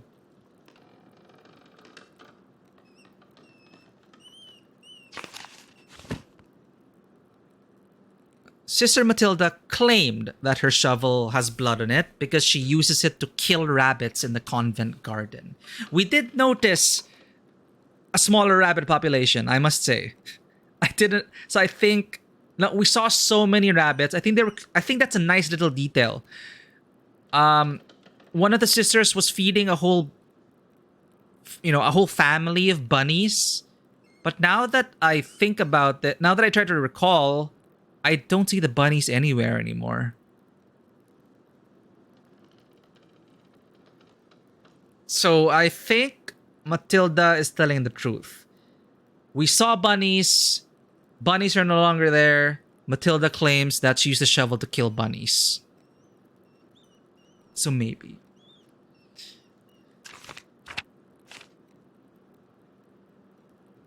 Whoa, water is still wet, 05. What's going on? Now I have to stretch. I'm trying to stop thinking about the cats. Sure. If it helps. If it helps, 05. But this also helps me. Because this is getting interesting. This is getting interesting. So there's someone else sending notes to these people. They are aware of the crime that occurred. They sent a message to the Baron and baited him there.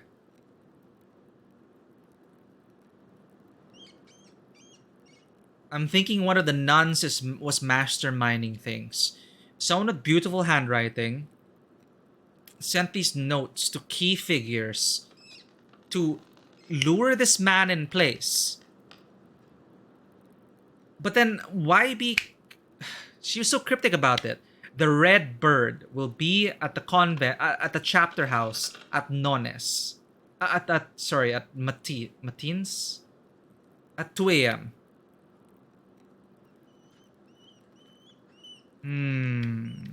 Okay.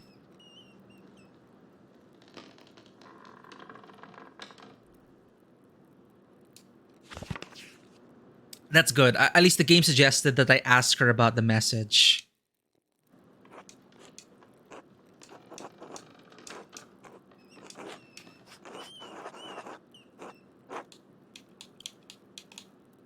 Should I press her? Okay, well, we know someone delivered the messages. The smells, however, Marguerite mentioned very specific mix of smells. Smelled like probably someone who was out in the fields. Who's sneaky enough to deliver the messages? I'm thinking someone leveraged Martin's skills. Martin, who is a thief, a burglar, a pickpocket. I'm thinking someone hired Martin to deliver these messages discreetly to these key figures, which we did. Martin has not been seen in 2 days. We saw him, however, at the guest house. He was all around. So I'm guessing he was able to sneak in around, break in, deliver the messages to the Baron, the Prior, and Matilda.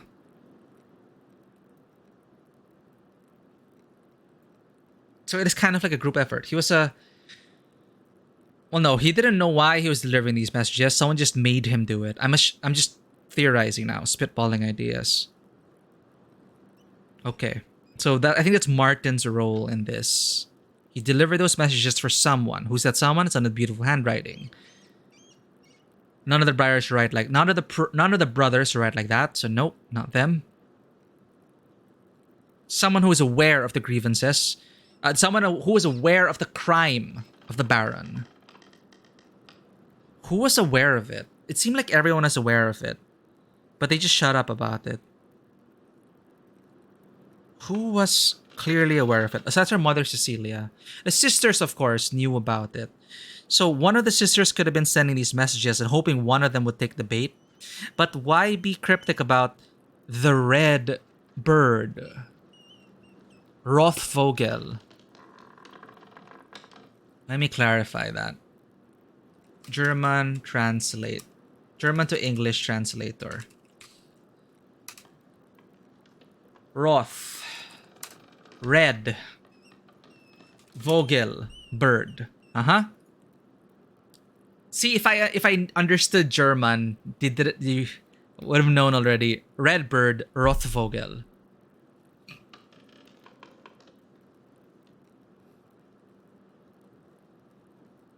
Who sent these messages? Who was banking on the fact that who was trying to convince these people to kill him?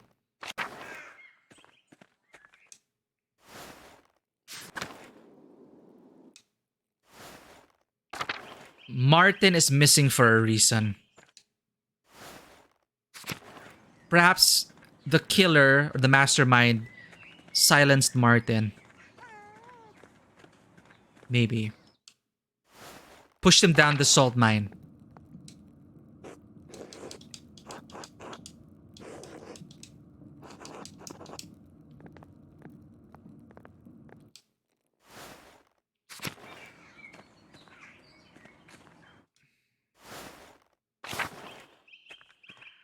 Maybe we should ask her about it. But this is big. This is big.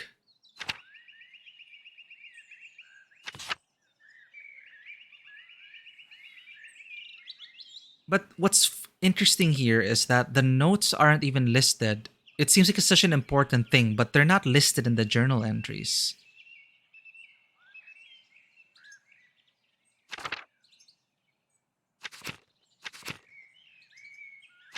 You'd think it would be mentioned. Someone sent these messages to them.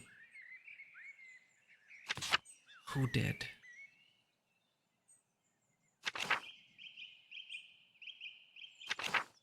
I have a feeling the town was in on it.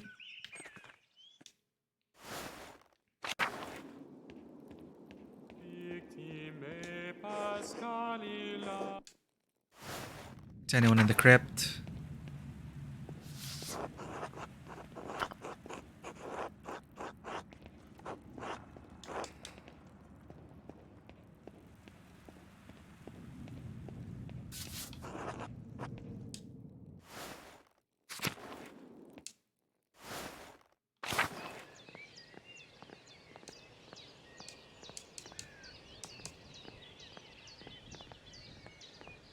I wonder what's important about that location.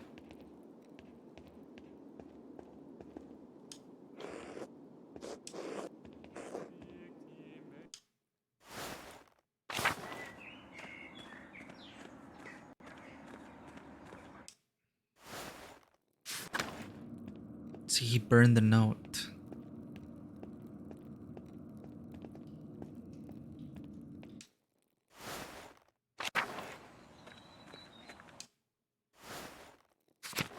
There are also some locations that we haven't had access to yet.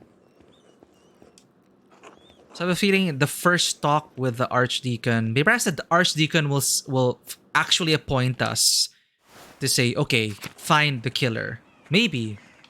Maybe we'll be able to work on an official capacity.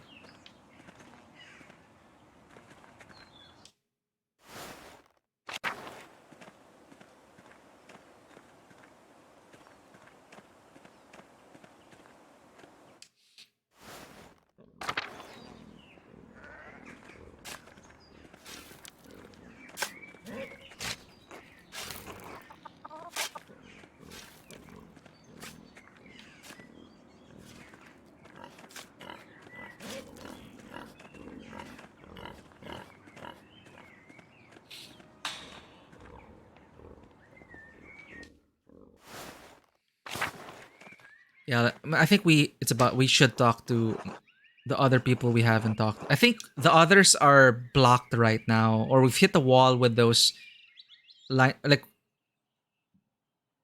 we can't talk to Brother Ferenc anymore.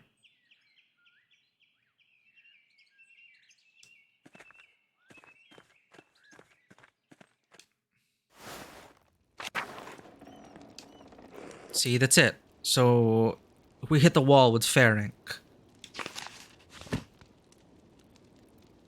Similarly, we hit a wall with who's the other one we were investigating? No, actually, you know what? We hit the wall with the occult hands, so that's all we're getting right now. We haven't fully investigated Matilda because I've been hesitant to talk to her about it. But I think we should.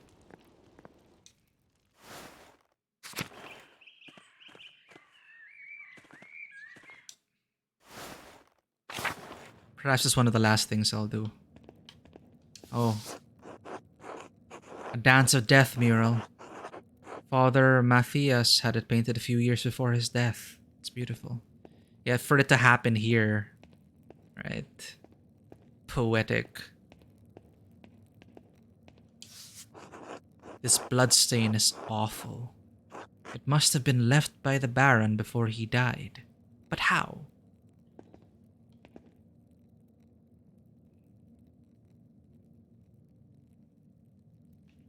Maybe there was no weapon involved. Maybe the strong man, Lucky, pushed his face into the wall and smashed his skull in. Huh.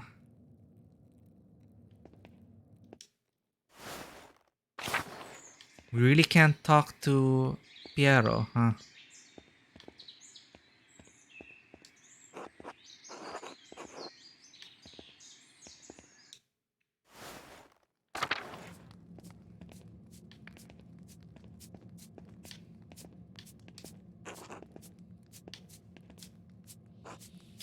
I'm sorry, Andreas. I can't let you down there. Father Gurnot doesn't want anyone talking to Brother Piero before the Archdeacon arrives.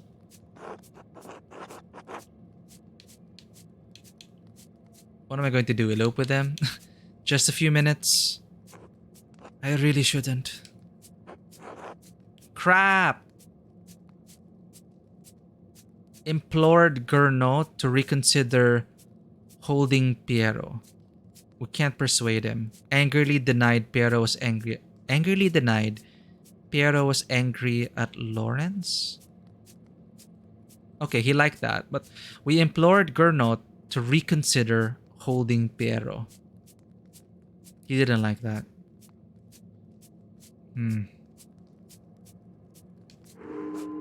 I'm sorry, I can't. I understand. I'm sorry.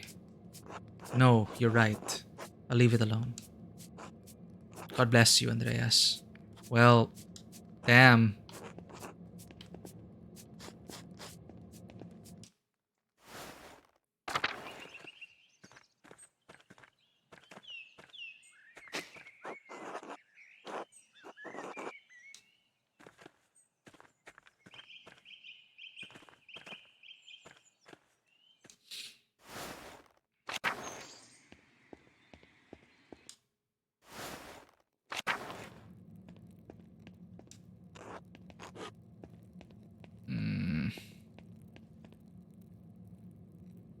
The smell of herbs also. Could it have been Florian who snuck into the nuns' quarters and delivered the message? Huh. Florian is also a former mercenary. He could have easily...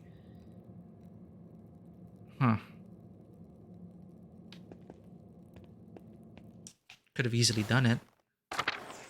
And he knows how.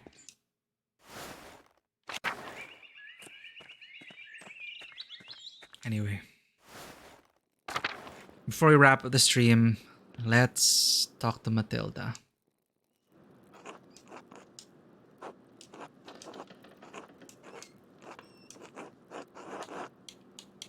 This concerns the murder of the Baron.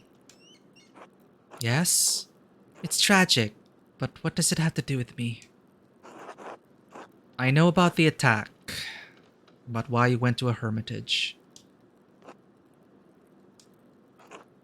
I see. So you think I killed the Baron? I'm not sure. Why don't you tell me how it happened?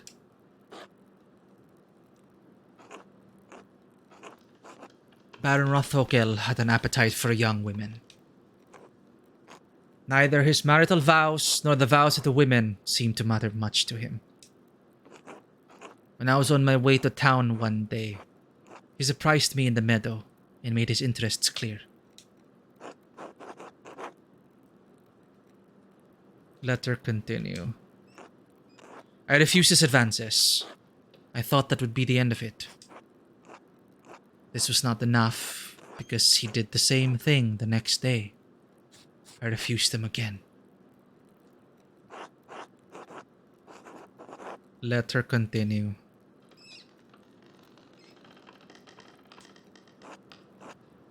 I thought if I was patient, the problem would leave with him.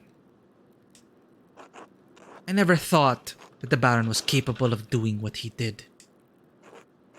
On a third day, he attacked me on my way through the meadow. He dragged me into the forest where he could have his way with me. I managed to badly scratch his neck.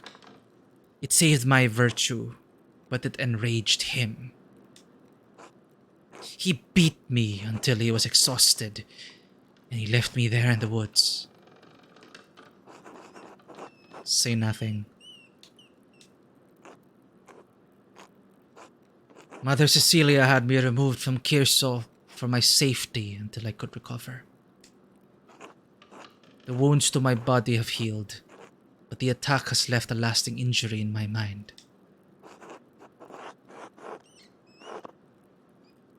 So, did you kill the Baron? No, I did not.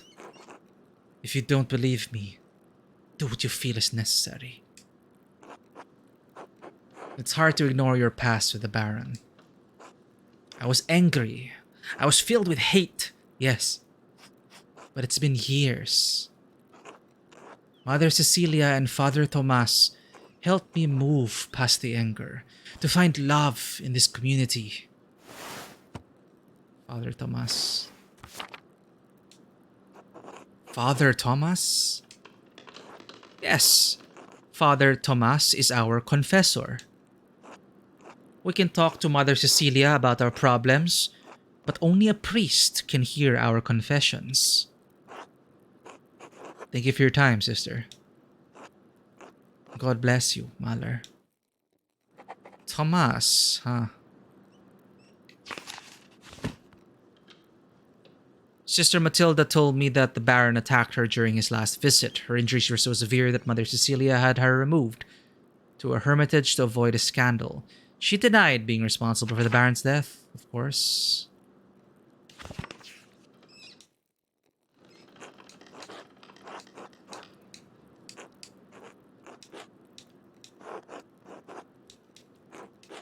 That's it.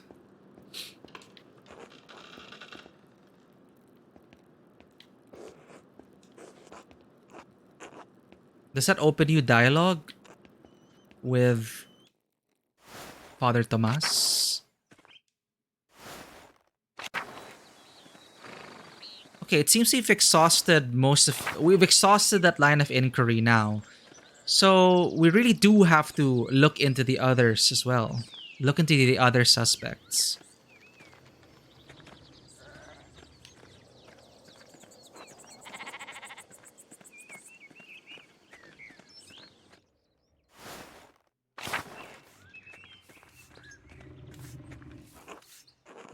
Can't talk to him. Okay, so with no choice. Do we want to help out Ottilia? No, for me, Ottilia is last on the list. Stonemason's anger, however, He may have... Hmm.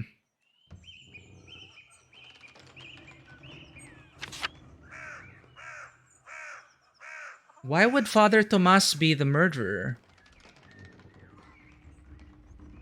You know, maybe... We don't know Father Tomas's handwriting because we know that someone sent messages to people who had motive to kill the Red Bird. So there's a conspiracy in this town. I think people would agree, like, the Red Bird, people knew. The Red Bird, the Baron. He directed these people, or he let people know that the Baron would be there at 2 a.m. in the chapter hall. Someone with good handwriting. You might be right. Thomas may be the mastermind who sent the notes. But to do the deed, he was banking on one of those people who, like, let's say if Thomas did send the messages to these people and he had Martin, who's a pickpocket, a thief who can sneakily get in, deliver these messages to these people without being noticed. That's why Martin was hanging outside the guest house, because Martin was instructed to deliver this note to the Baron when he returned, which he did. He slipped it into his coat pocket because he's a pickpocket. He could do it without being noticed. So Baron reads the note. Oh shit, someone knows about what I did to the nun. I'm going to confront him in the chapter house. It might, like, I feel like someone's trying to blackmail me. So he goes to the chapter house, encounters someone, one of the people who could have done the deed.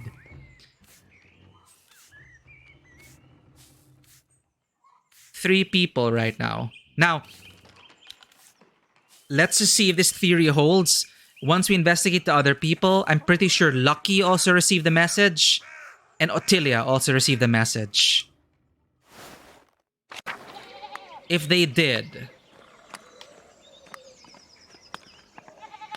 they may all be in it or responsible somehow.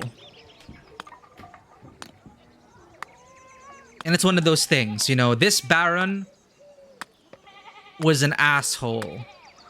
So how will you report to the Archdeacon? Let's say you find out that this village was in on it, that they were all conspiring, and it was really up to them to really decide. Maybe all of them were there. Again, like, have you watched Knives Out? I'm thinking it might be one of those situations. Anyway, I'm thinking, my prediction right now is that Baron was an asshole. Town wanted him gone. They conspired. And all of them were present there. But someone did the deed. Could be Lucky. Could be one of them. But they were all directed to the chapter house. Martin was the messenger. But Martin has been missing for 2 days. I don't know. We don't know why. My guess is Martin fell down by accident in the salt mine. Or Martin is the one hiding out in the Roman aqueducts. The ghost we saw. Because that is in the evening, right? So that is Martin probably delivering messages in the evening.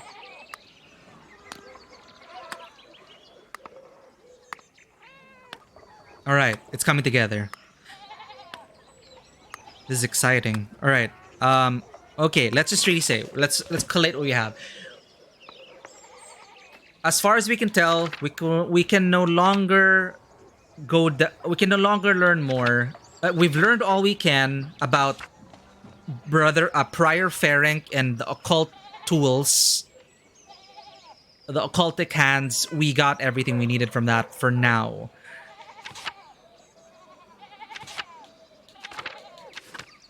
The Baron and the Nun. We got the story from Matilda.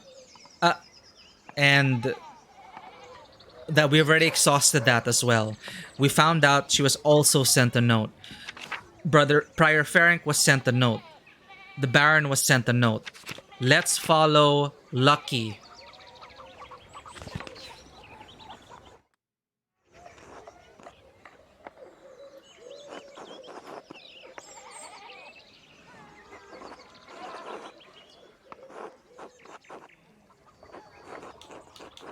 I want to know if Lucky was also sent a note. We piece together the notes. We find out who sent the notes. We might get to the bottom of it.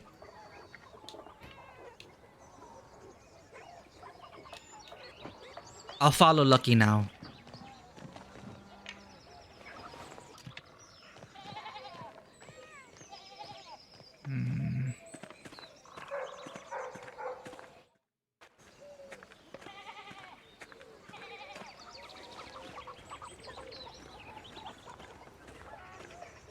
Oh shit! Oh dear! Is something the matter with the Zimmerman's basin?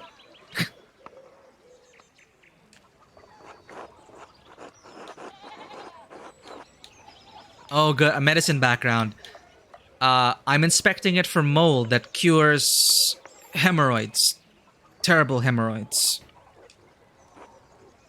Saint Fiacre's curse! You should go see that nice doctor in town, Dr. Stolz. Just between us, he's got a wonderful ointment. Surely more soothing than mold. Thank you. Of course, Andreas. I'm always here to help a friend. Are the Gertners feeding you enough? You're looking a little thin. Oh, take some of this bread. That should perk you right up. Nothing like a bread to fortify the spirit. I'm delivering it to Father Tomas. You know how the father loves his bread. He's quite the bread enthusiast. My favorite customer. So he stops by, talks to Otto's father. You should come by the bakery more often, Andreas. And Anna would love to see you.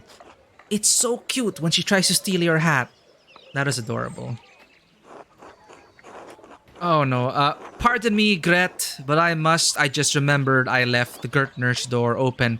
Until later. I'd love to, but can we discuss this another time? I have to,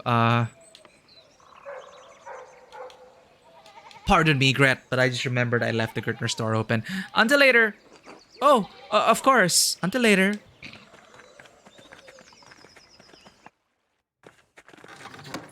Oh, he talks. Oh my god, we're so terrible at this. Oh, Master Mahler, here you are, finally at church, and it's not even Sunday. We are not a detective.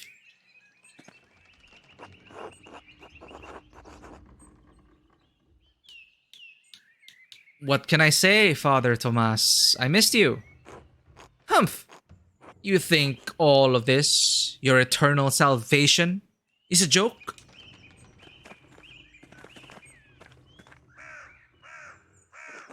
Afternoon, Father Thomas. How's my favorite customer? Oh my god, it's Gret again. We lied to her about... We're so terrible at this. Gret.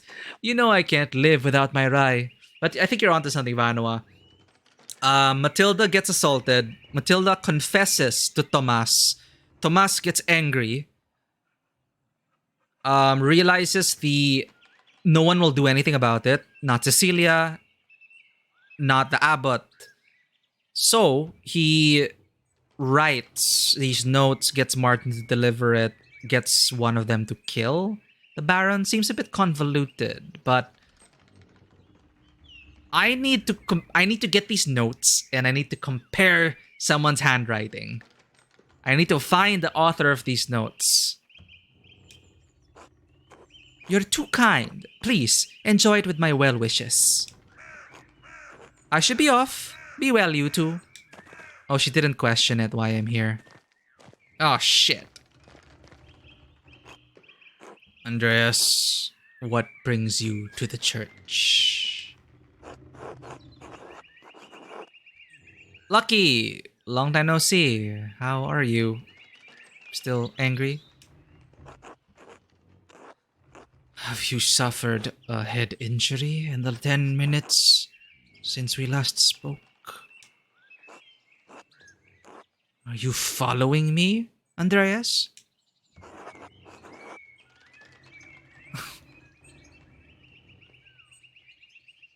can't even lie our way out of this. There's no way we could have succeeded this. What? We waited in the evening? What?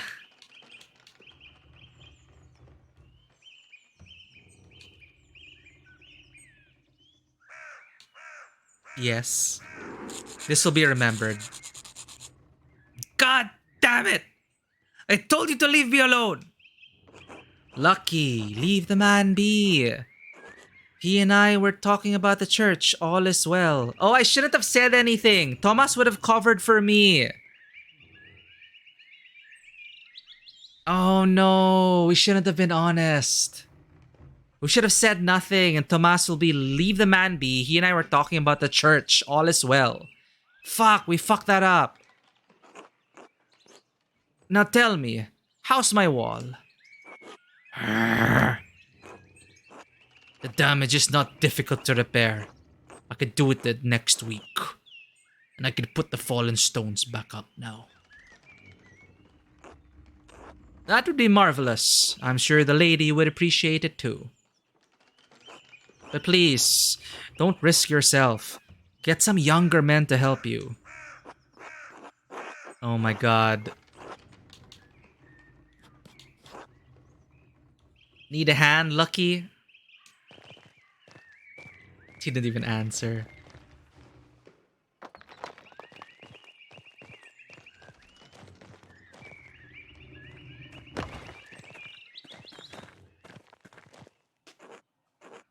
Afternoon, Father Tomas?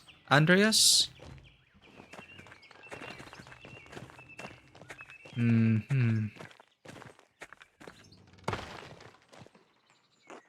Lucky! See you soon. Don't work too hard, eh?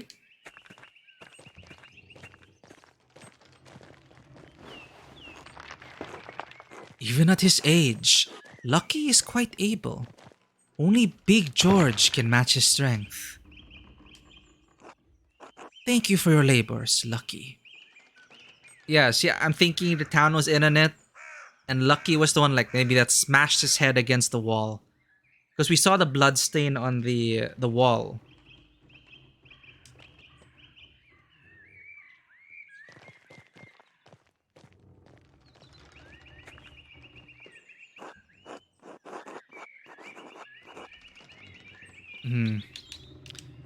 Father Tomas might know where the men go fishing. I know where they go fishing. But if I ask him, he'll know I actually am following Lucky, which he could tell Lucky later. Lucky would be unhappy about that, especially since I already admitted to following him. Ugh, I'm so stupid.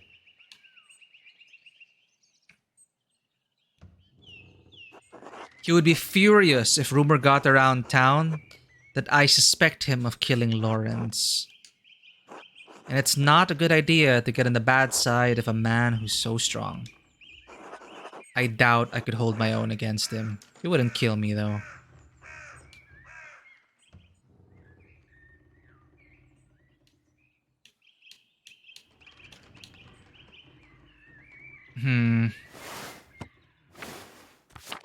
Scurry off after Lucky. Oh, goodbye. Very unusual man.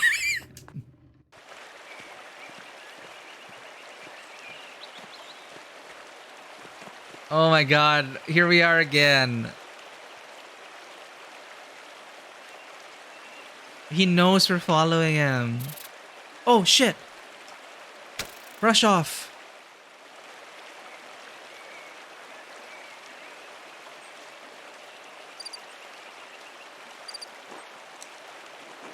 Oh, what?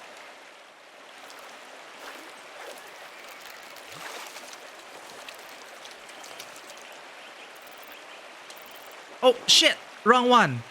Fuck! I pressed the wrong button. Huh, you hear that, Otto? What? Waterfall's too loud. I can't hear much.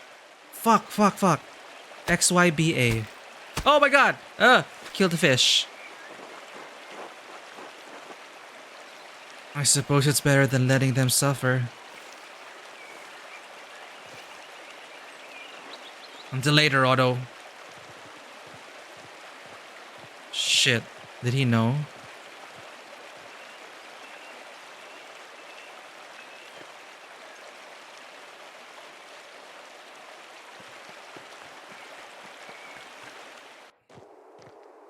Aha, the salt mine.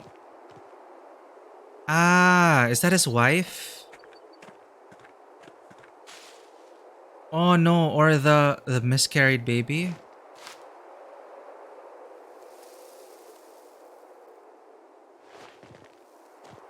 Wait, what? I knew that was like a grave or something, but...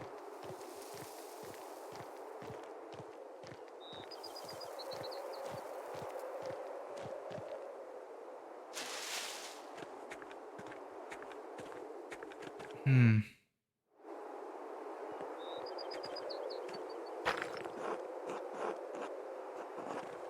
So this area was relevant. 2 innocents. That's strange. Are there two people buried here? Children, perhaps? Could they be Lucky's children? But why would they be buried outside of the churchyard then? It's almost like someone was trying to hide them. Oh, and he left a note with the flowers. Aha!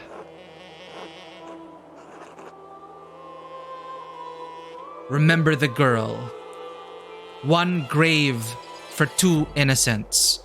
The red bird flies. Mateen's chapter.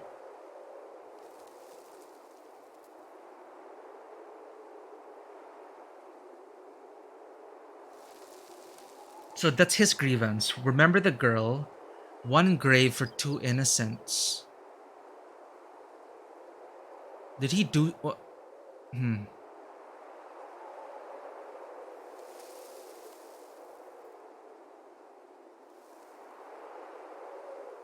Why would they hide it here?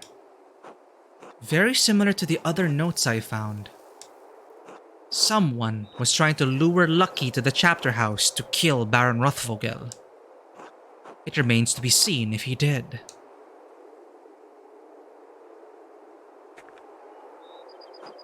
Damn, I've lost Lucky. This grave does seem important to him. But could it be motive enough for him to kill Lawrence?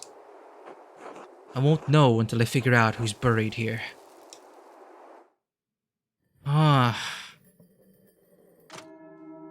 Eating time. I should find someone to eat with. Damn.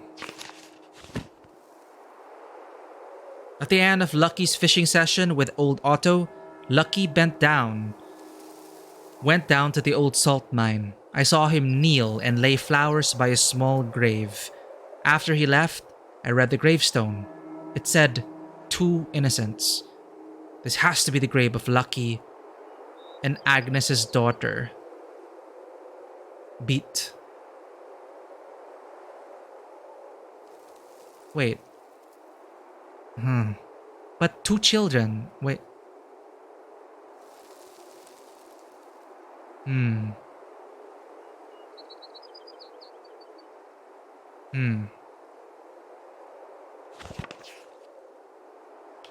So it might be Beat. Okay. Well, that didn't go as smoothly as planned, but we found out where he goes. We found out what this was for.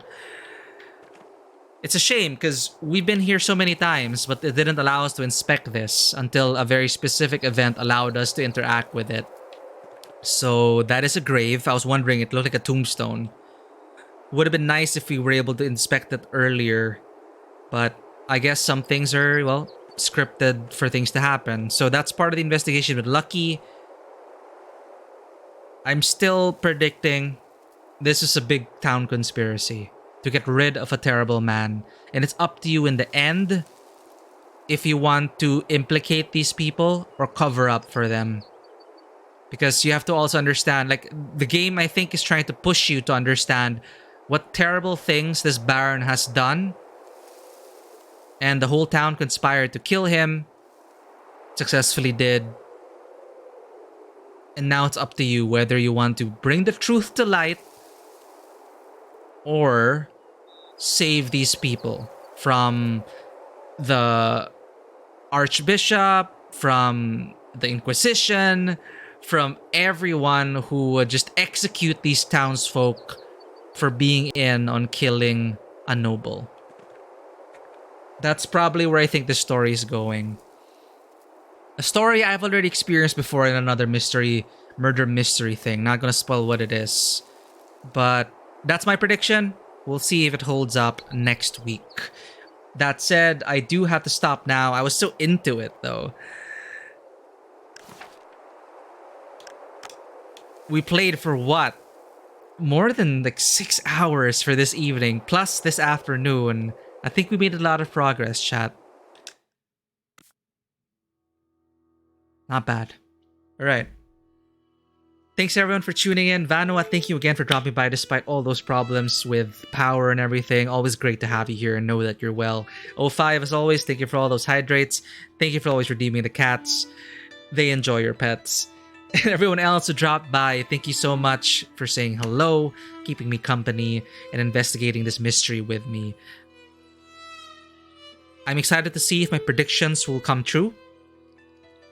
But I feel like I know where this thing is headed right now.